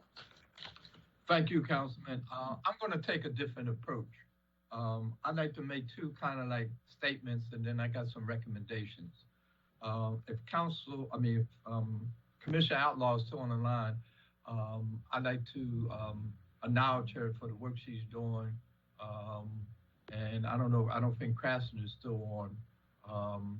But Krasner made a comment that was, all the stuff he said, Councilman Green, the most important comment he made was that it's not really up to the DA and the police. It's really up to the community. And some of y'all might remember when Mike Nutter ran for mayor, one of the things he's running for mayor, one of his platforms was more police. So I challenged him, and I did an analysis of 10 years before that election. It was an open letter to the newspapers, and the Daily News and the Tribune published it. And then I did an analysis based on the number of police officers on the force. The more police officers we had on the force, the more shootings and homicides. The less police officers we had on the force, the shootings and homicides dropped. So what my analysis showed was the police that doesn't make a difference. You have more police or less police. The difference during those years when it was less shootings and the homicide was that there was more support for government for community-based initiatives and also supporting programs that really gave financial assistance to a lot of community-based organizations. Second statement I want to make is something that no one wants to talk about, and that is race and violence in the city of Philadelphia. I believe very strongly, and I can say this without hesitation, I'm the oldest person who will probably testify today, been out here the longest. I could tell you that white institutional racism in the city of Philadelphia is driving a lot of the actions of violence. And you were asking what I mean by that. Well, when you look at the city of Philadelphia, and these are national statistics, but also our local statistics. In the city of Philadelphia, 30% of Black males are jobless. 50% of Black male youth are jobless. We only own around 4% of businesses in the city of Philadelphia, but we're 46% of the population. The high school, Councilman Jones talked about this too a little bit, the high school dropout rate is high among Black males. So when you have Black males who have been systematically locked out of inclusion and opportunities, you see the behavior that we're seeing now. That's why we had 2 uprisings this year under the pandemic in the city of Philadelphia. With Black males have no hope. So Black males will act out because they have no hope. They act out in a negative behavior. Most of the time because of the segregation in the city of Philadelphia that once again no one wants to talk about because it's a race issue. Black folks live in the Black communities. White folks live in white communities. We have some, integrated I kind of live in a community. Except if you're in South Philly, Point Breeze or Boytown. Yes. So all those are ingredients of the stew that we're seeing that's blowing over now. So it has to come from support. The first thing has to come from, and I'm going to get into my recommendations, has to be from city council and also the mayor and his administration. We got to address the racism issue in the city of Philadelphia. We can no longer step aside and act like it's non-existing. Black people feel totally separated in the city from white folks. White folks are locking us out on a corporate level and even government level from opportunities. If you look at the city's minority participation rate, and you break that down because it's women, minorities, and blacks, if you break it down, blacks, our numbers are really low compared to what it should be with the population. So one, city council, I don't know if you're willing to do this, you might want to hold a hearing like you're doing this hearing today on racism in this city, how folks are being not included to opportunities for the city of Philadelphia. That's my first suggestion. My second suggestion is, I heard a lot of folks talk about unity, and I agree totally. Right now, the city of Philadelphia doesn't have a unified message that we should be promoting in year 2021. So I have a suggestion. Shantae's on file with me. She understands this. We did, I don't know if you can see this poster. A couple of years ago, a lot of community-based organizations that are working against violence, we came up with a slogan called Live and Let Live. And the byline was promoting peace by eradicating the culture of violence. We would like for city council to take that up. I don't know if you do a resolution, but if you could help work with us, that's going to be the theme for 2021 in the city of Philadelphia. Live or let live. Second thing is, it was mentioned by all of y'all when you were talking about the different committees.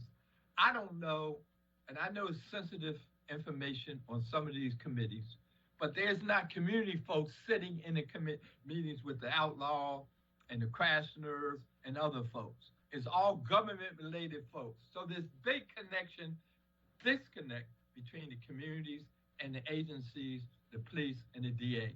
Somehow or another, there needs to be, and I know, Councilman, your special gun committee, you have representatives from the community sitting on that committee. I'm a member. But when groups are meeting about strategy, more and more, I think community members should be a part of that discussion. Now, I know, once again, a lot of those issues are sensitive issues that you got to be concerned about. I understand that clearly. But there's got to be this connection between the community more, the police, the DAs, the judges and all that. So I want that to be considered, taken under consideration. 80% of the homicides in the city of Philadelphia or more are gun related. So I think in 2021, we need a gun campaign focusing on guns. How do we get guns off the street? Councilman, as you're well aware, Father's Day Rally Committee and you and other city council members, we're doing a gun buyback in January. We were fortunate enough to get a grant from one of the foundations. So we're going to do a gun back in January, where we're going to give a $100 gift certificate for every gun that's turned in. We have done gun buybacks this year with city council before the epidemic started. And when we ask parents to do room checks and find those guns and turn them in. So 2021, we need a gun campaign where we get the media, we get elected officials, we get the community, all the buy-in, and it could be under the Live and Let Live slogan. We all buying in, and we're going to focus on how can we get guns out of the streets. Yesterday, the New York Times did an article on why these young men carry guns. And basically, it talked about all the young brothers out there who are carrying guns because not so much they intend to shoot somebody, but they're carrying guns because they're afraid to walk in their community without them being protected. Same thing in the city of Philadelphia. New York's article talked about the number of young males getting their hands on guns when they were 11, 12, or 13 years old. Same things in the city of Philadelphia. We do work, Father's Day Rally Committee in the Juvenile Justice Center. We go in once a week, but because of the pandemic, we have not been able to be in. But we're working with youth and their families down at their home. One of the questions we ask every week is, how many of y'all had a gun in your hand in the last year? Out of the 8 to 10 young males, because we're in the pods where they're holding them, out of 8 to 10 young men, every week, at least 7 of them raised their hands and said, we have had a gun in our hand in the last year. So we're in there every week. So we saw over 300-400 young males a year. So you could, look at those numbers of the young males who said they have had a gun. When we ask them why, almost every single one of them says, except for maybe guys who admit that they were drug dealers and that's why they were there and they need, the guns. But most of all of them said they're carrying a gun because they're scared. They don't want to be shot. One young man we're working with now is home. He was played basketball for Emotep. He was on the train. It was a shootout. He got shot. He was not the target. He just happened to be the wrong place. The wrong place at the wrong time. He told me he carries a gun because he's scared now to go outside when he goes outside without having a gun because of that incident. So we need a gun campaign in 2021. And the last thing I just want to say is this. If we don't deal with this issue, once again, of violence and race, or race and violence, however you want to define it, we're not going to see a change. I don't care what the police do. I don't care what the DA's office is doing, or even city council. If we don't deal with this this issue of race and violence, and also, Councilman Johnson, you made a comment about how you got to look at all the budgets. You and Councilman Green and Jones and Sanchez and all of you, I think we agree on this. You got to look at how money is being spent in the city. Where is it going to? Who's getting the opportunities? Community-based organizations. If you look at the city of Philadelphia, where there was a drop in crime, where there was a lot of folks out in the street doing intervention work, but it also was community-based organizations delivering services to their communities. Curtis talked about Urban League. What is the state of Black Philadelphia? We really need that report now, more than ever. What is the state? There's less community-based organizations now in the city of Philadelphia in the Black community. I don't know if it's 1 or 2 community development corporations doing work in the Black community. So when you look at, you don't have those services and top of the economic conditions we're living in the Black community, we're not getting opportunities for contracts. All these add up, once again, they're trickling down to the average family, trickling down to our children who have no hope because they don't see any growth in their communities, or even have a lot of these communities, they don't see, like you talk about, mentors. All that is part of this ingredients that I'm saying is part of this explosion we're seeing in the city of Philadelphia. Got to remember, Father's Day Rally Committee stood on the corner of Broad and Drive with Father Paul Washington, State Representative Dave Richardson, Reverend Henry Wells, Cecil Moore, Brother Asa Moore. All the folks I just named, unfortunately, are no longer with us. But we stood on a corner, Councilman Gallaudet, in 1990 and said, we're in a crisis. We need for the city to call a state of emergency. 1989 was 501 murders in the city of Philadelphia. 1990 was 536. 80% of those homicides were Black males. We've seen through the 90s, we averaged over 400 murders a year. Crack epidemic that drove a lot of those murders.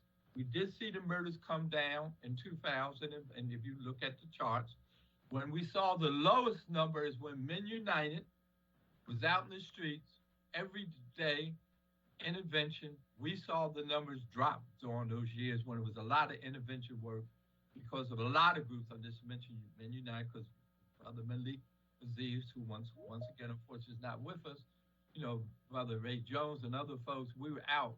We saw the numbers drop there. So we know we have a history in this city. Councilman Jones can confirm this.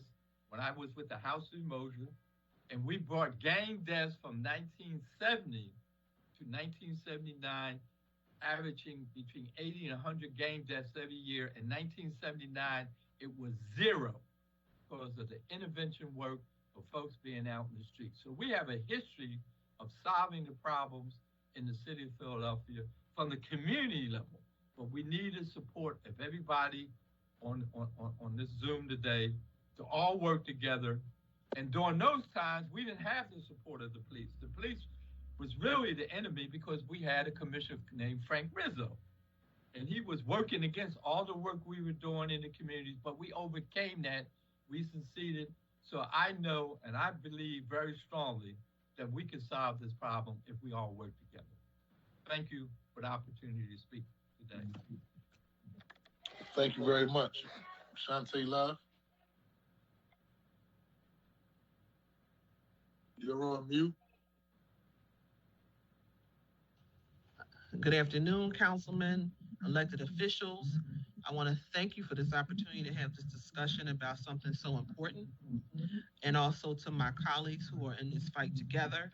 My name is Shantae Love. I'm one of the founders and director of Emir Healing Center, which stands for Every Murder is Real, who was developed behind the death of my brother, Emir.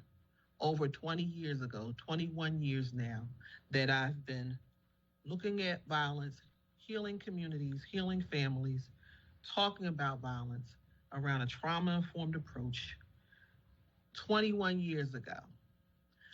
Looking at our communities as if they were the grave sites and the doors was the tombstones. And then how do we reverse that? I've testified at meetings, I've heard council people talk, I've heard people do the blame game. I'm glad it's a new day.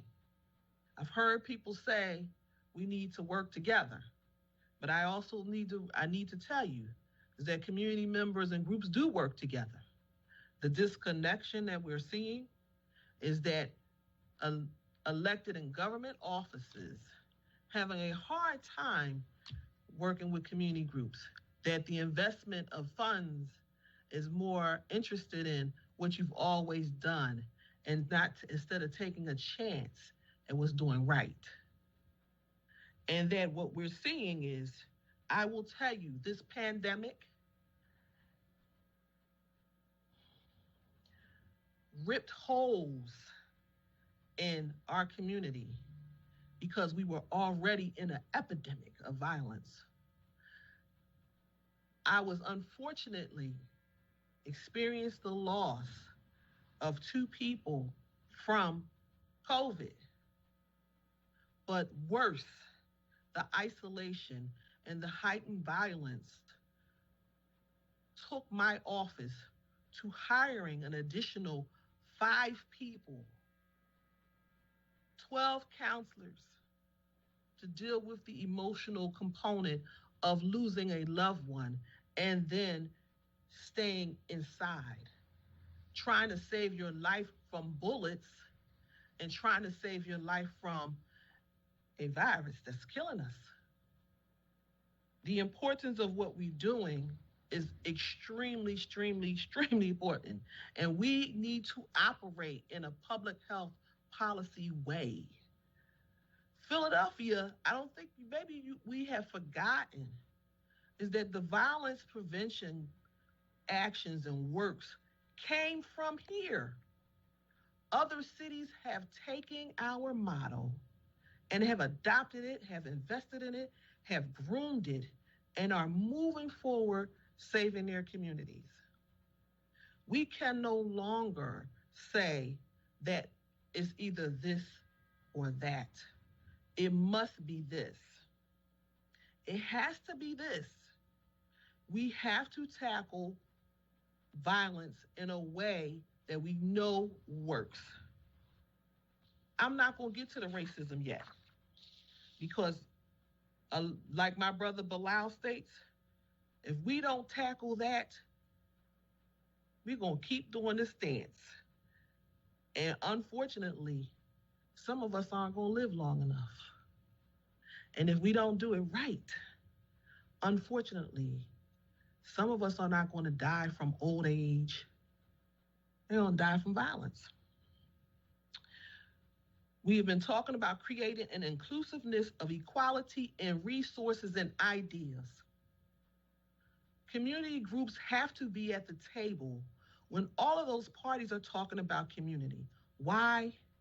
Because you have to see the lens, and you have to see the language, and you have to see the culture of a community. We are a city of cultures inside of subcultures.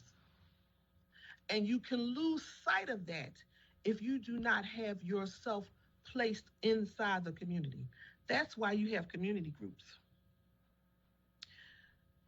I'm talking about, I don't want to go into statistics because my brother Bilal and my sister Aleda and all the other ones came before can give you the statistics. But what I'm talking about is having a healthy community, creating an environment for them to be successful and succeed. We've all went green. Can we go violence free?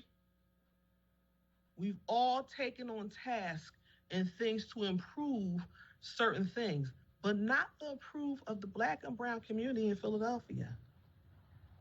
We've tapped on it, and we've done these little bits and pieces and blown these little smoke screens up.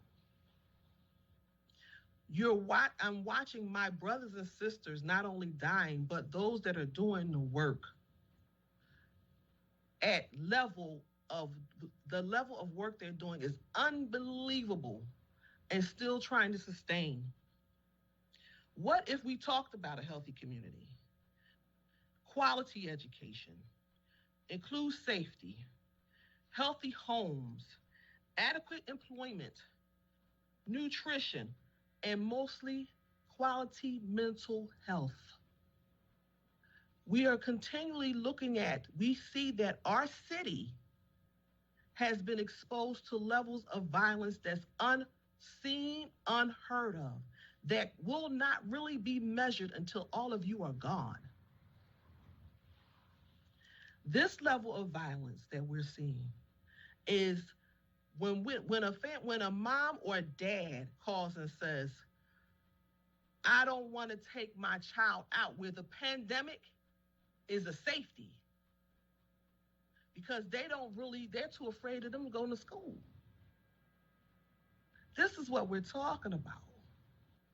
We're talking about lives, and we cannot get away from it.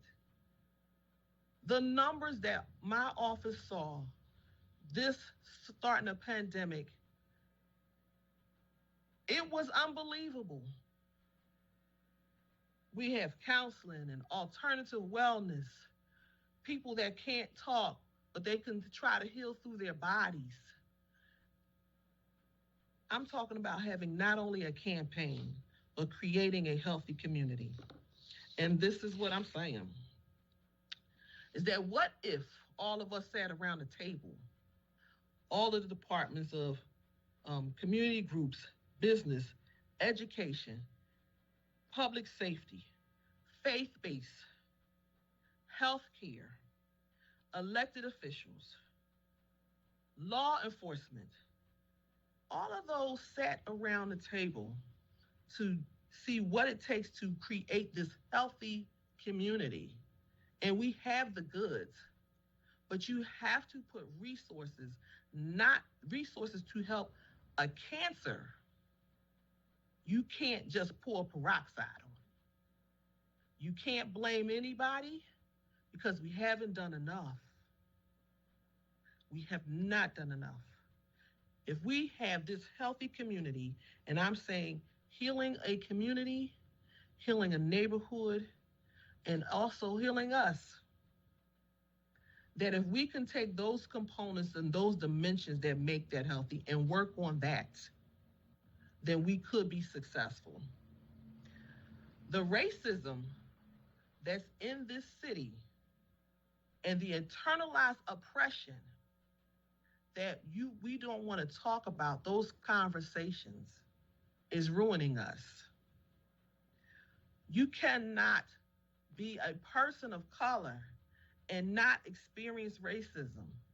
You cannot be in a place of position and not challenge the systemic racism. You have us, like my brother said, we're separated in different places, We're living in the same city. We don't get the same education. We don't get the same health care. We don't get the same opportunities for businesses as our counterparts. Community groups have to jump through hoops to have a possible ability to get some resources. I'm talking about cutting down the gatekeeper, letting them have access, bringing them to the table, respecting the ideals that come with it. We can't stop there. We can't keep this cycle like this.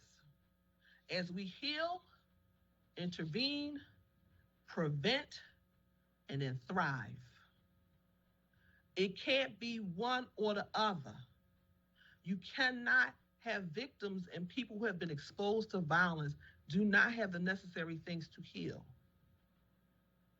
You can't have young people who don't have adequate education to have a livelihood. You can't have a community where businesses can be opened by people in the community. You can't have a healthcare system that uses us as a petri dish and not say anything. What I'm asking in the challenge is that we do it different. What if we got together and we fixed all of those things? Could I not say what I say to a lot of people, there was once a black man? Because we cannot say that. And if we keep doing this at this rate, is that we will be reading about black men in a history book and how we failed them and how we failed each other. Thank you.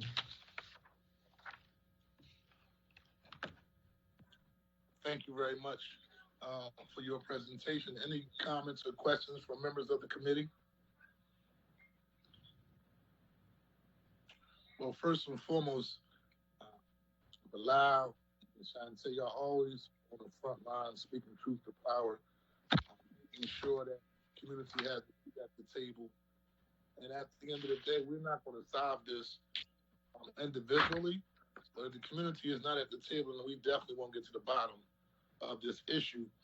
And again, I'm thinking about reimagining public safety. Again, there's a lot of younger organizations, I'm going to say up-and-coming organizations that are out there doing the work, like Young Chances Foundation, like Nomo, New Opportunities, More Options, right?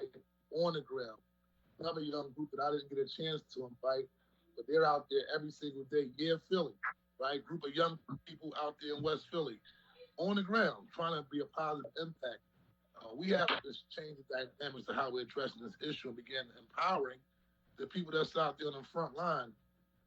Most of you working for nothing, just doing it for the simple fact of you're passionate, you care about your community, but we can't keep going in the same direction. And so my mind frame is a little different coming out of this hearing. And a lot of times we talk about defunding police and reallocating resources from them, but I'm going to begin looking at every public safety agency, every agency in the city. How are you spending your resources to address this issue?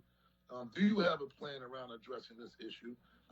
And as we have done before in the past, I'm sure members of the council will be willing to step up to the plate to address this issue when it's not being addressed in an aggressive and appropriate manner. So with that being said, I'm going to have Councilman Johnson. Yeah. And I agree with you that we have to do it that way. There's a committee of different organizations that's addressing that as a collective because they can't wait. All those components, they're addressing education with retired teachers. They're addressing healthcare with physicians. They're addressing mental health and trauma with the Emir Healing Center. We're addressing employment. All of those things, safety that we're addressing as a collective, because we know that it's going to take all of us and we can't leave anyone behind. But also, more importantly, is that whatever I know, my brother and sister that's coming and doing this work should know it too. They should be experts in it as well, because I've had them at the table. I've shared with them and I've learned from them. Now I yield. Councilman, Thank you, Shante. Councilman, can I just make one quick comment? All the groups you named, Sure. all the groups you just named are doing great work, and they all know me as the elder. Because what I recognize now is that's my role as the elder. So I'm supporting. I'm stepping back from being out there, but I'm supporting all those groups you just named and more young groups out there that are doing great. Yeah. We got a lot of talented young folks in this city. That's out there working. Yeah, and we got to be out there supporting their work and getting them the resources to do the work. Yeah. Thank you. Absolutely. And I think that's the direction that we should be looking at, because obviously what we're doing right now isn't working. I'm just being up front. We got to take a comprehensive approach, but we got to think a little radical about how we address this issue of gun violence. So thank you very much for your testimony. And will the clerk please call, I think we have 2 more panels, but the clerk please call the next panel. Akayla Brown and Ricky Duncan. Well, I'll go first then. Hey everybody. Hey Mr. Rick, I'm so happy you're going next to me. But I'm so happy to even be going next because everything that was just said, I completely agree with. I've been on here, missed school today. I'm only 18, but I'm here to speak for my community and I'm here to speak for the youth of the community because that's what I do. So, yeah, I've been listening, I've been hearing, and what came to my attention, everyone can hear me, right? Just ask.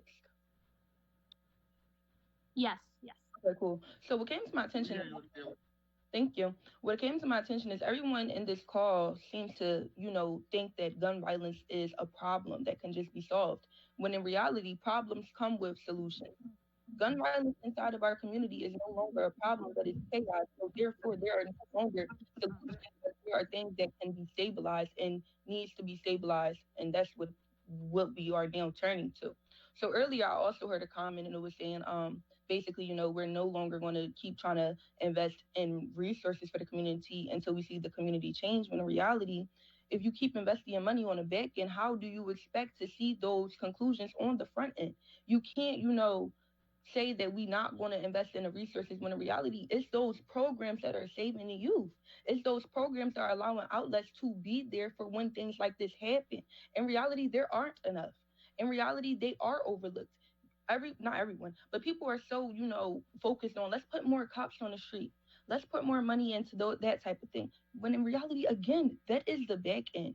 You waited too late. The front end are those smaller nonprofits, are those programs. That's what needs to be touched on, and that's what needs to be increased because that's what's going to save the youth. I'm a youth right now.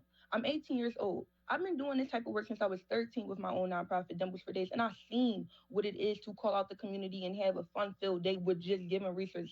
I've got those comments like, yo, thank you. I've never had that before. And you got to understand that these lives are being lost because they don't have anything else to lose. So now give them a reason to stay. Give them a reason to live. And that's what those resources and those programs do, like Nomo. I've been a part of Nomo. New option, more opportunity. Not new opportunity, more options. So new options, more opportunity. That's an amazing one.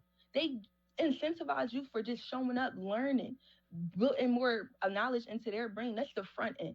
Now it's like you're not going to go and have to pick up a gun and take somebody's life because you have too much to lose right now.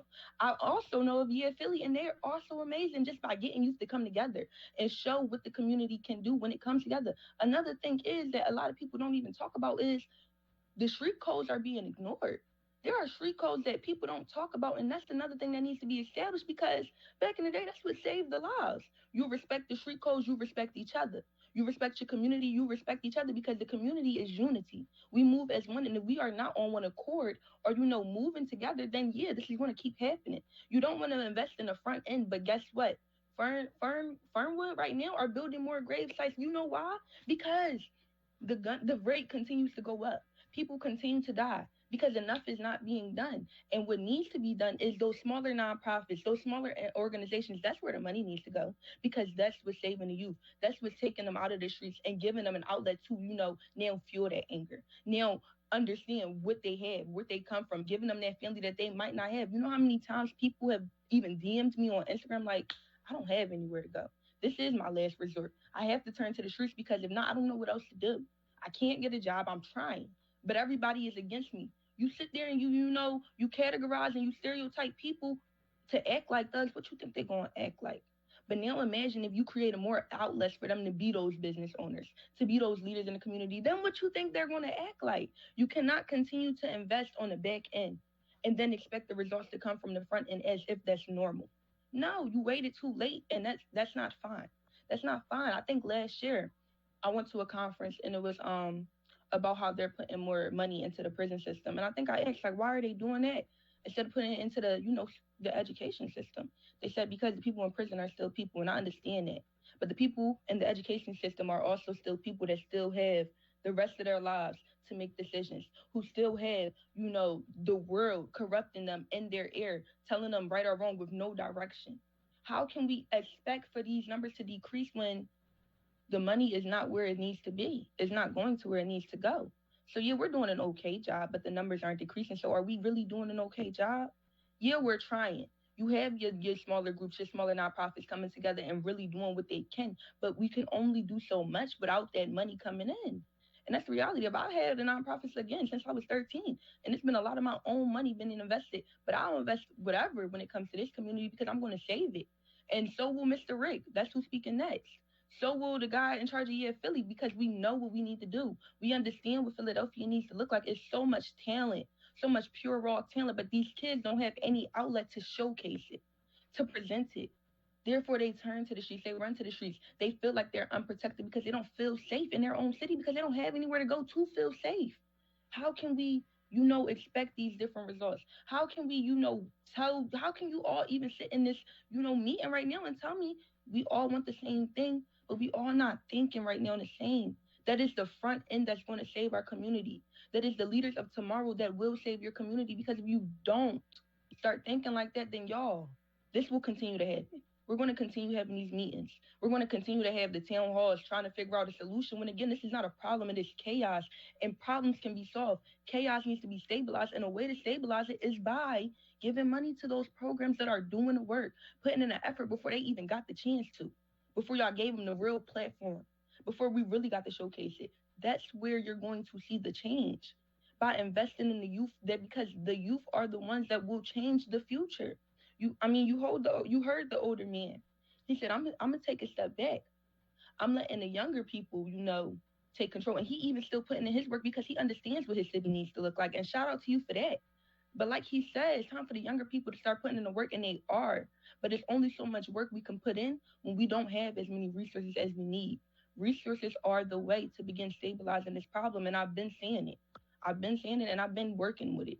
I've continued, and I'm being consistent, and I'm dedicated because that's my life mission. If we don't change Philadelphia, how much longer can we continue to, build new graveyards, build new grave sites? Because that's where the money is going. You really want to talk about it?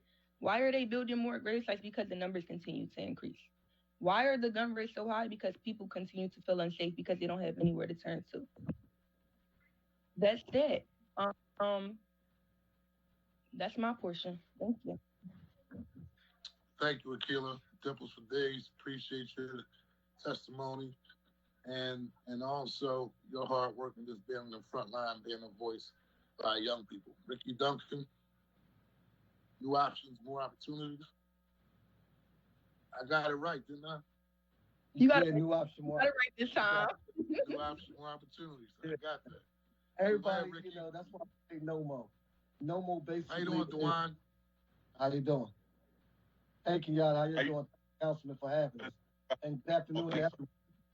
Yeah, Nomo is what it says: new options, more opportunity, and it's a slang word that's basically saying no more violence, no more drug addiction, no more school to prison pipeline, no more no more invading our space, no more hanging on the corners, no more not having those more safe places to go. Nomo says what it is, and Nomo is here to create, as the acronym stands for, new option, more opportunity. Nomo is a little bit different than a lot of the programs that goes on in the city of Philadelphia because it's an early initiative intervention prevention program. This is a program that's no entry over re-entry. This is a program that you don't got to get in trouble to get help. This is a sound first program. Like, in the process of what we do here is Nomo like to create a safe space and incentivize the youth, because we incentivize our youth is because that we know that we're in competition with the streets. If we're not going to do nothing for them, we can't do nothing for them because someone needs to do something for them. Because a lot of kids that get in trouble is more situational and circumstantial than the fact that they're making a conscious decision to go out the streets to commit a crime or to carry a gun. So, where's the options? And again, new options, more opportunity. So we deal with youth as Akela and a lot of other productive youth in the city. We make sure that they're equipped with LLCs. We make sure that they're doing advocacy in the streets so they can see that what we're up against.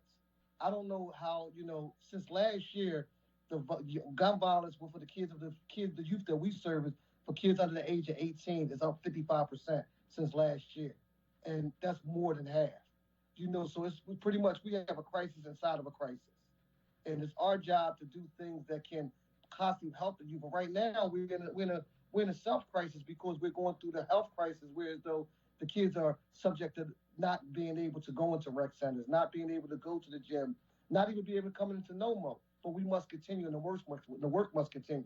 A lot of us has been hit financially, economically, suffering economic hardships because there's been no money available because of the civil crisis, because of the health pandemic that's taking place. So what we're doing at Nomo, we're continuing our programming virtually. We make sure that the kids still have, because the needs are still there and the needs need to be met. Kids still have issues, they still have problems, so they still need someone to talk to, they still need someone to mentor them, they still need friends, because we're with physical distance 100%. We want to stop the physical distance so we can end the corona. But at the end of the day, we want to remain social. So social distance is really not our thing, just playing linguistically with the words. So we want the kids to remain social. We want them to be active. We want them to be a part of their community. We want them constantly networking and building and growing. We can't pause that, because if we pause that, idle time is the devil's playtoy. So there's no pausing in what we do. The show must go on, as we would say.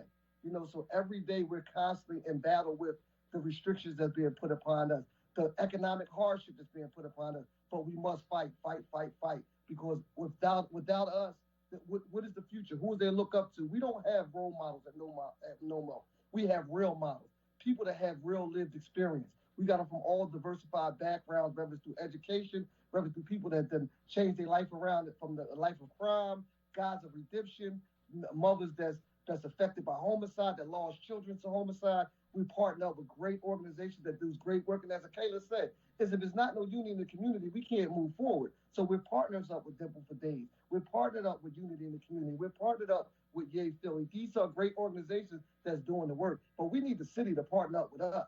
Like, we can only do but so much. You can't fight. Passion don't pay the bills. And we have a great passion. We have a great opportunity. And we have a great catalog of youth that want to change, that's not getting in trouble. If we can't focus on the money, because if you stop them from getting in trouble, we don't got to worry about what to do after they're in trouble.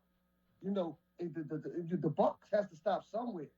Ain't no cavalry coming to save the day. We got to do it within ourselves. I'm not here to blame it on the city council. I'm not here to blame it on the police commissioner. I'm here to say, what's the solutions to the problem? How do we stop? How do we change? With that being said, I just want y'all to know that we're here, we're boots on the ground. And honestly, we do need the support. We do feel some type of way when we're not supported by the people that we represent and that represent us. We do feel some type of way about that, because we're constantly putting our boots to the ground. We're constantly boarding it up. We're constantly doing whatever we can do to make everybody's jobs a lot easier. And I'm going to pass it off to my partners, DeJuan and Kyle. They want to elaborate. Kyle has some statistics, and DeJuan also has a few things to say. Kyle, I need you to elaborate on some statistics that we have, and DeJuan, I would like you to bring us home. Well, Kyle, you got to take your phone off of mute. Your phone is on mute, brother. And this is Kyle McLemore. It's still on mute. It's a little microphone at the bottom. You got to tap. It's the one next to the camera, on the bottom left-hand side next to the camera. There you go. Can you hear me now? Excuse me, y'all. In the city of Philadelphia, since 2015, there's been 8,500 shootings. And out of that 8,500 shootings, only 21% have resulted in an arrest or a conviction. This is, in East Germantown, the numbers been shot down to only 16%. And West Philadelphia and South Philadelphia is only 12%. So psychologically and unconsciously, we're telling our youth that if something happened to you, 10 times out of 10, you're not going to get no justice. you're not gonna get nothing. So a lot of times our youth feel like they got a whole court in the street because they're never gonna get any justice in this city. You understand? And here it is that this year the shootings of children are up 70%. You got in 2019 for the whole year there were only 119 shootings. Right now, we only in the mid-December is 184, and we still got roughly 17 days left in the year. So again, this is a pandemic on top of a pandemic. You know what I mean? That our children are going through, and it's really, really important that our children feel like they have safe places to go. Every day, I'm in the trenches. The other day, a little brother, his older brother, got murdered in South Philadelphia 2 months ago, and his mother called me and said, "Listen, we need Nomo to come in because my son is going through PTSD." I went Mill Creek Projects in 46th Street by myself early in the afternoon, and it was already a lot going on in there. And we in these joints, and I'm telling you, we in these projects, and we in these housing developments, and we in these neighborhoods, and we going in there with nothing but our passion. And we going in there, and we trying to service these children and really let them feel that it's somebody out here that care about them. And I can't even explain and articulate how much they appreciate it and how much they need us. And on the strength that we know how much they appreciate it, and on the strength of how much they need it, the money isn't necessarily an issue. But like my partner Rick said, it is an issue. So we need to know that the same way that we putting our lives on the line, we putting our time on the line, we putting our family in the background a lot of times to get this job done and to do things that everybody say they do but never do. This is what we doing. What everybody say they do but never do. We in the trenches every day, and it's thankless. But at the end of the day, the children thank us, so this is all we care about. But those numbers, statistically, is telling the children that they're not safe. And the truth of the matter is they aren't safe until they come here at Nomo, because we done created a family environment here. And if this isn't here, I'm telling you, it's going to get even worse. It's going to get even worse. So, you know, the numbers don't lie. The numbers don't lie, and they speak for themselves. So I'm going to keep it short and sweet. DeJuan? Yes, sir, and thank you for that, and good afternoon, and thank everybody. What you say, Councilman? You on mute, Councilman. Go ahead, bring us home. Yeah, thank you, and good afternoon to you and everybody that's on the call. And not to be too redundant, but just to echo what both of my partners just said, one small piece I want to mention is one of the other components of our program, Councilman, is the family component, families, children together, where a lot of the children, not only in our program, but in the city of Philadelphia, they're lacking a parent that may be away through or incarceration. And the fastest growing rate of incarceration is our women. You know, they're locking the girlfriends up and stuff like that. In Philadelphia, not only are they going through what they're going through with the pandemic and the lack of resources and the lack of effective programs and services, the parents, we're properly supported, we can have the right resources that's taking kids back up to the prison to see their mother, back up to the prison to see their father, or at least setting them up via Zoom, making sure they got the proper devices, making sure that our community center, our resource center is open, because not only do we service the kids that are in our program, we have men and women that are returning home from prison during the pandemic. They still need help with a resume. They still need to learn how to get on a Zoom call, how to set up a laptop, how to set up an iCloud and Apple Pay and stuff like that. So we were properly resourced in the city of Philadelphia. We're talking about making a change overnight. One last thing I want to bring to everybody on the call's attention. A lot of what we do, as my partner Rick alluded to at Nomo, is youth entrepreneurship. We have a lot of young inner city, urban brand builders and entrepreneurs. So the point that I'm trying to make is we have kids that we started stuff with, you know, making shirts, making clothes, getting them LLCs, and then the word begins to spread like wildfire. So what happens when you tell a kid that door is now shut because we're not properly, you know, supported and things of that nature? That is just the appetite for destruction and just room for kids to find other things to get into. So if we could kind of utilize our resources, come together as one, and make sure that the people on the ground are properly supported, we can make a change in Philadelphia overnight. Again, the population of women, the population of females is the fastest growing rate of incarceration to date. And a lot of the children that we see out here, on the news every day, not only are they suffering from the pandemic and a lack of resources, but they're suffering from a lack of a mother and a father. They're suffering from a lack of love. And for some of our children in the city of Philadelphia, the only place they get that little ounce of love from is the Nomo program, is the councilman's office, or the Mere Healing Center, or Mothers United by Angel. So if these programs are properly resourced, then we're talking about giving valuable help and making a change and making a proper difference in our city. And that's what I have. Well, thank you very much. Thank you. You're welcome. I just had a quick question. Give me an idea of where your service kids come from. Obviously, I know where your initial office is located at, off Woodland Avenue. Okay. I've been there, but tell me where you service kids from. Okay, so we service the entire city of Philadelphia. Our headquarters is at 5510 Woodland Avenue. That's where we got started out. We're now at Broad and Girard. We outgrew the last two spaces that we were at. Okay? We service kids. We had kids coming from Germantown, North Philly, South Philly, West Philly, Logan, Northeast Philly, coming all the way to South Philadelphia because there was no other programs around as teaching you how to open up a business, teaching you how to save your money, opening up bank accounts, provide and grief services, grief counseling, things like that. So we got kids from all over the city. Now, being here at Broad and Girard, the problem, we have kids that from all over the city of Philadelphia, coming to get these services.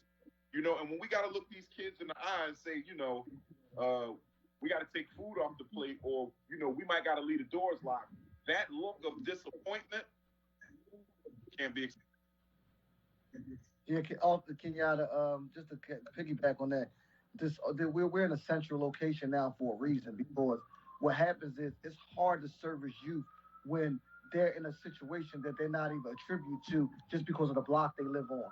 So where we at now, literally you can walk off the subway and walk into our door. You come up the subway and our door is like this, so you can just turn right in.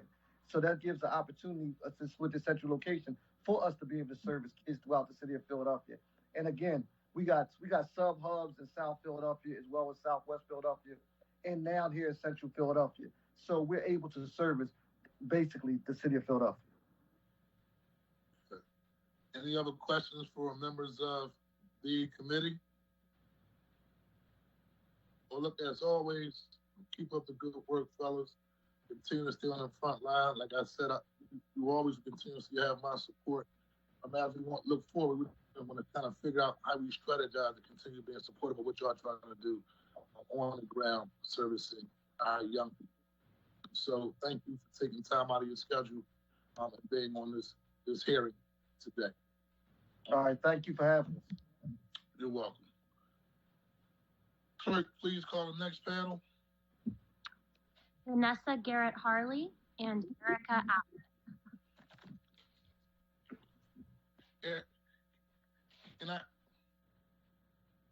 Can we do a small, since this is two administration officials, if y'all would be so patient with me, can we have Melanie from Northwest Victim Services and Jennifer Storm to go, and then if you would be patient with me, Vanessa and Erica, sure. Wrap up, y'all, because we went through.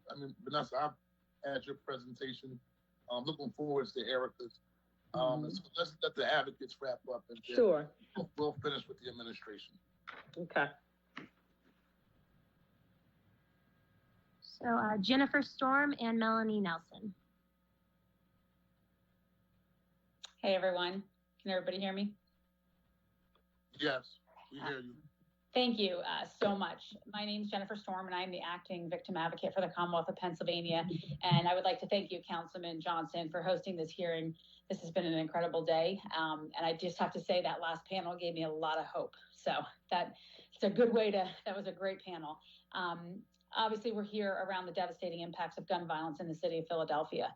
Nearly every morning, we wake up to news of another life, often multiple lives lost or impacted by gun violence. Philadelphia currently sits at the highest murder rate it has seen in decades, and the toll it's taking on the community is insurmountable. We absolutely need to act. At the Office of the Victim Advocate, we work day in and day out to ensure all crime victims and co-victims receive timely post-sentencing rights regarding their offender when they are at the state level. By law, we facilitate all notifications and services that occur at the back end of the system. So that's obviously once the offender is apprehended and sentenced. Before coming to the Office of Victim Advocate, I spent my first 10 years of my career on the front end of the system, responding to homicides in the city of Harrisburg. We saw firsthand the pain and suffering that families experience when that knock on the door comes. As the person that did that knocking far too many times, I also know the vital role that first responders play in ensuring a trauma-informed delivery of services in the aftermath of these tragic and brutal life-altering events. One of the primary goals that I had when I came to OVA was to ensure that our office cultivated a strong connection in the city of Philadelphia.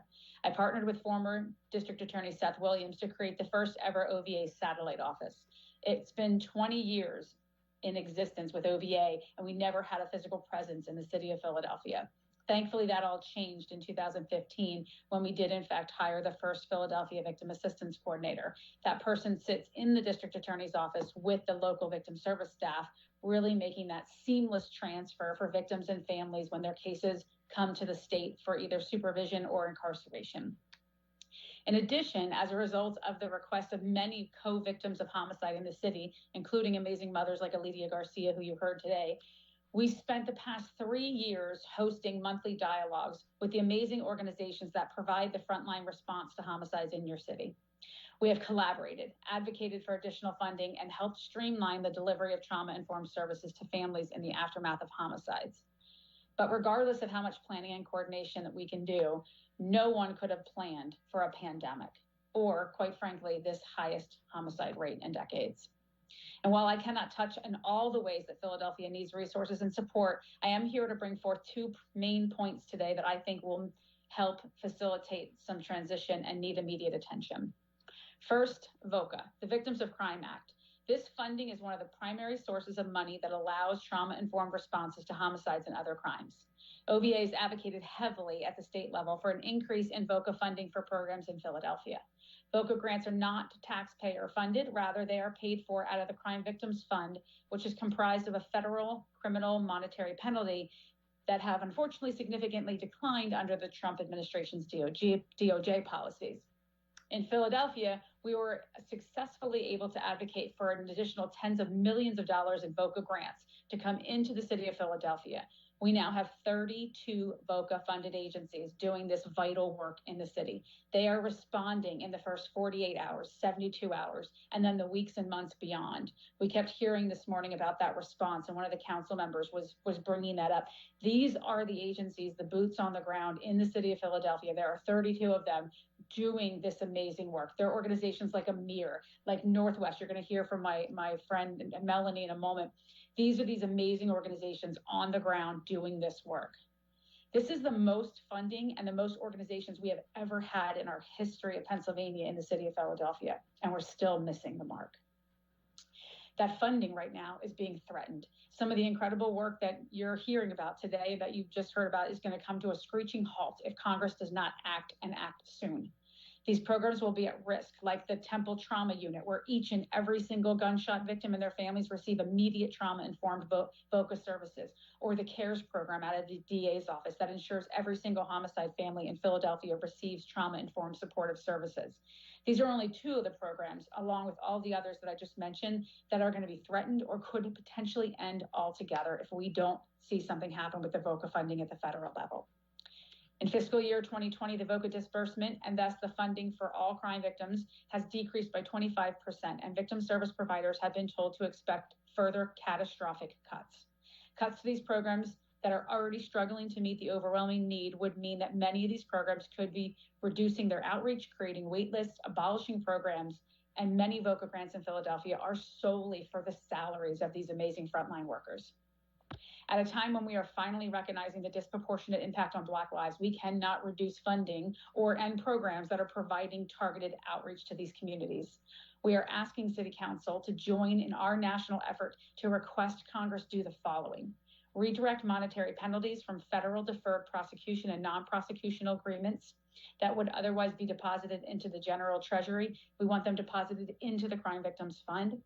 We want to increase the federal grant calculation for funding to victim service compensation programs from the current 60% to 75%. And we want to allow states to request a no-cost extension from the Attorney General, as allowed for by other departments of justice in their formula grants, to ensure that we can thoroughly and effectively distribute victim services grants without being penalized. Right now, we're time barred and have to spend that money within 3 years, and there's really no sensible reason why. This is an urgent matter. We're requesting that this body, if possible, if willing, draft a resolution in support of the 32 VOCA-funded agencies, urging Congress to ensure that VOCA funding is stabilized and does not receive a devastating cut this fiscal year. Any cut to this funding at any time, any cut to this funding at a time when the need in Philadelphia is unprecedented, will result in more pain and suffering for families. Second, in our monthly meetings that we've been holding in Philadelphia, we have discussed the need for additional resources for these agencies to provide families of homicide and gun violence with safe relocation. I think we heard a little bit about relocation earlier this morning. It is that one tool that can really save a life, and it is being severely underutilized in Philadelphia right now. Victim advocates have vocalized the need to quickly and safely relocate those that are in fear of retaliation. Right now, the state has 2 relocation funds. One is housed at the Attorney General's office, and it requires the district attorney and a member of law enforcement to sign off. And it also requires that the victim or the co-victim fully cooperate in the investigation. The second is a $1,000 relocation stipend from the Pennsylvania Commission on Crime and Delinquency. It's simply not enough, and it's not adequate funding to really move a person or a family to safety. While these resources are helpful, they're just not adequately meeting the needs of those impacted. For anyone experiencing significant trauma, personal safety is a primary need. Until that need can be satisfied, it's almost impossible for a person to focus on anything else. To expect full cooperation from a co-victim or a survivor of gun violence prior to having that trust established or guaranteed with local government that their resources and that the safety can be met, the challenge is that those individuals are not going to come forward. They're not going to speak up. They're not going to cooperate, and therefore they're not going to qualify for these programs that already exist. For those who witness shootings and have information that could be vital to solving a case, we need to be able to ensure their safety. We are asking that City Council consider 2 action items pertaining to relocation services. The first is to create a non-lapsing relocation fund that nonprofit agencies can apply for emergency relocation assistance. The fund should exceed the PCCD 1000 cap and provide eligibility for those that fall outside of those guidelines of the Attorney General, meaning that immediately they don't need to fully cooperate with law enforcement in order for their safety to be ensured. The second is to work with the Philadelphia Housing Authority, who has proven to be an invaluable partner in assisting crime victims with housing, to address the service gap that occurs when individuals are not already on that housing list. We're asking for a process to be developed and implemented that would allow for victim advocates to apply for priority status for those who are in need of stable and long-term housing, allowing them to bypass the current wait list and to ensure consideration even when those wait lists are closed, like they are currently closed today. This would allow homicide families and co-victims to relocate to long-term housing situations faster and to reduce the cost of temporary safe housing. We believe that this would reduce the threat to safety, stabilize families, reduce trauma, and maybe eventually enable a more cooperative working relationship with law enforcement. I want to again thank you so much for holding this hearing and for elevating the needs of crime victims and allowing OVA to be heard here today. We stand ready to assist in any way possible and to ensure that victims of crime in Philadelphia are served to the best of our ability. Thank you, sir. Thank you very much. Melanie, you can begin your testimony. Just state your name and your organization for the record. And you're on mute right now, Melanie. I sure was. Sorry. Good afternoon, Councilman Johnson and committee. My name is Melanie Nelson, and I am the Executive Director for Northwest Victim Services. Thank you for this opportunity to speak today. Today, I will be a voice for the victims in need of relocation assistance due to their life being impacted by the violence. Relocation is a major issue, and many victims and co-homicide survivors are faced with daily dead-end roads when they're trying to move, when their life has been impacted by gun violence. If an advocate files a claim through the for the Victims Compensation Program, it's $4,000, and that's reimbursable. They have to spend the money to get the money. And who has $1,000 laying around right now? Not many victims or survivors can do that. And think about the people who own their own home. I served a mother who watched her son get murdered directly across the street from the house that she owns. She wants to move, but she does not have the money to move. I served a young man who was shot over 7 times. He went to testify during his preliminary hearing at the Criminal Justice Center in October of this year. The girlfriend of the shooter recorded him on the stand. The young lady's phone was taken. She was not arrested, and both of them was released at the same time. He does not qualify to be relocated through the district attorney's office, and I cannot file a claim for him through victims compensation for him to relocate, and he's afraid for his life. I served a grandmother and a mother who are afraid to live in their house. Jerry Gooden, who was sitting on his porch writing rap on November the 12th, 2020. Someone came up on his porch and opened fire. His 4-year-old cousin got in front of him to protect him. He's dead, and the 4-year-old was shot. Grandma or mom is not eligible for me to file a claim for them because they were not a direct victim. So I can't help them relocate. And I can't give them referral to the district attorney's office to help them relocate. I served a mother who came home one day and noticed her front door was wide open. She was yelling for her son. Didn't I tell you not to leave the front door wide open? She didn't receive a response, so she's going through the house looking for her son. She discovers her son, who was shot multiple times in the face and killed. I can't file a claim for mom for her to be relocated. So it is very important that we look at how we are servicing these families and how we are able to move these families into safety. And it is an emergency. So that $1,000 that's reimbursed through victims compensation, they have to wait probably over a month to get that money. And again, $1,000, what does that do? There are some great sister agencies out here, and I use Concilio a lot, and they'll help a family with up to $2,000 moving costs. But again, we're talking about emergency. So how can we help these families that need to be moved immediately when their lives are in danger? That's my question to council. Well, first and foremost, thank both of you for your presentation and your testimony. And I guess I would push that question back, Melanie, to have you had a conversation with the district attorney's office as it relates to the relocation of family members when they're in these types of situations? Because right now, all of the resources and the support comes through, if I'm correct, the district attorney's office. Hence, that's why we're creating our own office of victim advocates to be supportive of all of those other organizations. We're not duplicating. We just want to be a support system. But give me an idea of how does it work right now with the district attorney's office?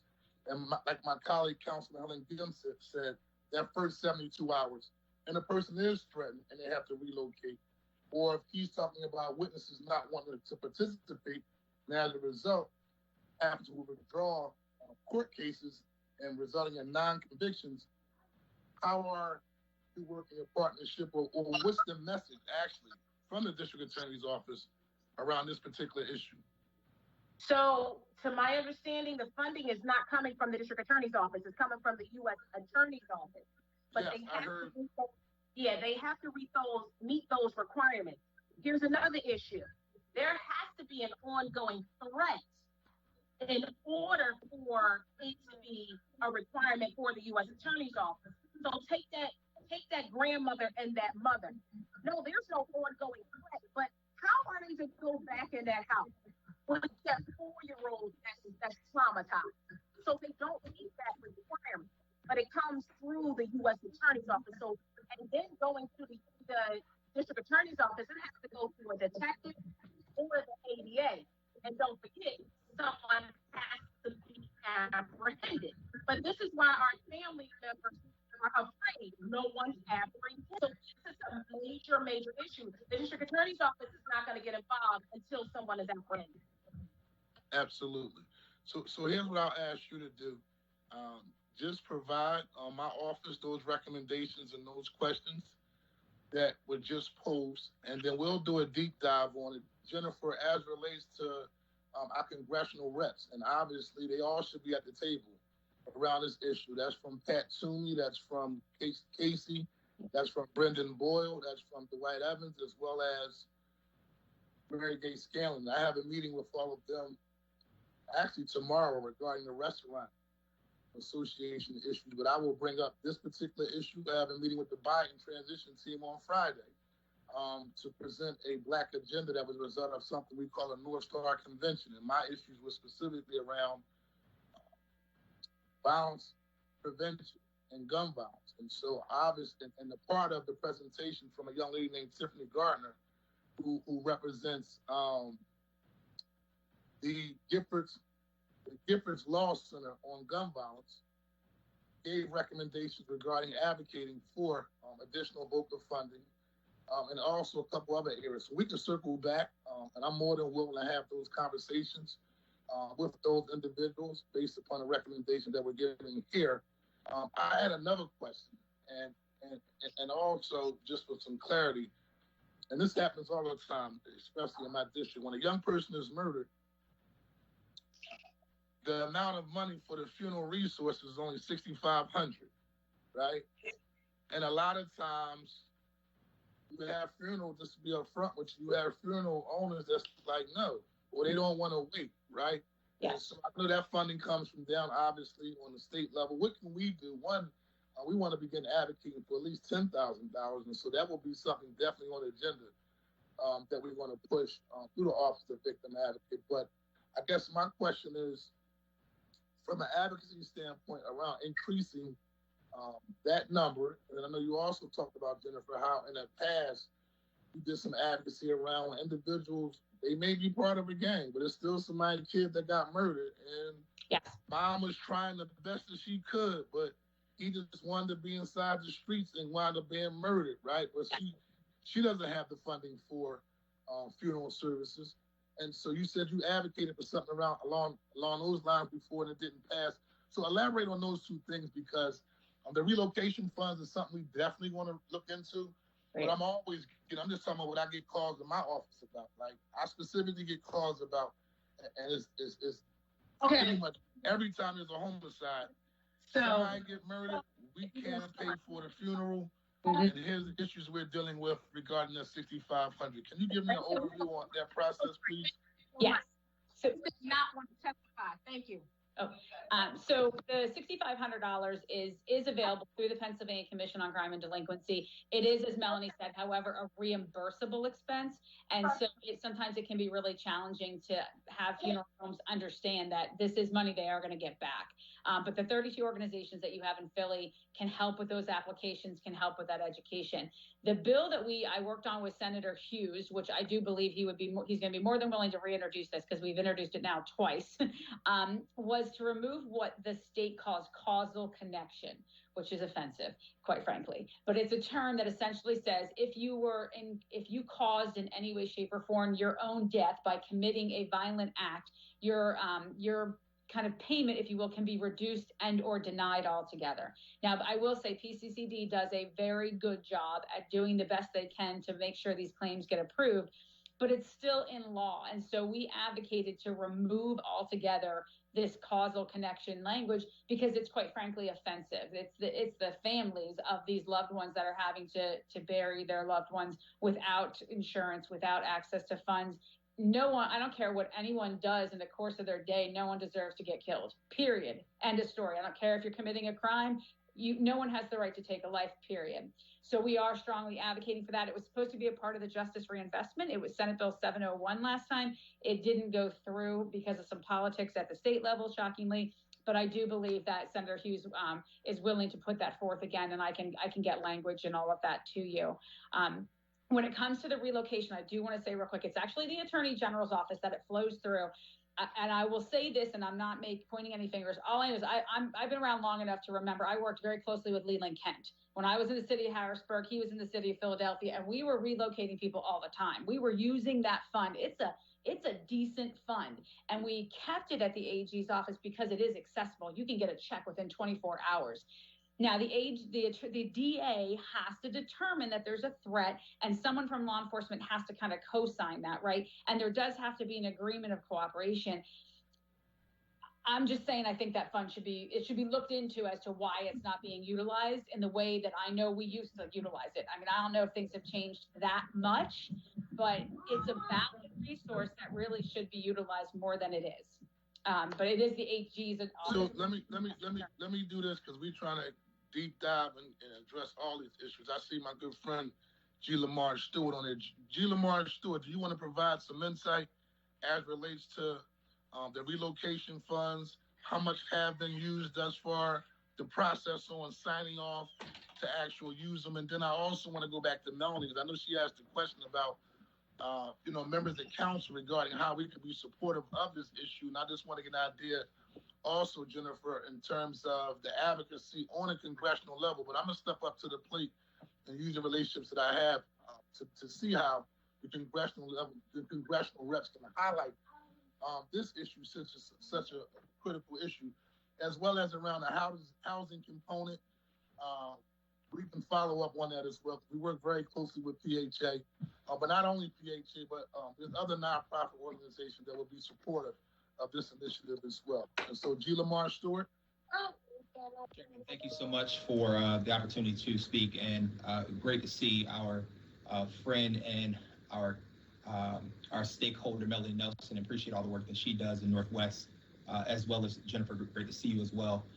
So I can talk about the process, and I'll have to get back to you, Council Member, with regards to how often or how much has been used for 2020, to Jennifer's point. But I do know the process. If it's several different ways that a family or someone can be referred to the DA's office for purposes of relocation. We've had instances where individuals, or I should say, city council members have reached out on behalf of a family, or where our law enforcement partners at PPD have reached out, whether that's been a victim assistance officer or someone else within the PPD structure that have reached out with regards to requesting relocation, to the point that Jennifer Storm made. In the traditional sense, there has to be someone who is cooperating with the investigation, with the detective bureau at the Philadelphia Police Department, and then an assistant district attorney, generally someone who is in our homicide and non-fatal shooting unit, will review the facts and circumstances of that case, will determine, of course, if that person's life is, if there's any threat or any danger. But we often, I'll say that, and I'll get those numbers for you, we often, sometimes several times a month, are relocating families. Again, very, very recently, I apologize, very recently, we received a call from a city council person advocating for a family, and we were able to relocate someone. I know earlier, Councilmember Jamie Gaudier mentioned several times in which she reached out to the DA himself to ask could our office help in supporting that. To the point that Jennifer made earlier, as far as the process, of course, the request passed through our office. We do have to sign off. Ultimately, the Attorney General's office, that's where the funds are, and that's who ultimately will approve that relocation. But we do make those referrals on behalf of residents in the city of Philadelphia and families who are impacted by gun violence across the city. Our office, this administration is deeply committed to seeking justice for victims, but also supporting victims during their times of tragedy. Good. I have a good question, just for clarity. If a person is on the GVI list, right, Group Violence Intervention list, do they still qualify for support or resources? I'm not quite sure whether if a person, the GBI status is not a determining factor as to whether a person will be approved or not. There's some other criteria that has to be looked at. The GBI, again, program that lists as compiled by commanders at the police department, because that individual may either be they themselves involved or maybe involved directly, or they might be a part of a group that's involved with gun violence in the city of Philadelphia. But that itself would not be a determining factor as to whether someone is approved or not approved. Good. All right. Well, thank you very much, Jennifer. Thank you for your testimony. Melanie, thank you for your testimony. Leland Kent is a graduate of Mansfield University, my alma mater, so I know him very well. He was an upperclassman when I arrived at Mansfield in 1991, so he's a good guy. But thank you for taking time out of your schedule and providing testimony today. We'll follow up regarding the conversations on a congressional level and also looking at the relocation issue for a deeper dive and a deeper look. And also thank you, Melanie, as well, for being here. The clerk, please call the last panel. Vanessa Garrett Harley and Erica Atwood.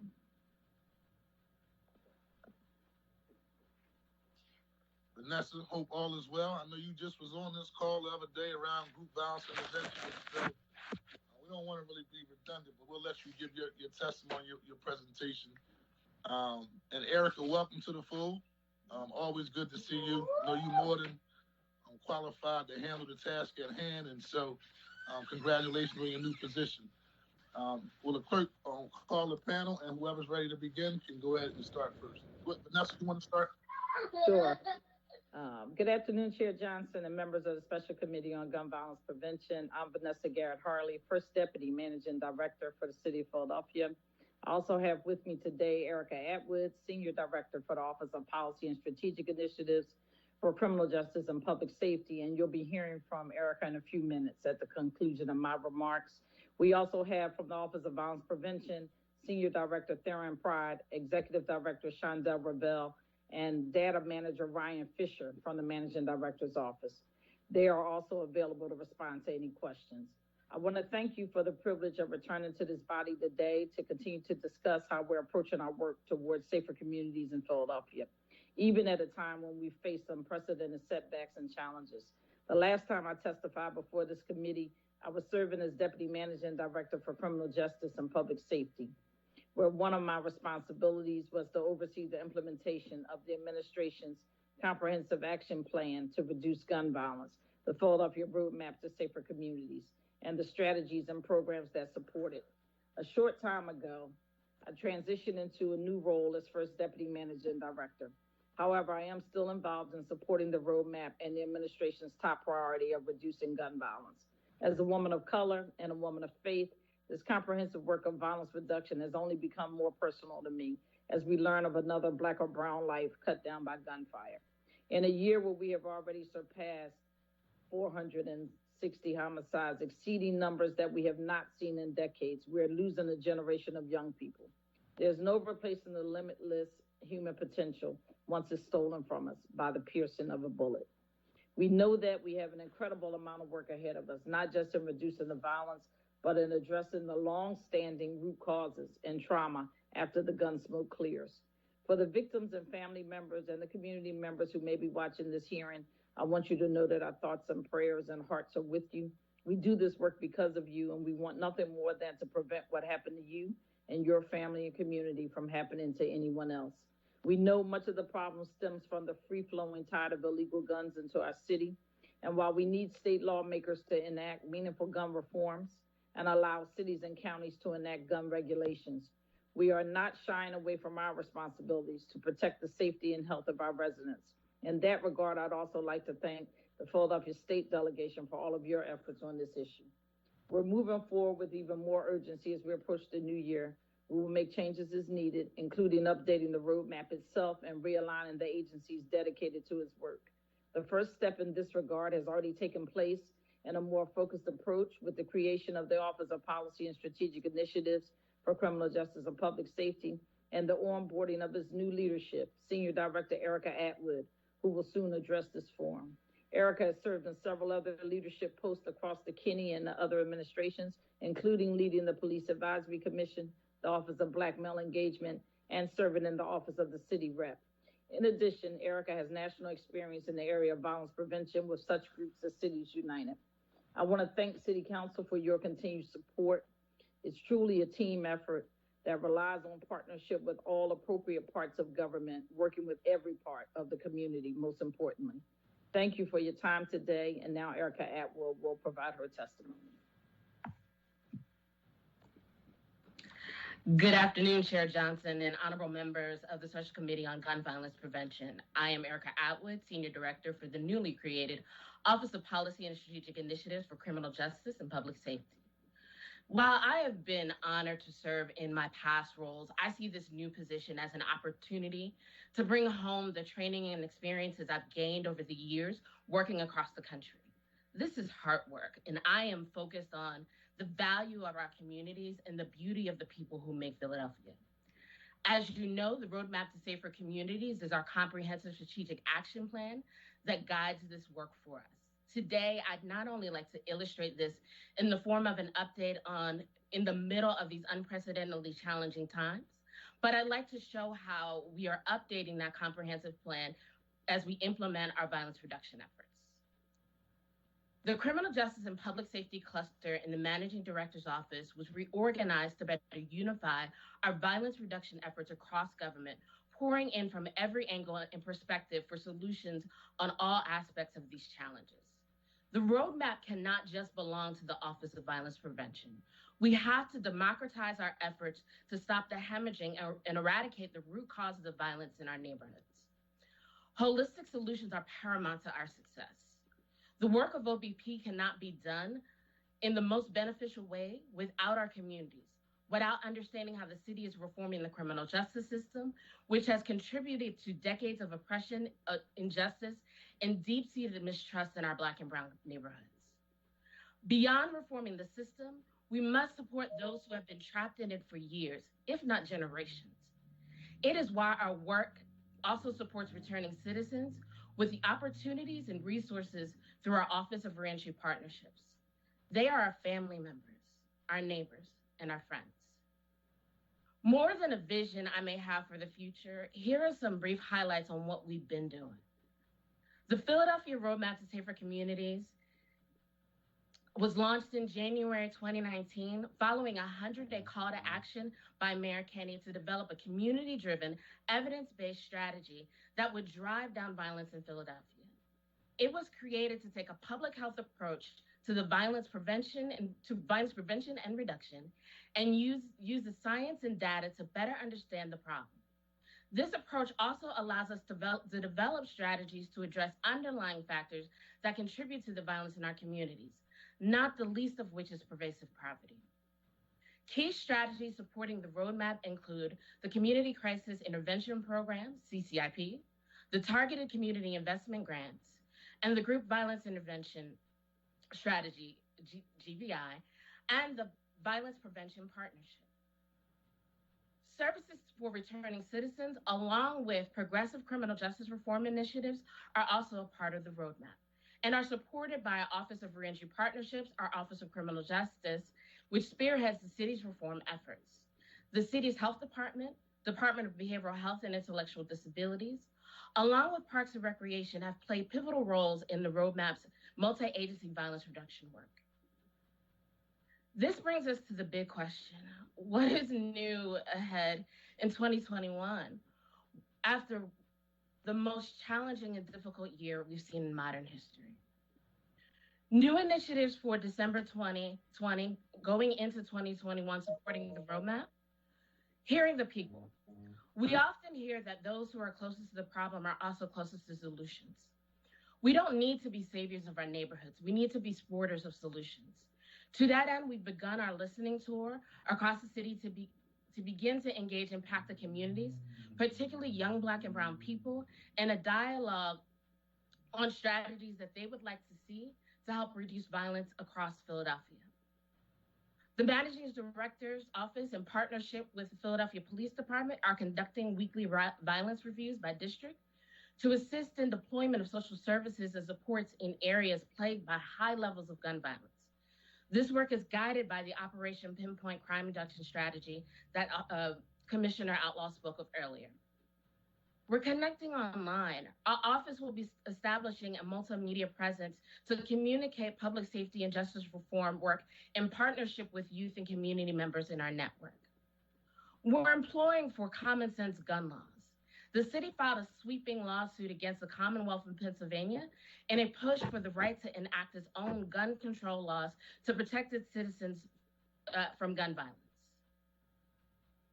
Managing Director Tumar Alexander and others in the Kenney administration have realigned the agencies that support the roadmap, including the Office of Violence Prevention, the Office of Criminal Justice, the Office of Reentry Partnerships, and Town Watch Integrated Services under this new umbrella known as the Office of Policy and Strategic Initiatives for Criminal Justice and Public Safety. This new agency is charged with promoting the work of public safety in a holistic fashion and engaging the work with neighborhoods, the invaluable asset to our city. We're looking to produce Roadmap 2.0. Our office is guided by the roadmap to safer communities, and we will update it in early 2021.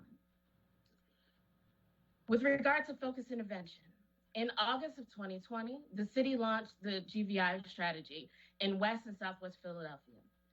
As the name indicates, GVI is an intervention strategy where community representatives, social service providers, and law enforcement work together to directly engage individuals who are members of our neighborhood-based groups driving gun violence. The strategy was launched at the height of COVID-19 pandemic. So in place of traditional large-scale intervention meetings, we created mobile teams to meet community members on the block and at their front doors. During these direct interactions, group members are warned of the illegal consequences that their group face if they continue to drive gun violence. Throughout the intervention, individuals are engaged to share both the warning of the consequences and the offer of help with fellow group members. We're also looking at new collaboration. The Violence Prevention Partnership was created on July 1, 2020, replacing Youth Violence Reduction Partnership, YVRP, which saw funding eliminated as part of the pandemic-related budgetary realignment. VPP is a specialized, more strategic community supervision model that focuses on youth and young adults on probation between the ages of 14 and 26, who have been identified as being at the highest risk of committing violent offense. VPP is a partnership between the City of Philadelphia's Office of Violence Prevention, Philadelphia Adult Probation and Parole, Philadelphia Juvenile Probation Department, and the Philadelphia Police Department. We have to be realistic about the major scope of the problems that contribute to the violence we see, and our ability to address it due to the impact of the COVID-19 pandemic. The challenges posed by COVID-19 in these unprecedentedly budgetary challenging times has meant that the city government has to cut approximately $750 million from the budget. As a result, significant changes were made across numerous city agencies, changes that have also impacted violence prevention and reduction efforts. With the additional strain on workforce, we have partnered with the Center for Employment Opportunities, CEO, to provide immediate connection to jobs at the highest risk of being an offender or often a victim of gun violence. We are also working with philanthropy to look at other workforce models that have worked with high-risk populations. Despite some funding cuts, we continue to administer the Targeted Community Investment Grant Program and currently have $500,000 in grants to award to select community organizations in the form of stipends that range from $500 to $20,000. We just concluded the application process for our current round of grants, and recipients will be announced in January 2020. Overall, $2 million in previous allocated microgrant funding continues to support more than 100 grassroots anti-violence efforts. The Office of Reentry Partnerships has focused on ensuring that returning citizens have access to information and resources they need to stay safe, healthy, and free during this difficult time. Collecting resources about benefits, basic needs, and reentry services is more important now than ever, as the ways to access these resources become more complex than ever. Collection and dissemination of resources, OVP compiles and regularly updates this list of COVID-related resources in community and ensures that the information is up to date with closures, hours of operations, and instructions on how to access critical resources and benefits. This list is shared with the Philadelphia Department of Prisons for distribution for everyone released from custody. ORP also partnered with Broad Street Ministries to launch a Welcome Home hotline where individuals can call and receive real-time information on important resources. We also work with the Prisons Department to facilitate warm handoff for people coming home from prison. ORP staff conducts outreach to individuals released from prison's custody to get an individualized sense of need. ORP continues to work with the Philadelphia Reentry Coalition to drive alignment among organizations focused on reentry. The office has also partnered with other city agencies and departments to fund housing slots for people recently released experiencing homelessness and substance abuse disorder. Reentry Solutions microgrant for community engagement administered by OVP, this $60K microgranting initiative focuses on soliciting community input to inform how people under county supervision and parole supervision can be best supported and connected to services such as workforce training, adult education, and primary health care, and also how the city can deliver a more effective reentry services. Coordinating among criminal justice partners is really important, and so we have the COVID Continuity of Operations Planning Group. Under the leadership of MDO, we coordinated a planning process between adult and juvenile justice partners in response to the COVID-19 pandemic. We also have a COVID release planning. We established a coordinated effort between criminal justice and social service agencies to conduct enhanced release planning and improve connections to community-based services for people being released from jail during the pandemic. We have diversion programs. OCJ, through the Police Assisted Diversion Program, also known as PAD, partnered with service providers to engage in active outreach for co-responding services to people experiencing substance abuse disorders in Kensington. Through Police Assisted Diversion Program, our work supported the food distribution sites in Kensington by providing behavioral health services to individuals on a voluntary basis. Our team has collaborated with the Philadelphia Police Department and the Department of Behavioral Health and Intellectual Disabilities to improve the process for responding to 911 calls for people in behavioral health crisis, including the embedding of a behavioral health navigator at police radio to inform the triage process.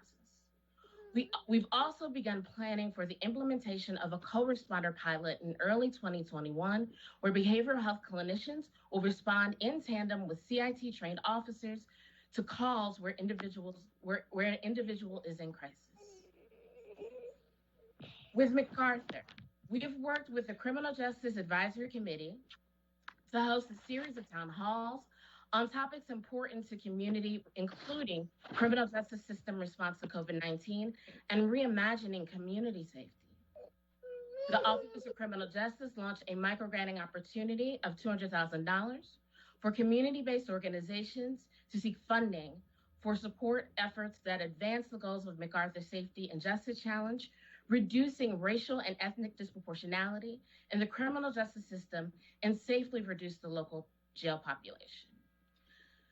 In closing, with regard to the new alignment and revised approach, City Council's continued support is crucial.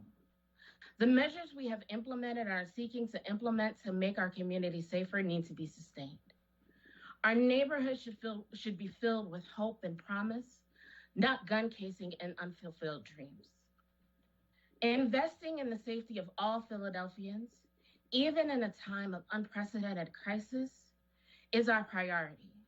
We are focused on reducing violence and bringing services to our most vulnerable communities. And Councilman Johnson, something you said early brought up a quote for me. Angela Davis said, radical simply means grasping things at the root. I honestly look forward to having a thoughtful dialogue and responding to any and all questions about how we can take a radical approach to public safety. Thank you. You're welcome. Thank you very much for your testimony. And before I ask my colleagues to ask questions, I just had a couple questions I just wanted to go over. So Vanessa, I just want to do a follow-up. I know you were here before we did this hearing, and one of the questions that was asked and that you actually said you will follow up on is regarding an independent outside evaluation of our violence prevention programs like group violence intervention and community crisis intervention. So how is it? I know it's actually already been funded from City Council. So how is that coming along? When will we have a preliminary report? So the CCIP, or Community Crisis Intervention Program, as we call it, we have made arrangements for evaluation of their program, working with Cure Violence out of Chicago, who have a like kind of credible messenger model. They are coming in, and not only will they be doing, looking at it to potentially help with the evaluation, they have also already looked at the administrative portions of it, or sort of how the general systemic program is run. They will also be coming and providing training to the staff so that the staff there can be also certified as in that credible messenger model, sort of in that academy that they bring. I have Thuron Prado on the call with me. He might be able to give you a better timeline as to when we might be able to anticipate a report. Thank you. Good afternoon. Theron Pride, Senior Director, Office of Violence Prevention. And as Vanessa's right, we have teamed up with Cure Violence to help on the programmatic side, to give them some training in TA around implementing the model of street outreach as effectively as possible. We also have put out an RFP for an independent evaluator using the $150,000 that City Council put into our budget. That RFP has already been out on the street. We had a pre-proposal conference. A number of evaluators expressed interest. And so we look to make a decision on that beginning of the year. And we look at that as a two-phase. We want them to do both a process evaluation as well as an impact. And so we hope to have some preliminary data and assessment back from that study as we go through what would be a 2-year time period, but we're not waiting 2 years for information to come back on that evaluation. So at this point, we have that already in progress, as well as what Vanessa mentioned with Cure Violence. So what are your...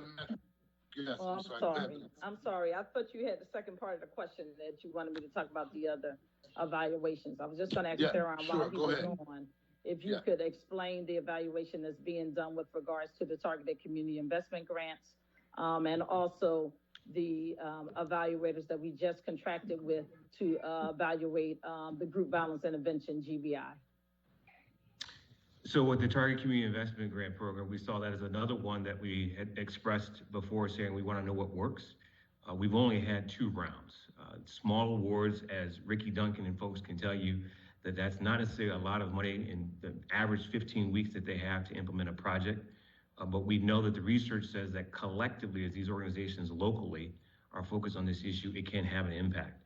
But for starters, we've teamed up with the Mayor's Policy Office to do surveys of both the participants as well as the grantees themselves to see whether or not they have a perception change in terms of their safety, skills learned, and are they collaborating with others in the community and reaching the goals that they expressed in their applications.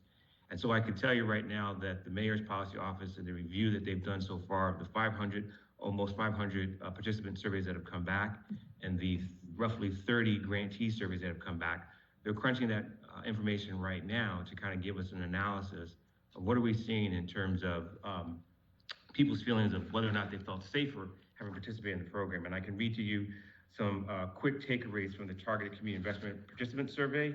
Almost 90% of the respondents felt participating in these programs made them feel safer in their community. Many of them reported feeling like they learned a skill that they believe will help them stay safer in the community. Almost all the respondents, some 96% of the near 500 that responded, felt the program gave them an opportunity to build more trusting relationships within their community. And so that, in terms of some of the things reported from the participants, is very helpful. the office is going to break this down further across several categories. But another important one that was made clear was that of those who responded, did they have any difficulty traveling to these programs? And only 9% of the respondents had difficulty traveling to the program location, which we think speaks volumes in terms of we did in fact fund programming activity this last cohort in communities and areas where people could get to. So those safe spaces and the importance of those programming where kids and young people can get to very easily, I think that response speaks volumes in terms of what Ricky was talking about, in terms of really making sure that it's based in community. And so there's more to come. Again, this is just real preliminary information that they were able to turn around for us very soon here, but we worked with them to develop this survey, not only for the participants, but for the grantees. And this is also something we're going to use to build in more accountability, because as people close out their grants, if you can't get your surveys done, and you don't get those in, that will actually be a factor in terms of whether or not you'll be awarded funding for the next round.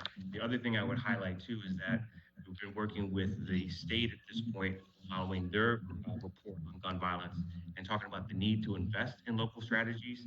And so they have a center that's focused on evidence-based prevention and intervention.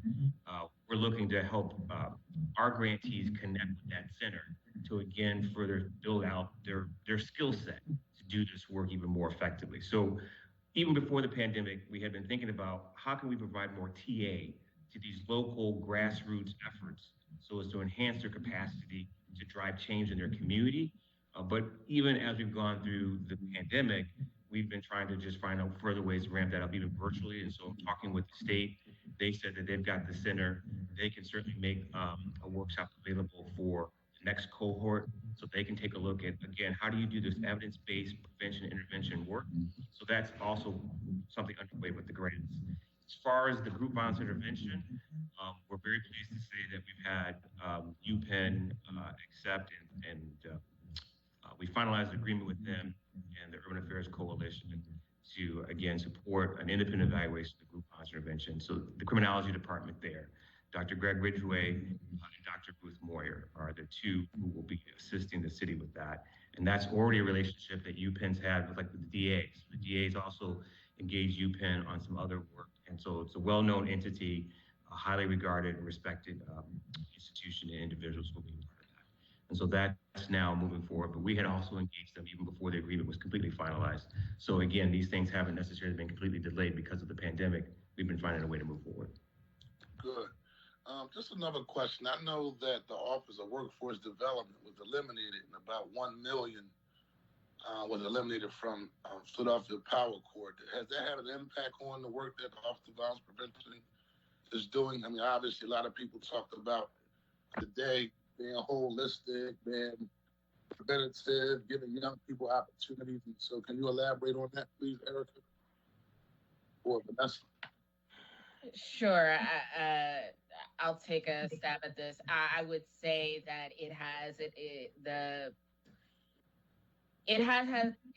had an impact. However, we are looking at different ways of pooling resources. So right now we're in conversation with philanthropy about how they can support efforts in developing some workforce strategies. I've reached out to both partners on a local and a national level, kind of in this world, to begin to talk about what we can do with what we have. The jobs are there, the training opportunities are there. We just have to build the map to it all and align it all. And I have faith that with the right supports, we'll be able to stand something up that makes sense and attaches people to more than jobs, but careers or entrepreneurship opportunities in the new year. Okay. I'm going to call on Councilman Maria Kiona Sanchez. Thank you, Mr. Chairman, and thank you, ladies, for your insight. Welcome, Erica, to your new role. Vanessa, one of the benefits of someone with your type of experiences, you were DHS commissioner, you were legal counsel to the Health and Human Services. A lot of what we heard all day today throughout this hearing is like the fact that we know who the people are, we know who who's in trouble, who's likely to get in trouble. Speak to me a little bit how you see those departments realigning their prevention efforts and their help for families as you do this work. Where do you see those potential connections? Because again, I'm glad to see this cabinet, but ultimately we've heard over and over again, we need to help families, we need to get them housing, we need to get them trauma supports. How are we going to work at that? And how is that going to be reflected in the new budget and during the budget hearings as we move forward? Understood. I'll try to connect all those dots. We have already begun some of that work, but admittedly, Councilwoman, we have a great deal of work to do. We know that our Department of Human Services does have a prevention budget. They do have certain programs, particularly for individuals who are on the cusp or brink of delinquent behavior, as well as prevention dollars for those. You've heard about some of the young people, you heard some of the community groups testify about that it is about the situation that may be going on in their home or just general child welfare issues that lead them to the unfortunate involvement in crime. And so we are already working with, but have to partner with in a different and more intentional way as we look at how we build out some of the prevention work and dollars they have. I know that they are looking at some of their diversion dollars and have been trying to be creative around this pandemic as to how to get some of those programs and things either reopened or off the ground when we have all of these kind of social distancing restrictions. But definitely we have to increase that partnership. Having said that, we're also working with Parks and Rec. We started that work with them last year. Both of those agencies come under the Office of Children and Families, and we are in communication with Deputy Mayor Figueroa and the people under her as to how to do that. And so the Parks and Rec, I think you heard, it probably was Tyree or a few others talk about how the rec centers could be useful to us as we do things and maybe allow for a space for additional programming and other things. I can tell you that we had a community listening session that involved some young people, and that was one of the great ideas I thought many of those young people in that call had. And so there are some talks already underway and additional meetings with them. DBH-IDS is crucial. As we know, all of our communities are experiencing a tremendous amount of trauma. You know, I say to everybody, it's not just the person who unfortunately may be killed by gunfire. It's certainly his family, his neighborhood, his community, and many others that, that one bullet may vibrate throughout a tremendous amount of people. We do work with DBH-IDS to come out and provide services to the families, primarily through Network of Neighbors, which is a section that they have where they will come out and actually try to empower the neighborhood around what they need, talk to them, elicit from them what they need, and we continue that. I know that there are some partnerships between DBH-IDS and the school district, albeit I know there's a meeting or two, I think, coming up this week or next week as to how we strengthen that too, even around as we talk about getting into de-escalation training and other stuff. But in particular, the trauma, when we have a year like this one, when we've seen so many young people who have either been shot and or unfortunately lost their lives, and how do we make their friends, their families, their schoolmates feel safer and be able to learn how to deal with what they have experienced, if there is a way to deal with it. So all of those agencies, we have begun those talks under the original roadmap application. I know you heard Erica say that we're getting ready to do a roadmap 2.0. And we said from the beginning, it will be a living, breathing document, needs to be tweaked, needs to be influenced. Obviously, some of what we were doing is not working, or we wouldn't be where we are. And so I'm not, going to sit here and tell you something that just doesn't make common sense. But we still meet once a week. We call them tactical meetings, where we try and bring all those city agencies to the table. But I'm sure under Erica we'll be even more intentional about doing it, and as how we try to align that with the other criminal justice and public safety work. But absolutely, we have to tap into those prevention dollars that come in through the state and other places in other agencies that are not necessarily under the Office of Violence Prevention. Okay. Thank you. I'm going to be looking for, I'm going to be looking for folks, this has to be the responsibility of every single department, and they have to look at themselves and hold themselves accountable to this stuff. Because I think one of our challenges has been, that we're going to hold your portfolio to task, but we know that the folks who are about to become victims are right now in those other portfolios. And so we need them to not check off the box, but to connect the dots, and that they need to feel like they're going to be held accountable to, it has to be everybody's success. And I just worry that sometimes in these bureaucracies, we forget that.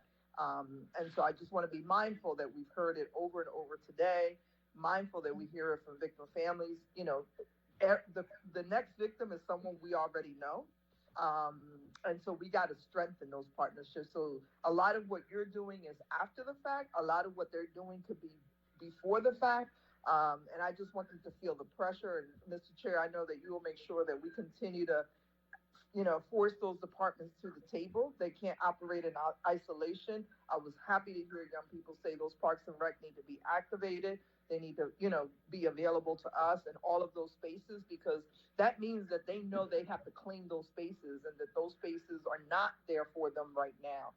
And so, if we want to show people we're listening, then we have to listen to them when they say to us, these are the things that we need, right? And so thank you, Mr. Chair. I know it's been a long day. I appreciate everyone's patience on this stuff. But again, we got to stop checking off the boxes, and we got to start connecting the dots. And that's what I want to see. I want to see it reflected in people's budget. I want people to hold themselves accountable to these goals. This is the most important thing we could be doing right now, and should be doing. And so I don't want Vanessa and her team and Erica to be the only ones feeling the heat. Everybody has to feel the heat on this one. Thank you, Mr. Chairman. Thank you. You're welcome. Vanessa, I had a question regarding the Managing Director's Office and their participation in CJAD, right? And around the issue of bail.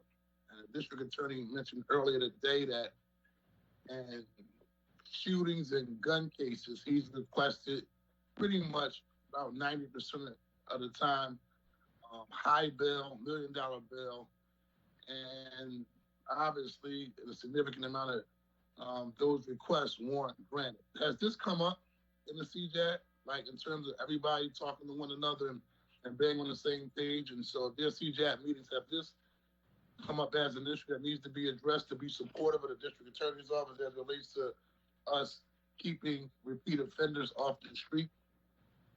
I think at different times, yes, it has come up. I think pretty much every issue we discussed here today has come up at some point in time or another, either a CJAB or there's some offshoot meetings like the district attorney alluded to that also occurred between him, the Defender Association, and the courts, that sometimes we're not party to those because we're not party to the cases in the courtroom. However, as CJAB, I do sit as the voting member for the Managing Director's Office. However, we use our staff from all of the public safety cabinet under Erica, the Office of Criminal Justice, Office of Reentry Partnerships, as well as the Office of Violence Prevention. We all attend and we provide input in different areas. But the bail issue has come up. Now it gets a little bit tricky because the courts, the judges are independent and independent elected, and even when we talk to court leadership, they don't necessarily control what an individual judge does, but we do try to broach those conversations, and certainly we'll be trying to push forward with having more of them. I kind of see the role as the Managing Director's Office as we try to coordinate between all of the criminal justice agencies around this issue to make sure that we're all coming to the table and that everybody is having a voice. CJAB does have police commissioner, district attorney, sheriff, prisons, defenders, courts. Everybody is at that table, so it is a good avenue for that. But we'll definitely make sure that we try to push forward on this issue a little more, and from other directions if we can as well. Okay. I just want to put out there, I know they recognize themselves, the courts, as an independent body. Every election cycle, though, they're in front of our community asking for their support. Right.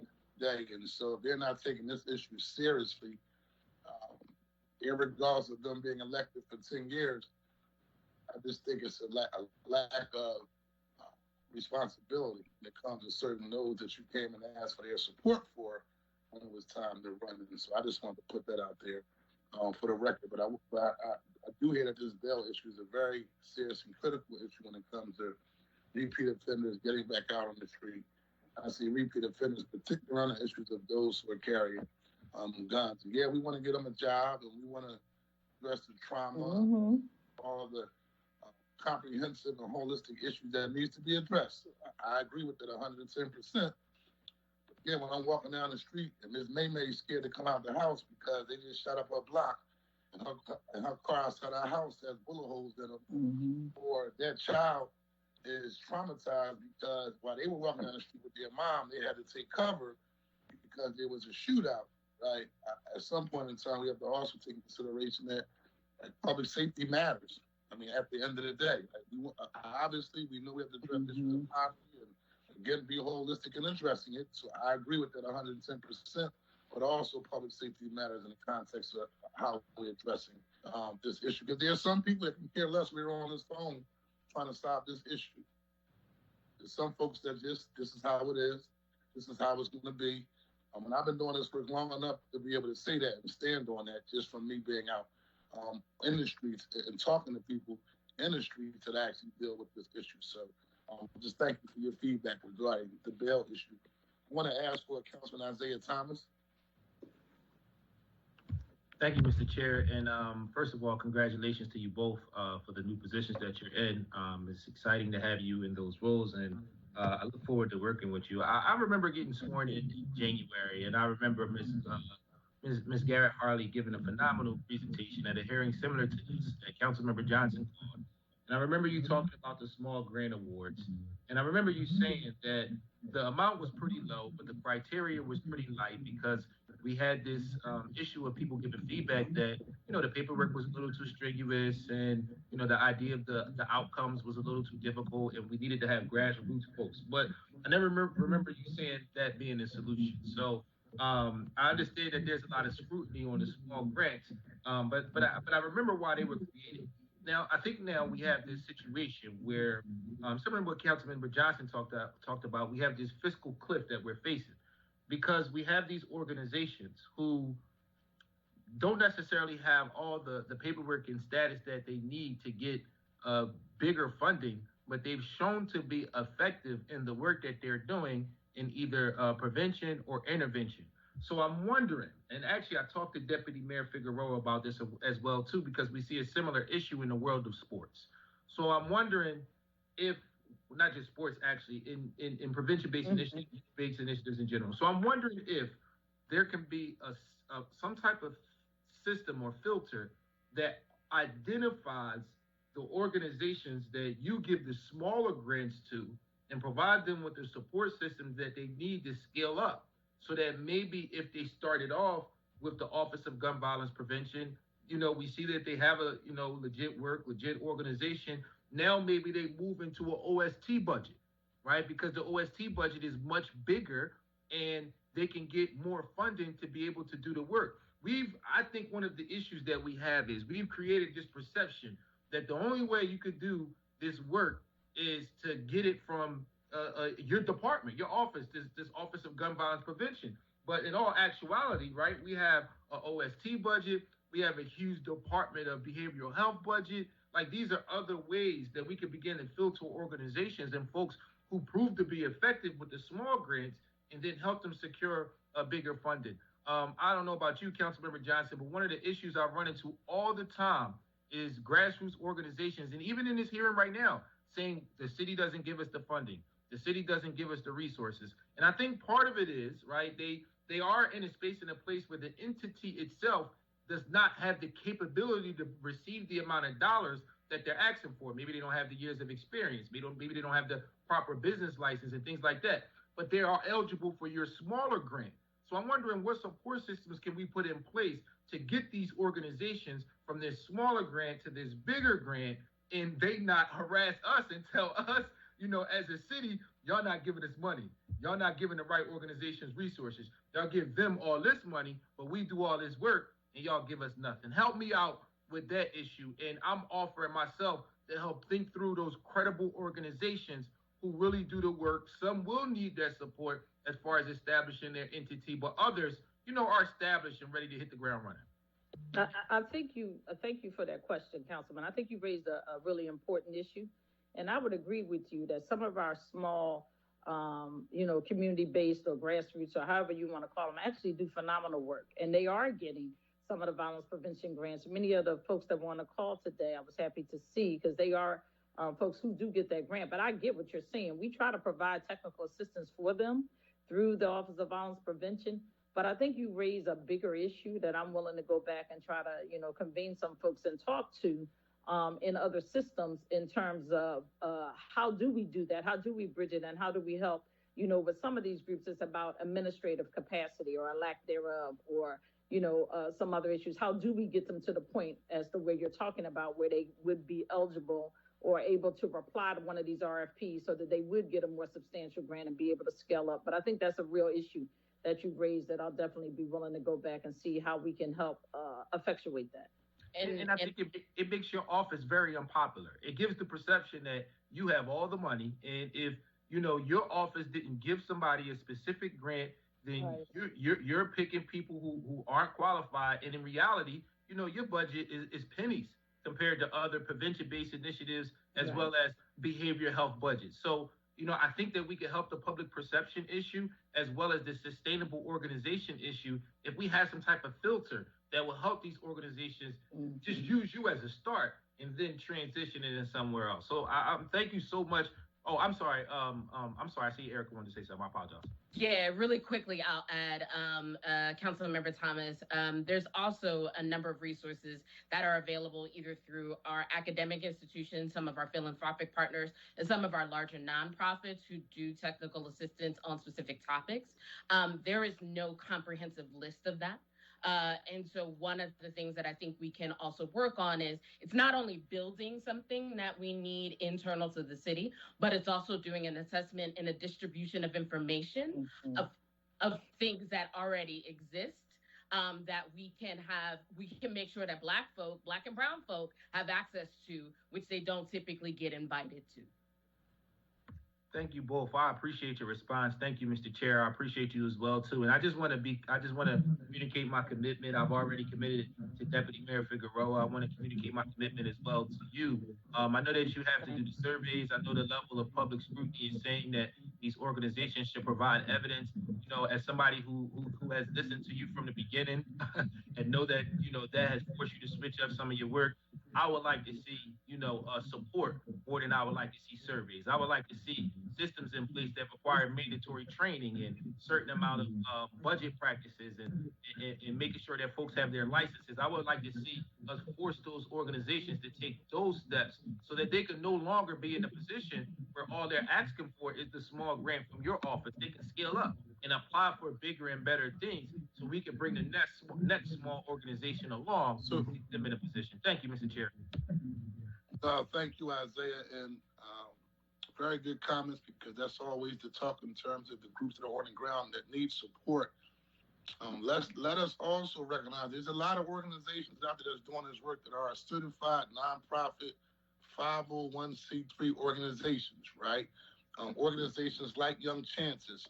I think Nomo is also a certified 501c3 organization. So you have organizations that are out there on the ground doing this work. I just think we have to be creative in terms of how we utilize these organizations to help reach the population of people that need to be helped.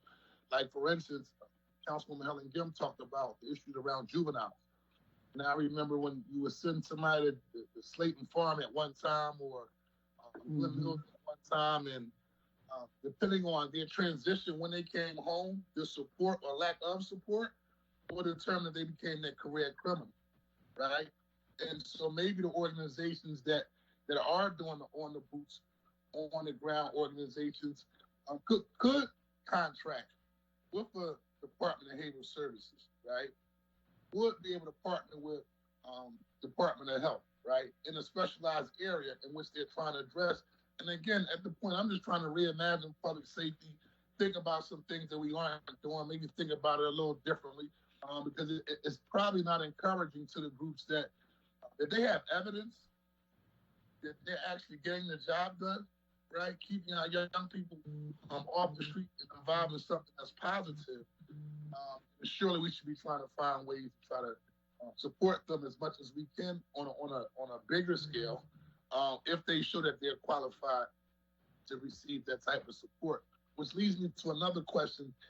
Vanessa, I want to ask this in terms of the Office or violence prevention, or Erica as well, is the administration open to contracting with other organizations that's doing boots on the ground work? I know we're doing a lot of work with PAN, right? I do know that, which is great. I know Town Watch is doing a lot of work, which isn't really talked about as it used to be talked about, but I know they're out there on the ground as well, doing boots on the ground work. But are we open to begin thinking about partnering and contracting with other outside organizations to help us get this work accomplished? Because obviously everything can't be on one organization, and they can't be everywhere at one time unless they have the budget, right, to go to scale, right? But I don't think that's the case, because I don't see it just being up front in terms of teams like everywhere. Not teams moving together, but I mean teams everywhere. Like if you could definitively say, hey, Councilman, we got 10 people working at all 10 council districts 24 hours a day, right? If you can say that, and I'm like, okay, wait a minute.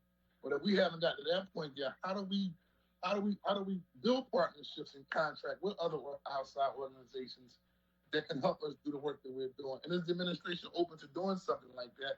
Because I remember asking, he's not here for me to defend himself, but I do remember saying it for the record, when I talked to Brian Abernathy the last time about this very same issue, I think that because you have a relationship with PAN, and it's kind of like you can oversee PAN, I think it's easier to manage, was how it was explained, right? But how do you support those other organizations that's doing the work that want to be a part of our efforts? And it may not be the same level of oversight, but you have accountability measures put in place to make sure things are getting done the right way. And then my last part is, what are we doing? I know we're doing town halls, but people in the group talked about earlier, how is the community having a role in talking about not just the town halls, but being at the table to help strategize on our plans when it comes to addressing the issue of gun violence? Like, how do people actually, let me get in the room with the police and the DA, right, in the courts and say, well, here's our perspective? Because one thing I have learned is that when you're on the ground, right, and you're dealing with this day to day, it's a different perspective than us professionals. I'm just being real, because they're on the ground, and you know, we go about our lives and we get a paycheck, and you know, we're passionate, we're committed, right? But when you're on the ground, it's a different level of a conversation, because you get that call from that mother who just lost her loved one. You get that call from that kid who says, I'm going to go pick up this gun because somebody just disrespected me, right? And so all of those type of things, I think, are a little different when you have people, that's what they do every day. And I don't do it every day, right? And so I have a probably a unique perspective, because I still call the people who's doing it just to find out what's going on. And I also go out still in my neighborhood and talk to people. And so those are my two questions. So I would just say a little bit and then turn it over to Erica, because I know she has some real ideas coming in, which is wonderful. Part of why we brought her in, around the whole community engagement and how we, you know, give more of a voice to folks in the community. I would say the administration is open, though, to considering other opportunities as we're out here. I'm going to be quite honest with you, at least where I sit, we are open to everything. We want to stop this violence, right? This shooting. There's not too much that I would say to you from my position that I would say is off the table. If it looks like it's viable and can help us with this violence reduction, then we got to try it, right? The bottom line is we want to stop the bloodshed as much as everybody does, but certainly we would be amenable to thinking about what does it look like. If we can get the funding and we have the funding and we can offer other opportunities, by all means. I mean, I think we all agree there is no one organization, like just like you said, that can service this whole city. And different organizations bring different perspectives. And sometimes this is a city of neighborhood. What drives the crime in one neighborhood is different than what may be driving it in another. So the approach around the prevention and intervention may need to be different as well. So I think absolutely we would be open to that. But I'll turn it over to Erica. Erica? So a couple things. So I will echo what Vanessa said, what the first deputy said is there's nothing that's not on the table. I am fully willing to lead the charge, much like a bull in a china shop, to get to solutions and look at and work with different partners. philosophically, I want to put myself out of business or at least put myself to pasture. So that means to raise up a next generation of leadership and to raise up a next generation of folks who are moving the needle or pushing this ball a little bit further.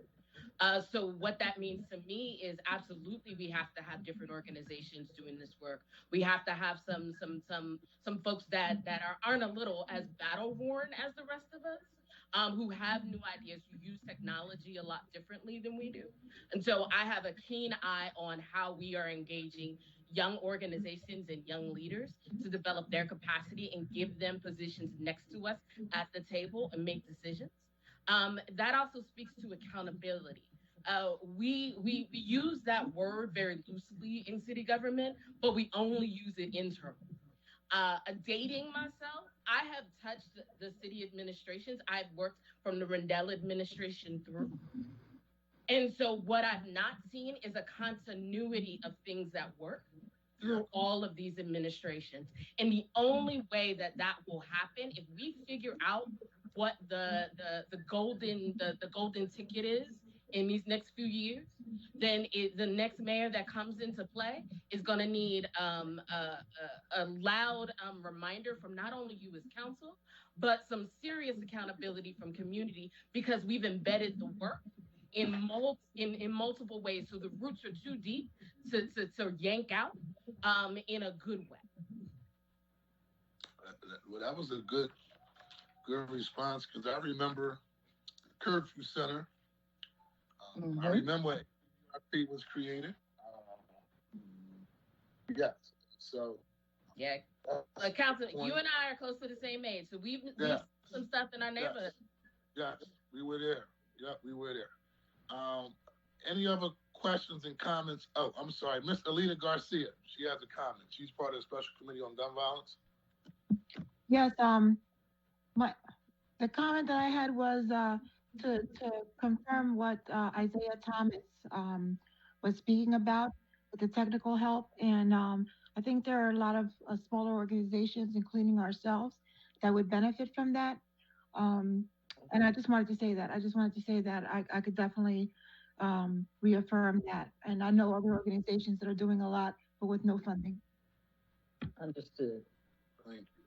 And so I'm going to be supportive of my colleague, Catherine Gilmore Richardson. She did submit some questions that she would like read for the record. I think one I touched on, but I'll read it for the record. It said the city recently eliminated its Office of Workforce Development and removed $1 million from the Philadelphia Power Corps program. Have these budget cuts affected the work of the Office of Violence Prevention or any other offices dedicated to gun violence solutions? And that question was already answered by Eric. The next question is, how many individuals does the Office of Violence Prevention currently have that interact directly with high-risk individuals who enroll them into the group violence intervention program? And for me, this kind of touches on the whole BOFA issue. The BOFA issue, basically, again, you already know what that stands for, but basically, the same kid gets locked up with a gun, gets back out on the street, gets locked back up on a gun again.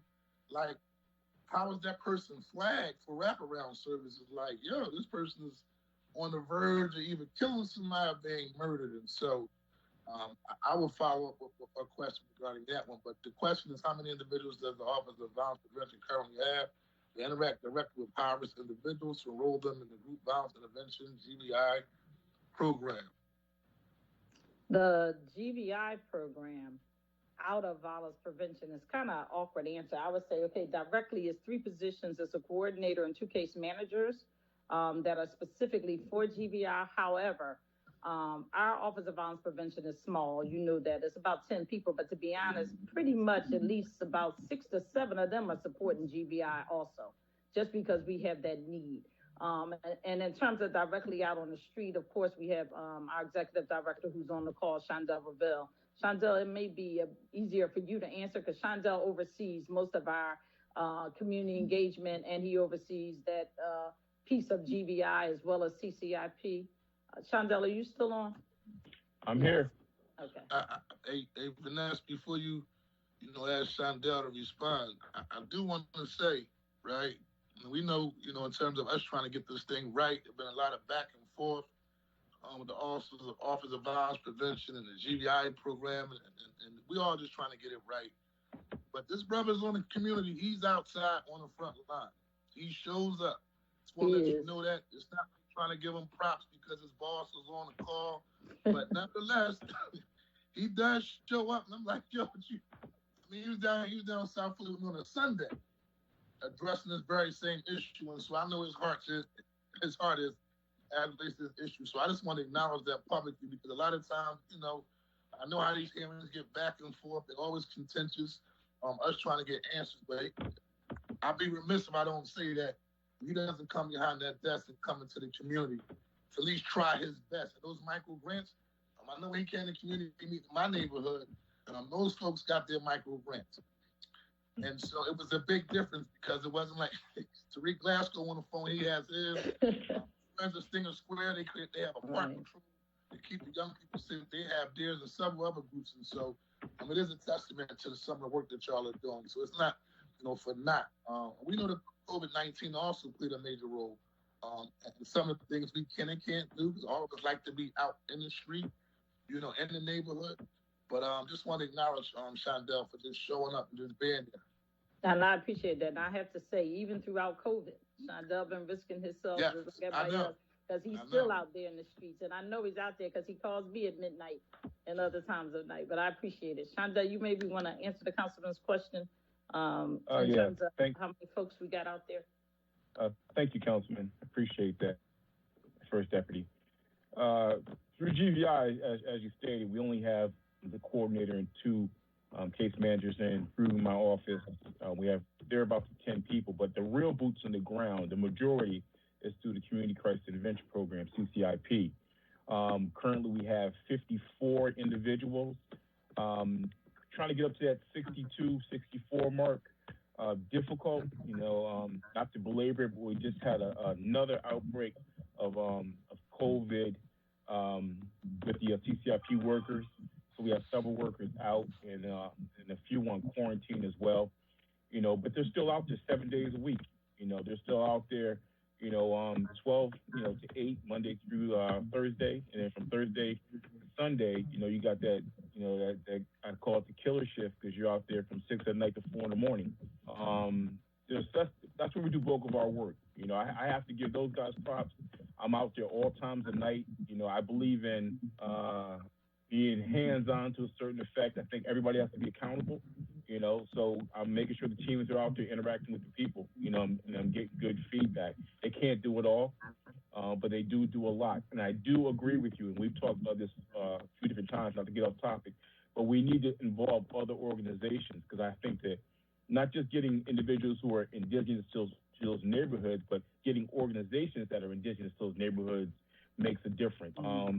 Again, we do hire people from the neighborhood, but I think empowering those small organizations from those communities, building them up to the capacity where they can not only do street outreach, but also provide more services, I think will make a big difference as well.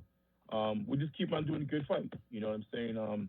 I think CCIP is expanding to where, we have a social service department now, and we're doing referrals on the spot, which is important. A perfect example is, the young man, and again, I'll be short, but the young man that got shot in Kinston, the 12-year-old. We were there, an hour after the incident. We not only provided services to the family, to the mother, grieving mother, and the grandmother, and the children, but also to the community as well. We had an event that was centered towards that shooting in front of the house where he was shot. We gave resources. We had resource tables out. We included DVH, IDS, but we gave out 150 food baskets to that community. That's what we do. And that's only and also we help pay for the funeral. We hooked her into a funeral director, which gave us a great deal. But that's just a small part of what we do. And we do this on a regular basis. You can't answer the phone at 2:00 in the morning and not be able to provide the services. So that's one of the small parts that they do as well. And one more thing I want to touch on too. I was sitting back just listening. I think is important to know is that we talk about relocation. You know, PAN, CCIP has relocated several people at the drop of a dime. You know, and I'm use street language for it because that's what it is. Short-term relocation, provided people with hotel rooms until we work with the DA's office to get them a permanent solution. So these are the things that we're doing, and these are the things that have to happen, you know, at that 2 o'clock, 3 o'clock in the morning, at the time when people, you know, have the need. And you can't, if you're in this to win it, you can't say no. Sometimes the money has to come out your pocket.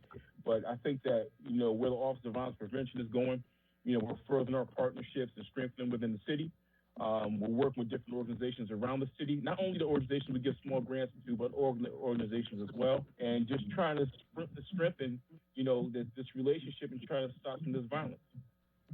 Hope I didn't go too far off topic, but I've been sitting waiting. So let me ask you this: in terms of outreach and support after the shooting takes place, right? What type of trauma support does your office engage in terms of the wider community? Like, I know y'all show up. I've seen a setup for like partnering with the SHARE program or Fill Abundance, and that's cool. But how are we addressing the mental health or providing mental health services for the people that shell shock after they see a person murdered in that area?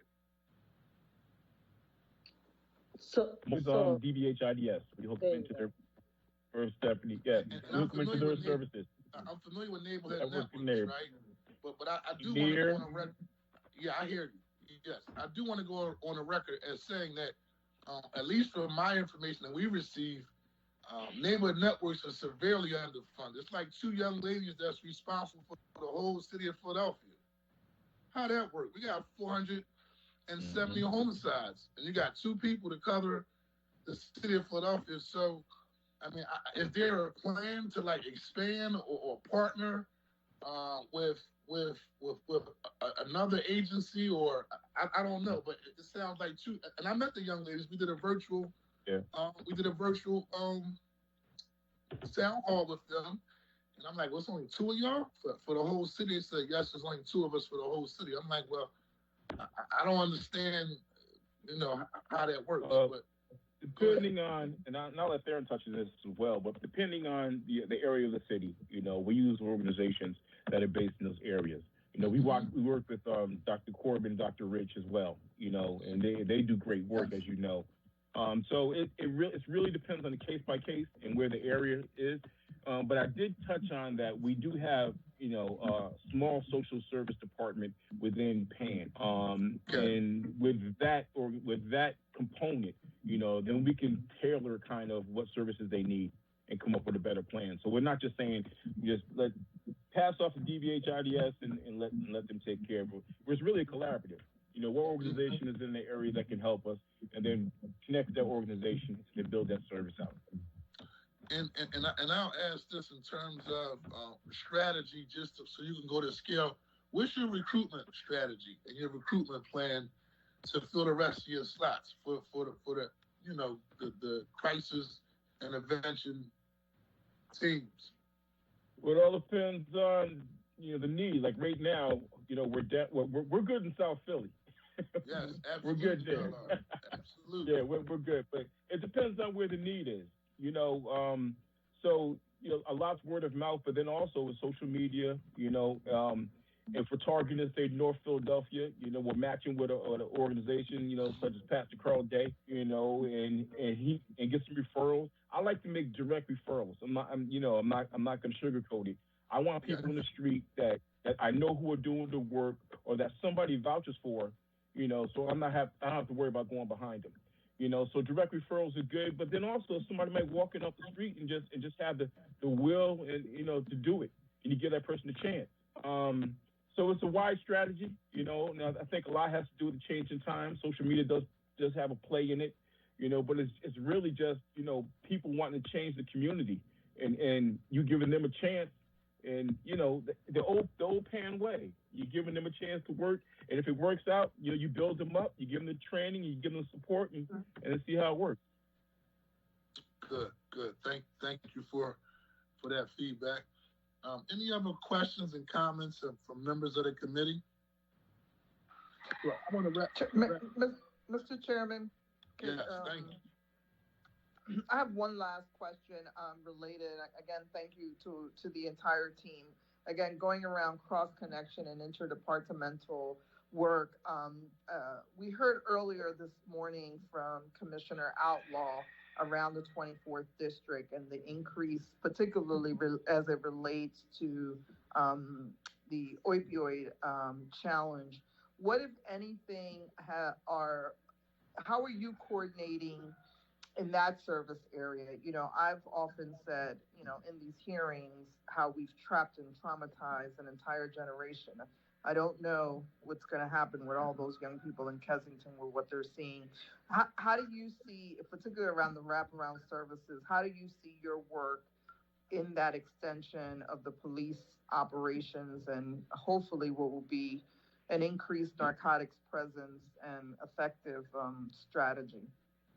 So, Councilwoman, I would say that obviously we've been involved in that opioid response from the public safety aspect for quite some time. My chief of staff, Angela Manos, is actually our sort of on the ground connect, but it's good because of her past experience at the DA's office and other places, is able to really do a lot of the connection with the police department as well as our partners at the state attorney generals and U.S. attorneys and the DAs or wherever else we have to be.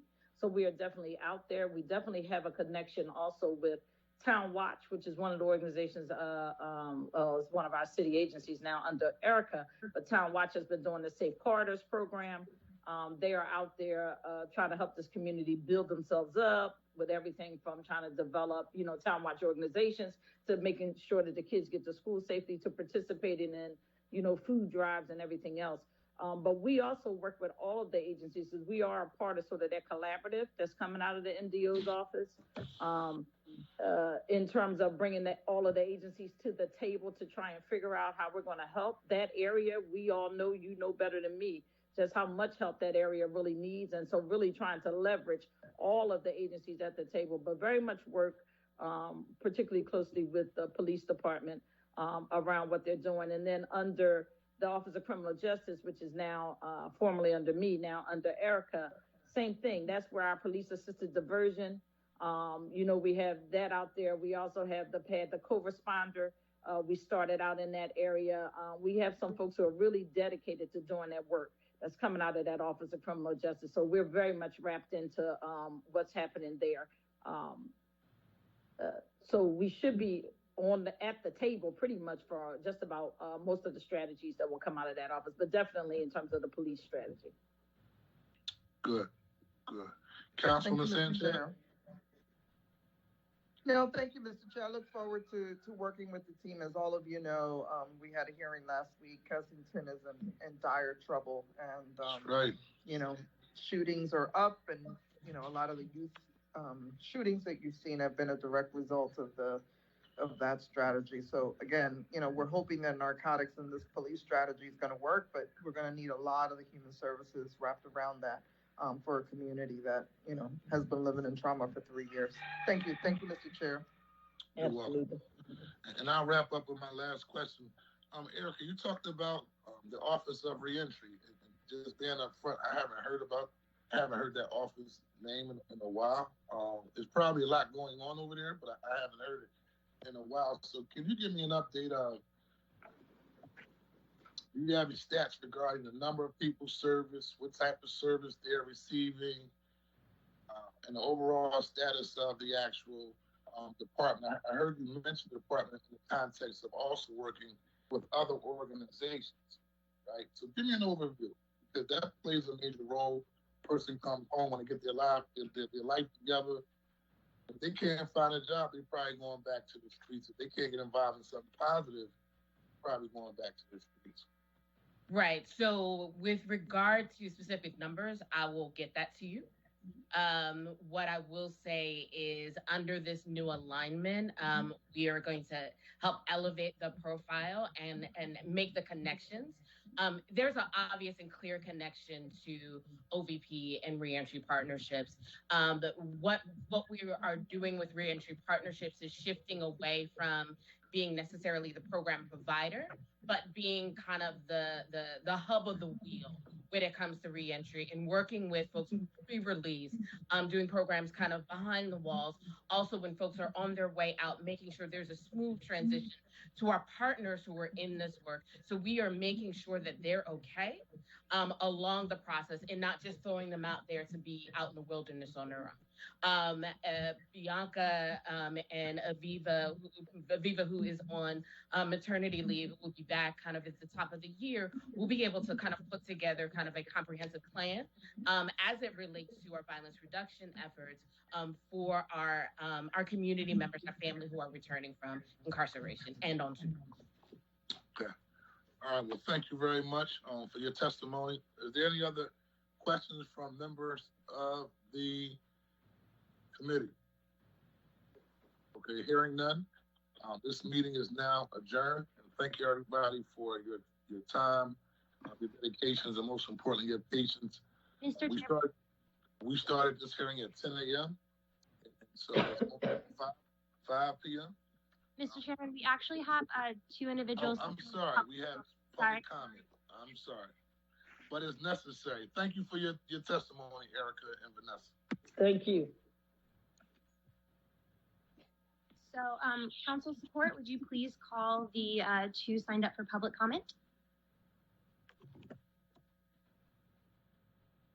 Yes, we sure will. Thank you.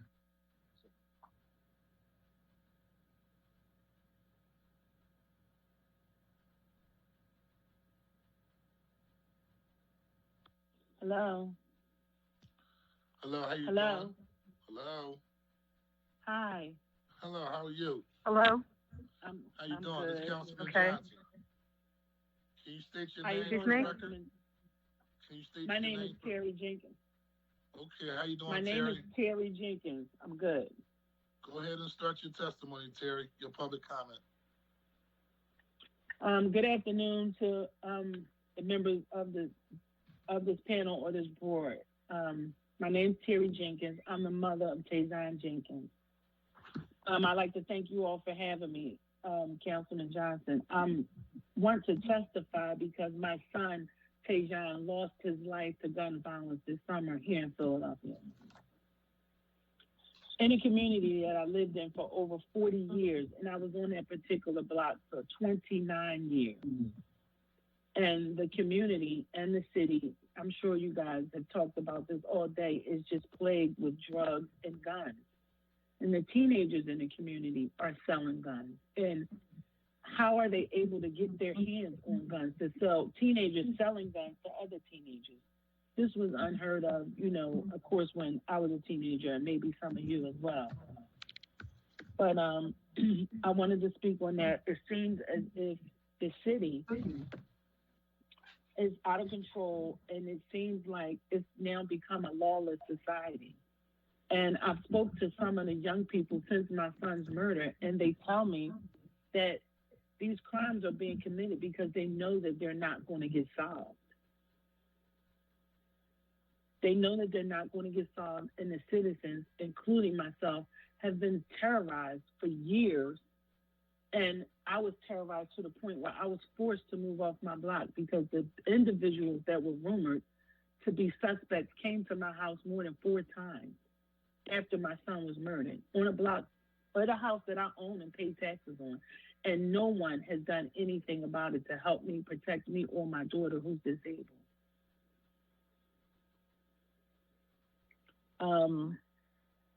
I